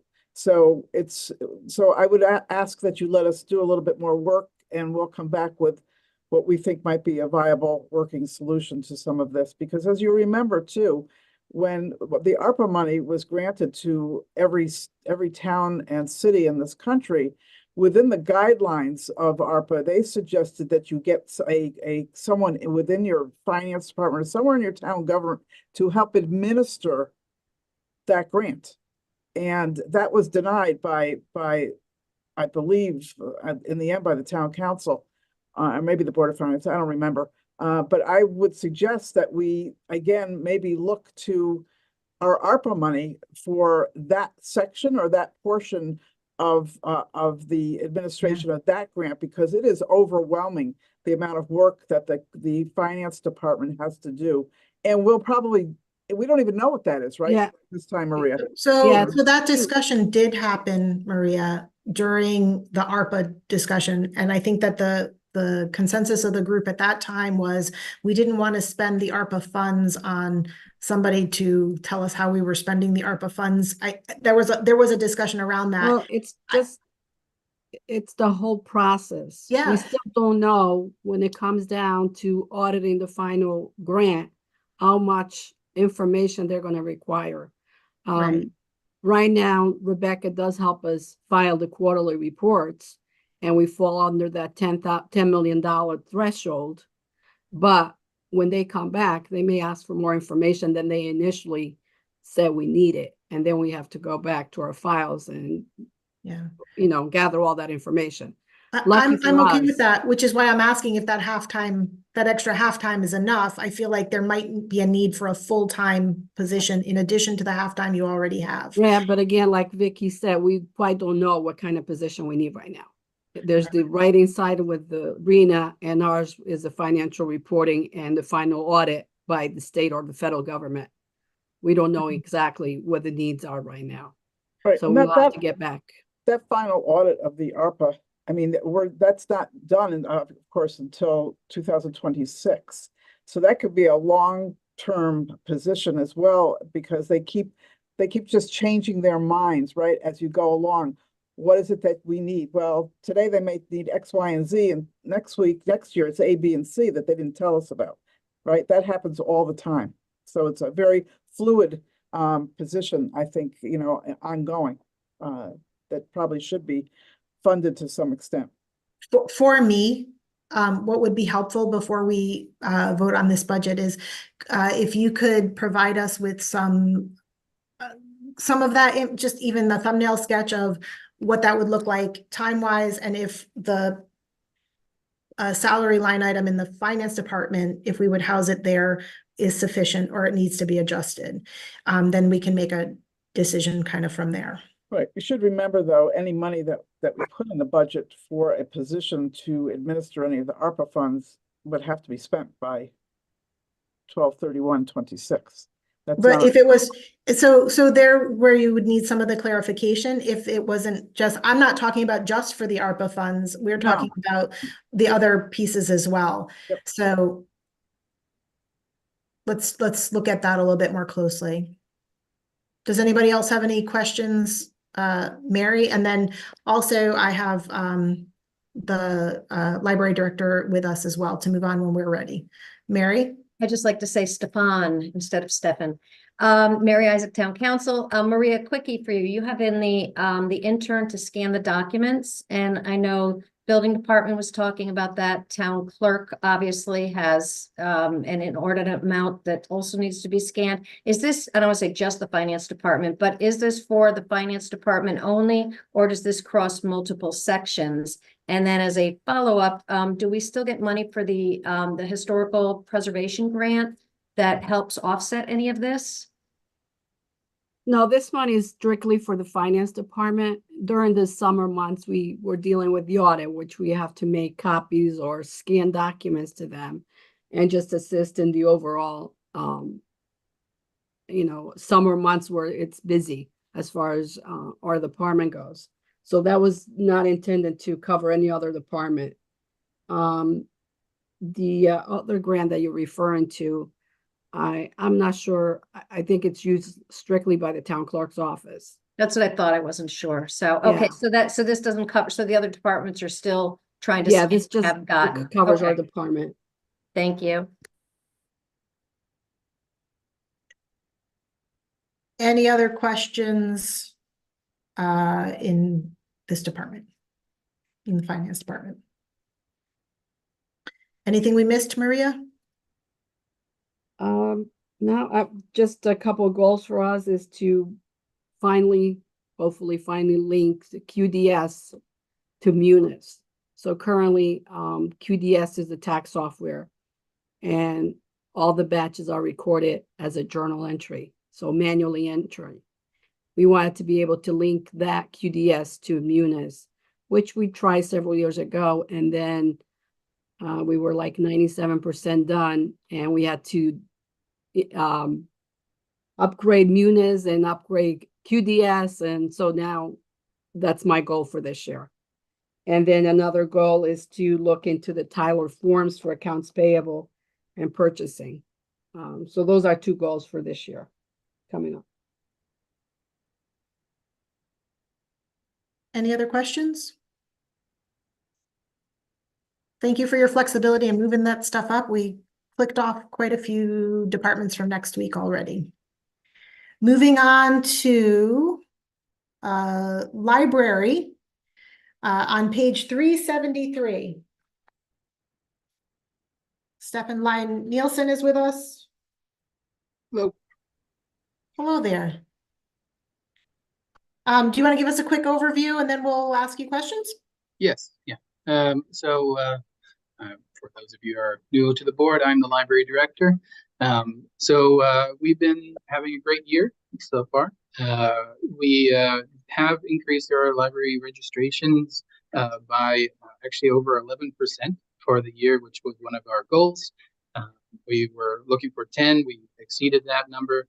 That was through a bunch of outreach that we did, as well as a full month of campaigning, both inside the library and of course online, and trying to get people who are not in the library to attend.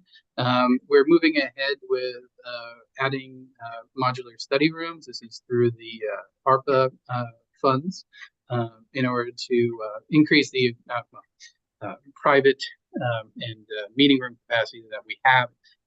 One of the things that if you have been in this building, you will note that this was a building built without the intention of people speaking and being loud in public, which of course is not really feasible for modern library usage. So we actually are finalizing we already have the quote for the meeting room spaces.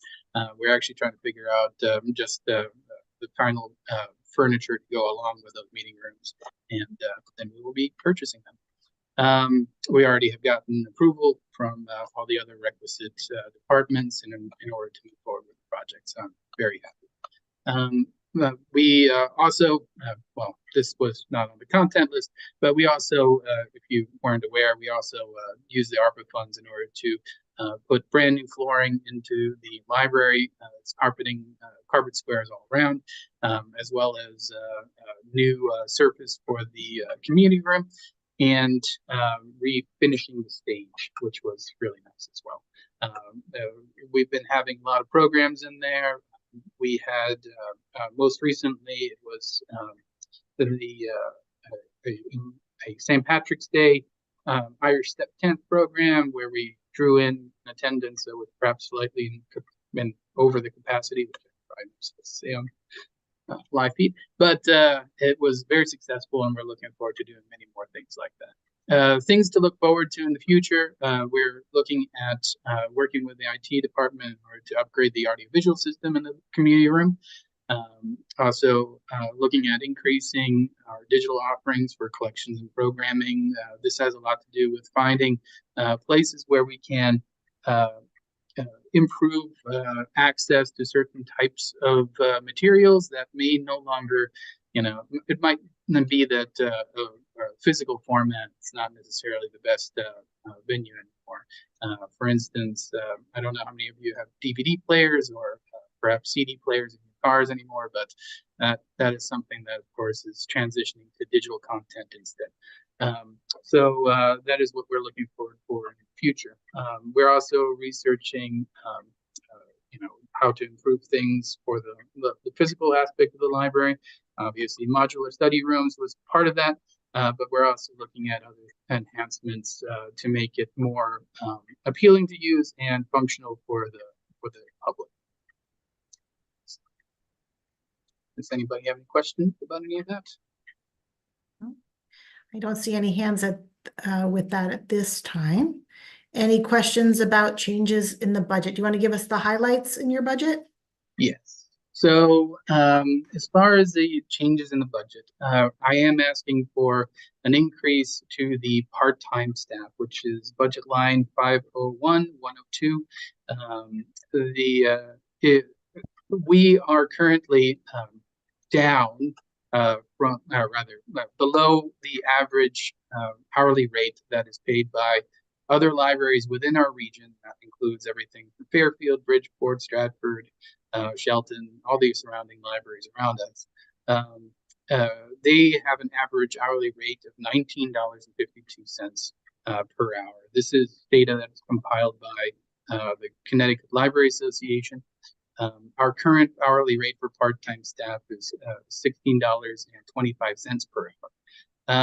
The average person that works here actually only earns a little bit more than that, about $16.34. Our problem is that last year we lost 3 potential candidates to other libraries who pay better. While I'm not asking for us to increase it directly to the $19.52 per hour that is being offered on average, I do think that using a step-by-step program for each year to successfully get us to at least the median point where we are on par with the other libraries within our region would go a long way towards attracting and retaining the type of people that we have working for us.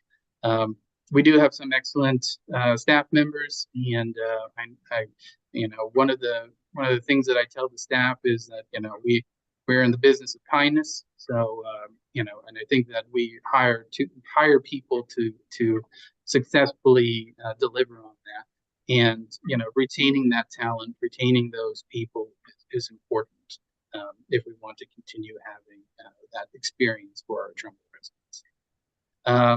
And that is the biggest change that I'm asking for.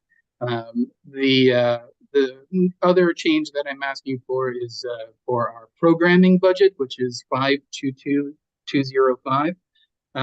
I've added in a request to have a marketing budget built into that, and specifically, this would be used for, what rather intended to use it for is for social media marketing. Simply because it allows us to promote our content, such as that our step dancing program online, and attract as many people as possible to come to these cultural events. Obviously, we market strictly for the town of Trumbull, but I think that is an opportunity for us to, get the word out for the various different resources and services that the library has, and the various different sort of partnerships that we are also working with. I don't know if you are aware, but we've also been working with, among other things, the Sustainable Trumbull Committee, the Historical Society, EDIT, and a number of other town organizations in order to deliver content that is sort of homegrown to our own town, which I think has been getting a lot of feedback and a lot of positive interactions, especially for like the Historical Society that really hasn't had the kind of platform to deal with the number of people that have come to some of the programs. So I'm very excited about that. Any questions so far? Rosemary? Okay, now I'm on. I know that we had a meeting before I left the library board with the Board of Education to try to expand getting the library cards into the hands of our youngest students in the elementary schools. Has anything developed since that, or I don't know where we're at? I know you said we've been trying hard. I will say I think that the Board of Education tends to be rightly so focused on the job that they have. We have an opportunity to try and, well, for one thing, we're working with them right now, getting the first graders in for his first grade visit for all of the elementary schools. That's a major coordination that we do annually every year. So that's one aspect, but we have been in contact with them. Last year, we were supposed to be able to attend their back to school meetings shortly in September. Unfortunately, I think at the time they had the air conditioning issue, or rather the heat was too much and they weren't able to pull it off. And then the following week when they did have it, we were not made aware that they had changed it. So we were not in attendance. That said, we're hoping to have better communication this year. The current, or the now previous head of youth services, she is now our associate director. Congratulations to Elise Marlowe. But now we are also in the process of hiring a replacement for her. So that will be also the first and primary job for this new youth services coordinator when it comes to outreach is establishing a good relationship with the school system in order for us to hopefully, do these type of events and, get more of an interaction. Our biggest thing is not so much, trying to necessarily get into the classroom, but trying to, promote our, services and programs through the variety of different venues and avenues that they have through their newsletters, Yeah, another question, PTA. vacancies. Vacancies. How about the vacancies? I know that was always a question in the past. Are we still down? We're still trying to hire? I know, this is the question came up every month. Go ahead. Yes, so in hiring our own youth services coordinator for the vacancy, I do feel like we hired the best person for the position, but unfortunately it did set us back again. So we do still have vacancies. We also are in the process of hiring for a new branch manager position. The person that was in that position for a long time has finally moved on to a full-time career at the Bridgeport Public Library System, and we wish her the best. But obviously, that's also a major aspect of our system. So at the moment, we're kind of juggling a lot of hats, and but we hope to refill both of those positions very quickly. They're both posted right now. Good, good. And I won't dare ask about an elevator issue. And, surprisingly enough, they actually did get the elevator fixed. So good, good. Okay. Yeah.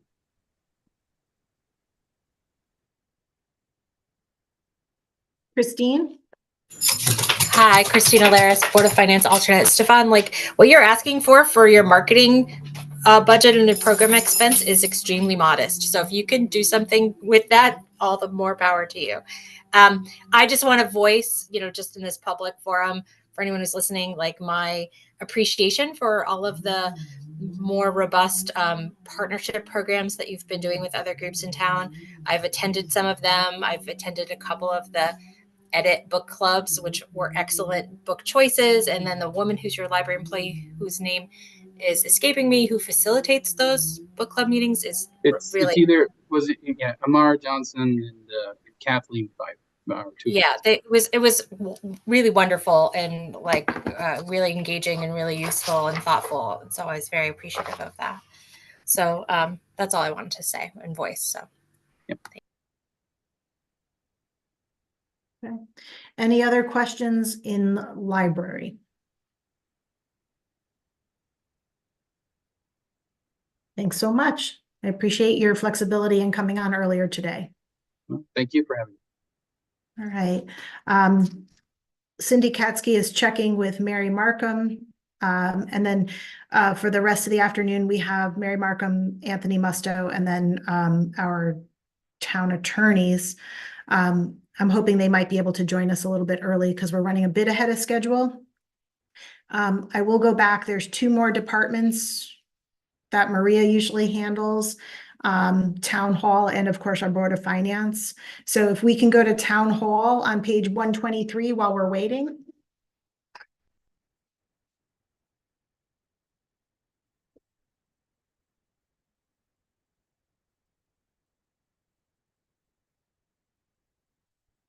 Maria? Okay, so Town Hall covers everything that doesn't fit in any other department. For example, in the Town Hall, we have the floater position, which is a part-time position. And I increased that rate to $22 per hour. In this account is also the contingency. That's for unsettled contracts. We were discussing this morning. The contracts that are currently open are the MAKE contracts, the highway supervisors, and the highway parks regular employees.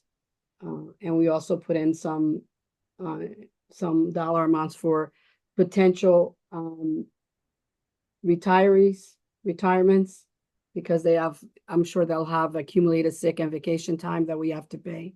And it could be a large payout. And then if there are any reorgs within the departments or position upgrades. Then we have the liability auto insurance in that account, and that covers all the insurances, including the umbrella, the public officials, the cybersecurity insurance, and then some of the deductibles. We have a contribution to the CCM membership, and that covers any seminars or any research that we may ask them to do. And they have plenty of resources for us to get from them. Office supplies, that's for the whole town hall departments, and that stays the same. Postage, we increased a little bit just because the postage is going up. Annual rentals, that's the postage meter, the leases, the copier leases in town hall, and then of course the utilities for this building. Any questions? Scott? Maria, just a question on the iPads. And I know technology usually handles like computers in those things, but being that it's all in the same building, I understand different departments, but wouldn't that be a home for technology in town hall? It could be, but we've been budgeting this way. Doesn't mean that it can't go to technology, but we have been budgeting in the department, separate departments if they're not in town hall. And if they're in town hall, we've been budgeting in town hall, and that's the actual service itself.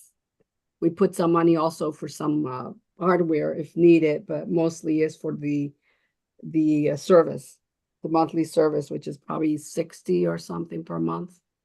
Oh, okay, so it's really, I must have just looked at it wrong. It's really, connecting to Verizon or whatever that is. Yeah, it's the Okay. service, the monthly service. Gotcha. Thank you.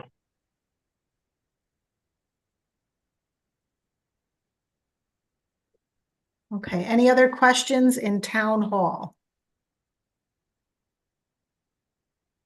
All right, moving on, Board of Finance, page. Got cut off on my other thing, hang on.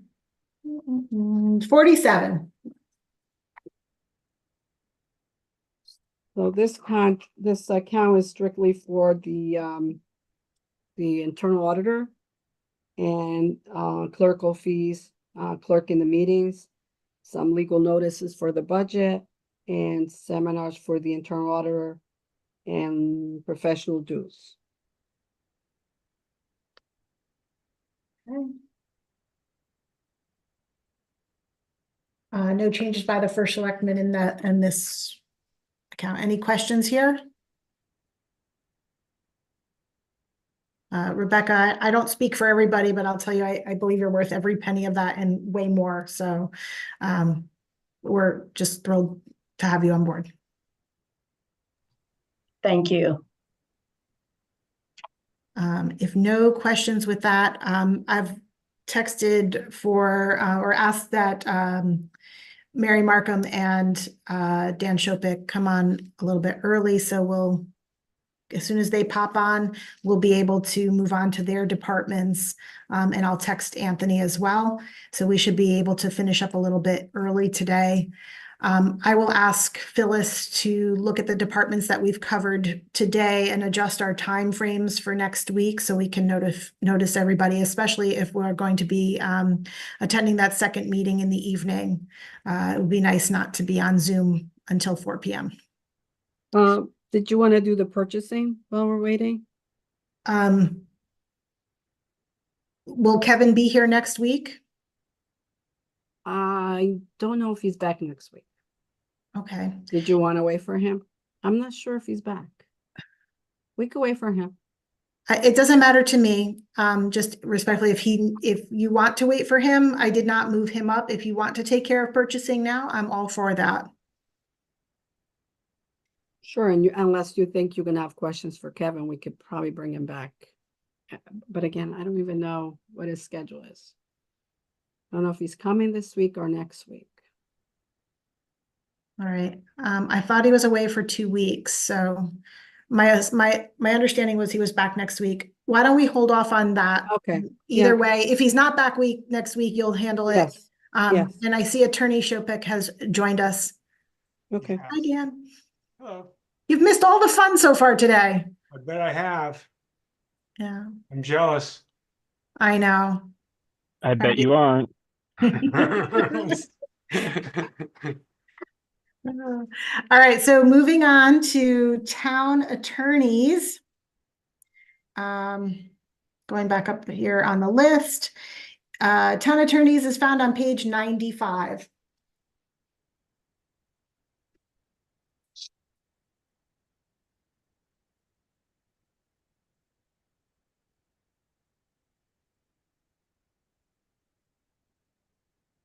Okay. In this budget, slight increase in the retainer by 3%. Part of that's charged to WPCA. Other than that, there's not a lot of discussion to be had. I did have one question in follow-up from this morning, Dan. We were talking about the tax appeals, that we have money for the outside counsel under the tax assessor's office.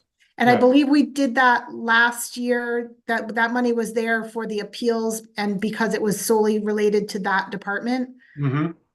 Yes, And then the ancillary outside counsel is, if it's needed, those are your like consultants for other specialized things. correct. Okay. If you want to triple it, Laney, we'll accept it. You know, it's I don't, although Scott's been very generous looking to increase several line items today. Discussing them. I just baffling, but that's all right. The questions and discussions are different than voting. So I think we're all set. Anything else that we need to know? I don't think so. I just, we have just on the other side, and I don't have the figures, but on the other side of the ledger, through going after various liens, bringing foreclosure actions, that sort of thing, we have brought in some money.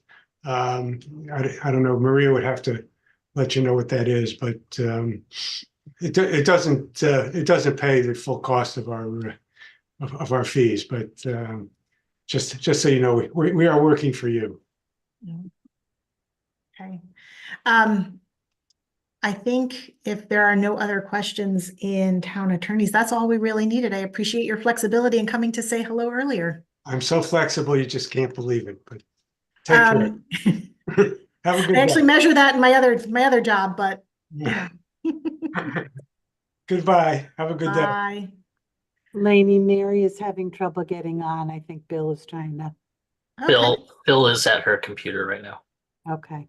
Awesome. Well, is that one of those weird things where you take over the computer, Bill? Yes, and the mouse is going crazy and you're trying to control it and he's All right. got it. I'd like to take this opportunity while he's getting Mary set up. If anybody needs a quick restroom break, we'll take a 5-minute break and come right back. So Okay. this happened with Mary last year too, I think. It's the name. I know it's the name. All I right. think it's where Mary's house is. She has trouble with her cell phone.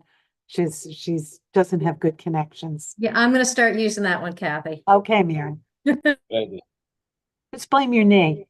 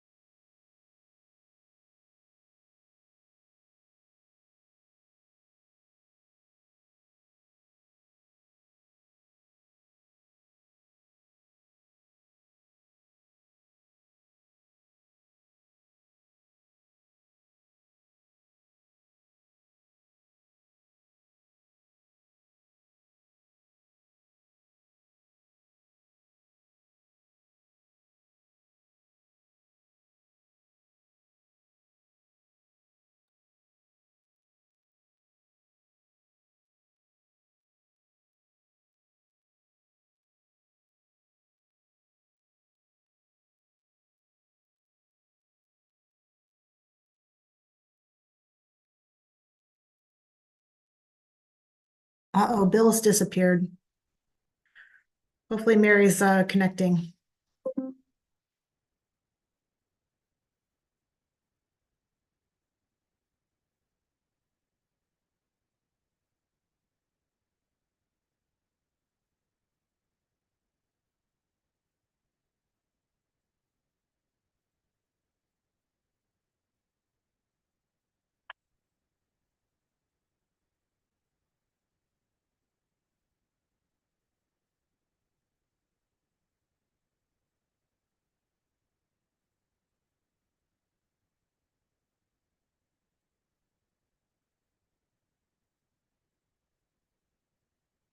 All right.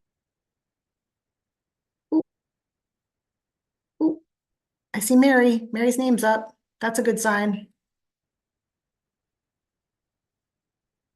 I think I'm good, Phil. Okay, thanks. Okay. Hello, everybody. Hi, Mary. Give us 1 minute. Everybody's coming back on. No problem. I had such a problem connecting. It was ridiculous. We took a little potty break in the meantime. It was good. Signature notable? What type of document? It's to start an annuity starting to be paid. Who's not muted? Me. Oh, all right. Sorry, I'm in the office. I have Oh, no. that's good. I didn't know where it was coming from. It didn't look like you.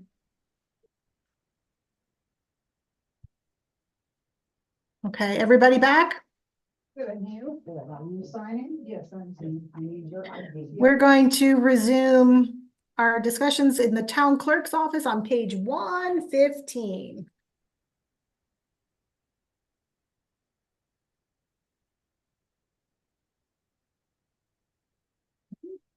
How much is this? Okay. Mary, you want to give us a quick overview? Yeah, nothing much has changed on my budget. Wait, give me a second. I've been running all over. The seasonal temporary, I went up from last year mainly because it's presidential and I'm gonna have to hire people for the absentees. And it's cheaper to hire them than to pay overtime. So the overtime went down 1,200 and the seasonal went up. The next item, the service contract, that went up and we are finally gonna have the cash register and everything all hooked up. So when we do recordings, it will, it'll automatically print on the receipt. It'll be automatic. We won't be hand stamping anymore. We're getting back up into the next century. And that's why the cost, that's a contract and the cost has been raised. The election materials are higher this year because we're going to be ordering more absentees because it's a presidential election and because everybody likes to vote absentee lately. Pretty much everything else stayed the same. Any questions for me? Scott? Sorry, I know everyone's tired of hearing from me. Should be quick. I have no issue with the budget. I just have a question on the accomplishments and the goals. Just to understand them for the go to e-filing. That seems like something that we kind of do, but it's a goal and it's an accomplishment. We don't do e-filing right now. Okay, so not an accomplishment for 04, but a goal for next year? Yes, yes. Okay, that's why I was confused. It was in both of them. Oh, I'm sorry. You know what? I was still out and I was doing everything kind of remotely when I was doing the budget. So I'm just back and I'm only back part-time right now. So no problem. Thank you. I hope everything's okay. Okay, so that's as a goal. And how about the fee module for COT? Honestly, I don't know what that is. That is the register that I was talking about. Okay. It's a whole, we'll get rid of the regular cash register, and we're one of the only towns that on the recording receipts, it doesn't have all of the information about recording. We have to handwrite it on. And some attorneys have complained about it. So and that's probably a fair complaint. Okay, so those are both goals, not accomplishments. Right. We're actually going to be hooking up soon. Yes. Thank you. Any other questions in town clerk? Mary, I'm glad to hear you refer to yourself as running all over the place any day. Yeah, it's pretty nice to be able to say that again. Good.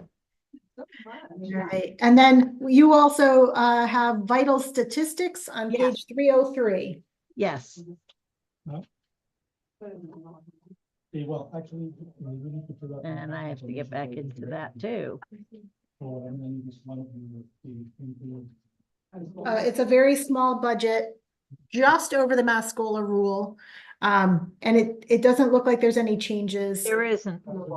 Okay. Any questions on vital statistics? All right. All that to get you hooked up today for that, Mary. Yeah, well, I was already home and I had to come back. 'Cause I It's nice couldn't to hook see you up anyway. remotely either. Anyway, thank you. All right. The only other department that we have on our schedule today is the Treasurer's Department.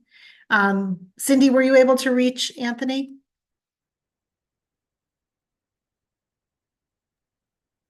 She's not here. Oh. Okay. While we're waiting just a minute to find out if Anthony's going to join us early, because we're quite a bit ahead of schedule today.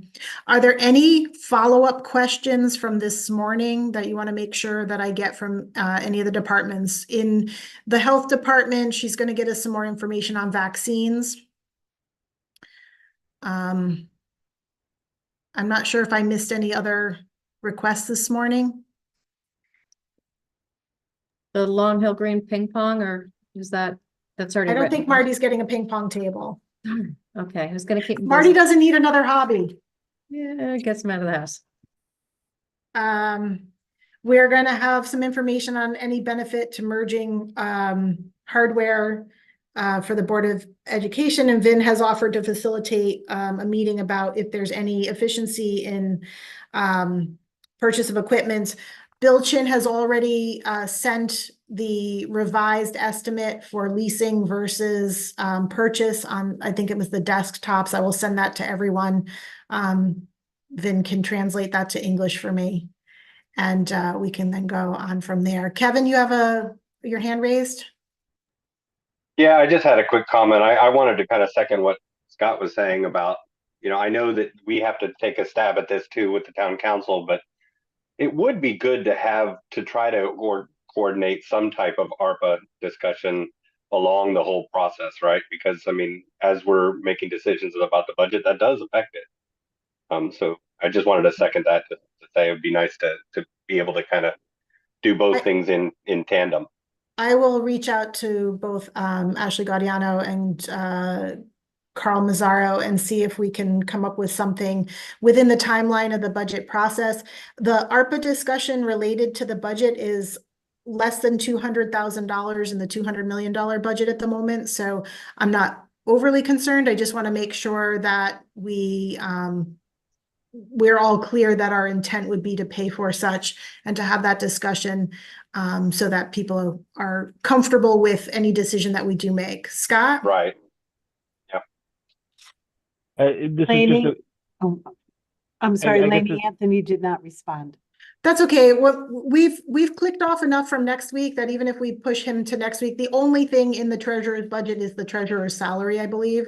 I don't even think we charge him rent for his closet at town hall anymore. So we can decide on that afterwards. But Scott, go ahead. I'm sorry. Not a problem. And this is not a takeaway from this morning, just something I made a note to myself and I forgot to ask. In the health department, it indicates a increase to revenue. Sorry, in the revenue section, which is way up front, from actual of this year of 100,000 up to 120, which just doesn't seem to correlate with the vaccines being down and other things that she was indicating. Okay, so, I will ask for some follow-up that we'll actually do revenue next week. We'll discuss that. We usually do that at the end of our discussion. It's the last departments because we do that, and then we'll talk about how impacts with salaries and benefits, because those are the ones that we go back to after the discussion. Right, I meant to ask her while she was here. Okay. And I forgot. I will send that over, and ask her to give us a heads up on that. Rosemary? Laney, will you be sending out an updated version for March 19th? I did ask Phyllis if she would Perfect. adjust the Yeah. schedule, so that we can have a better time idea. Very good. And she will also send out notice and agenda for the special meeting on the 19th. That'll be a joint meeting with town council so that we can ask questions as well during the Board of Education presentation about their master plan. That is not related to their operational budget. That's outside of the operating budget rather. Okay. Any other questions or comments from today?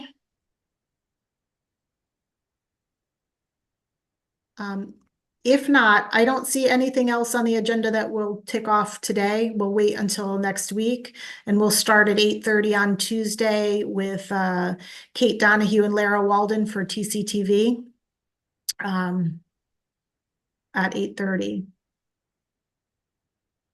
If nobody else has any questions or comments, I'll ask for a motion to adjourn. So moved. Excellent, thank you. I'm sorry, who, I'm gonna give Rosemary that she raised her hand first, so she gets to the motion to adjourn, and Dave Gallo seconded.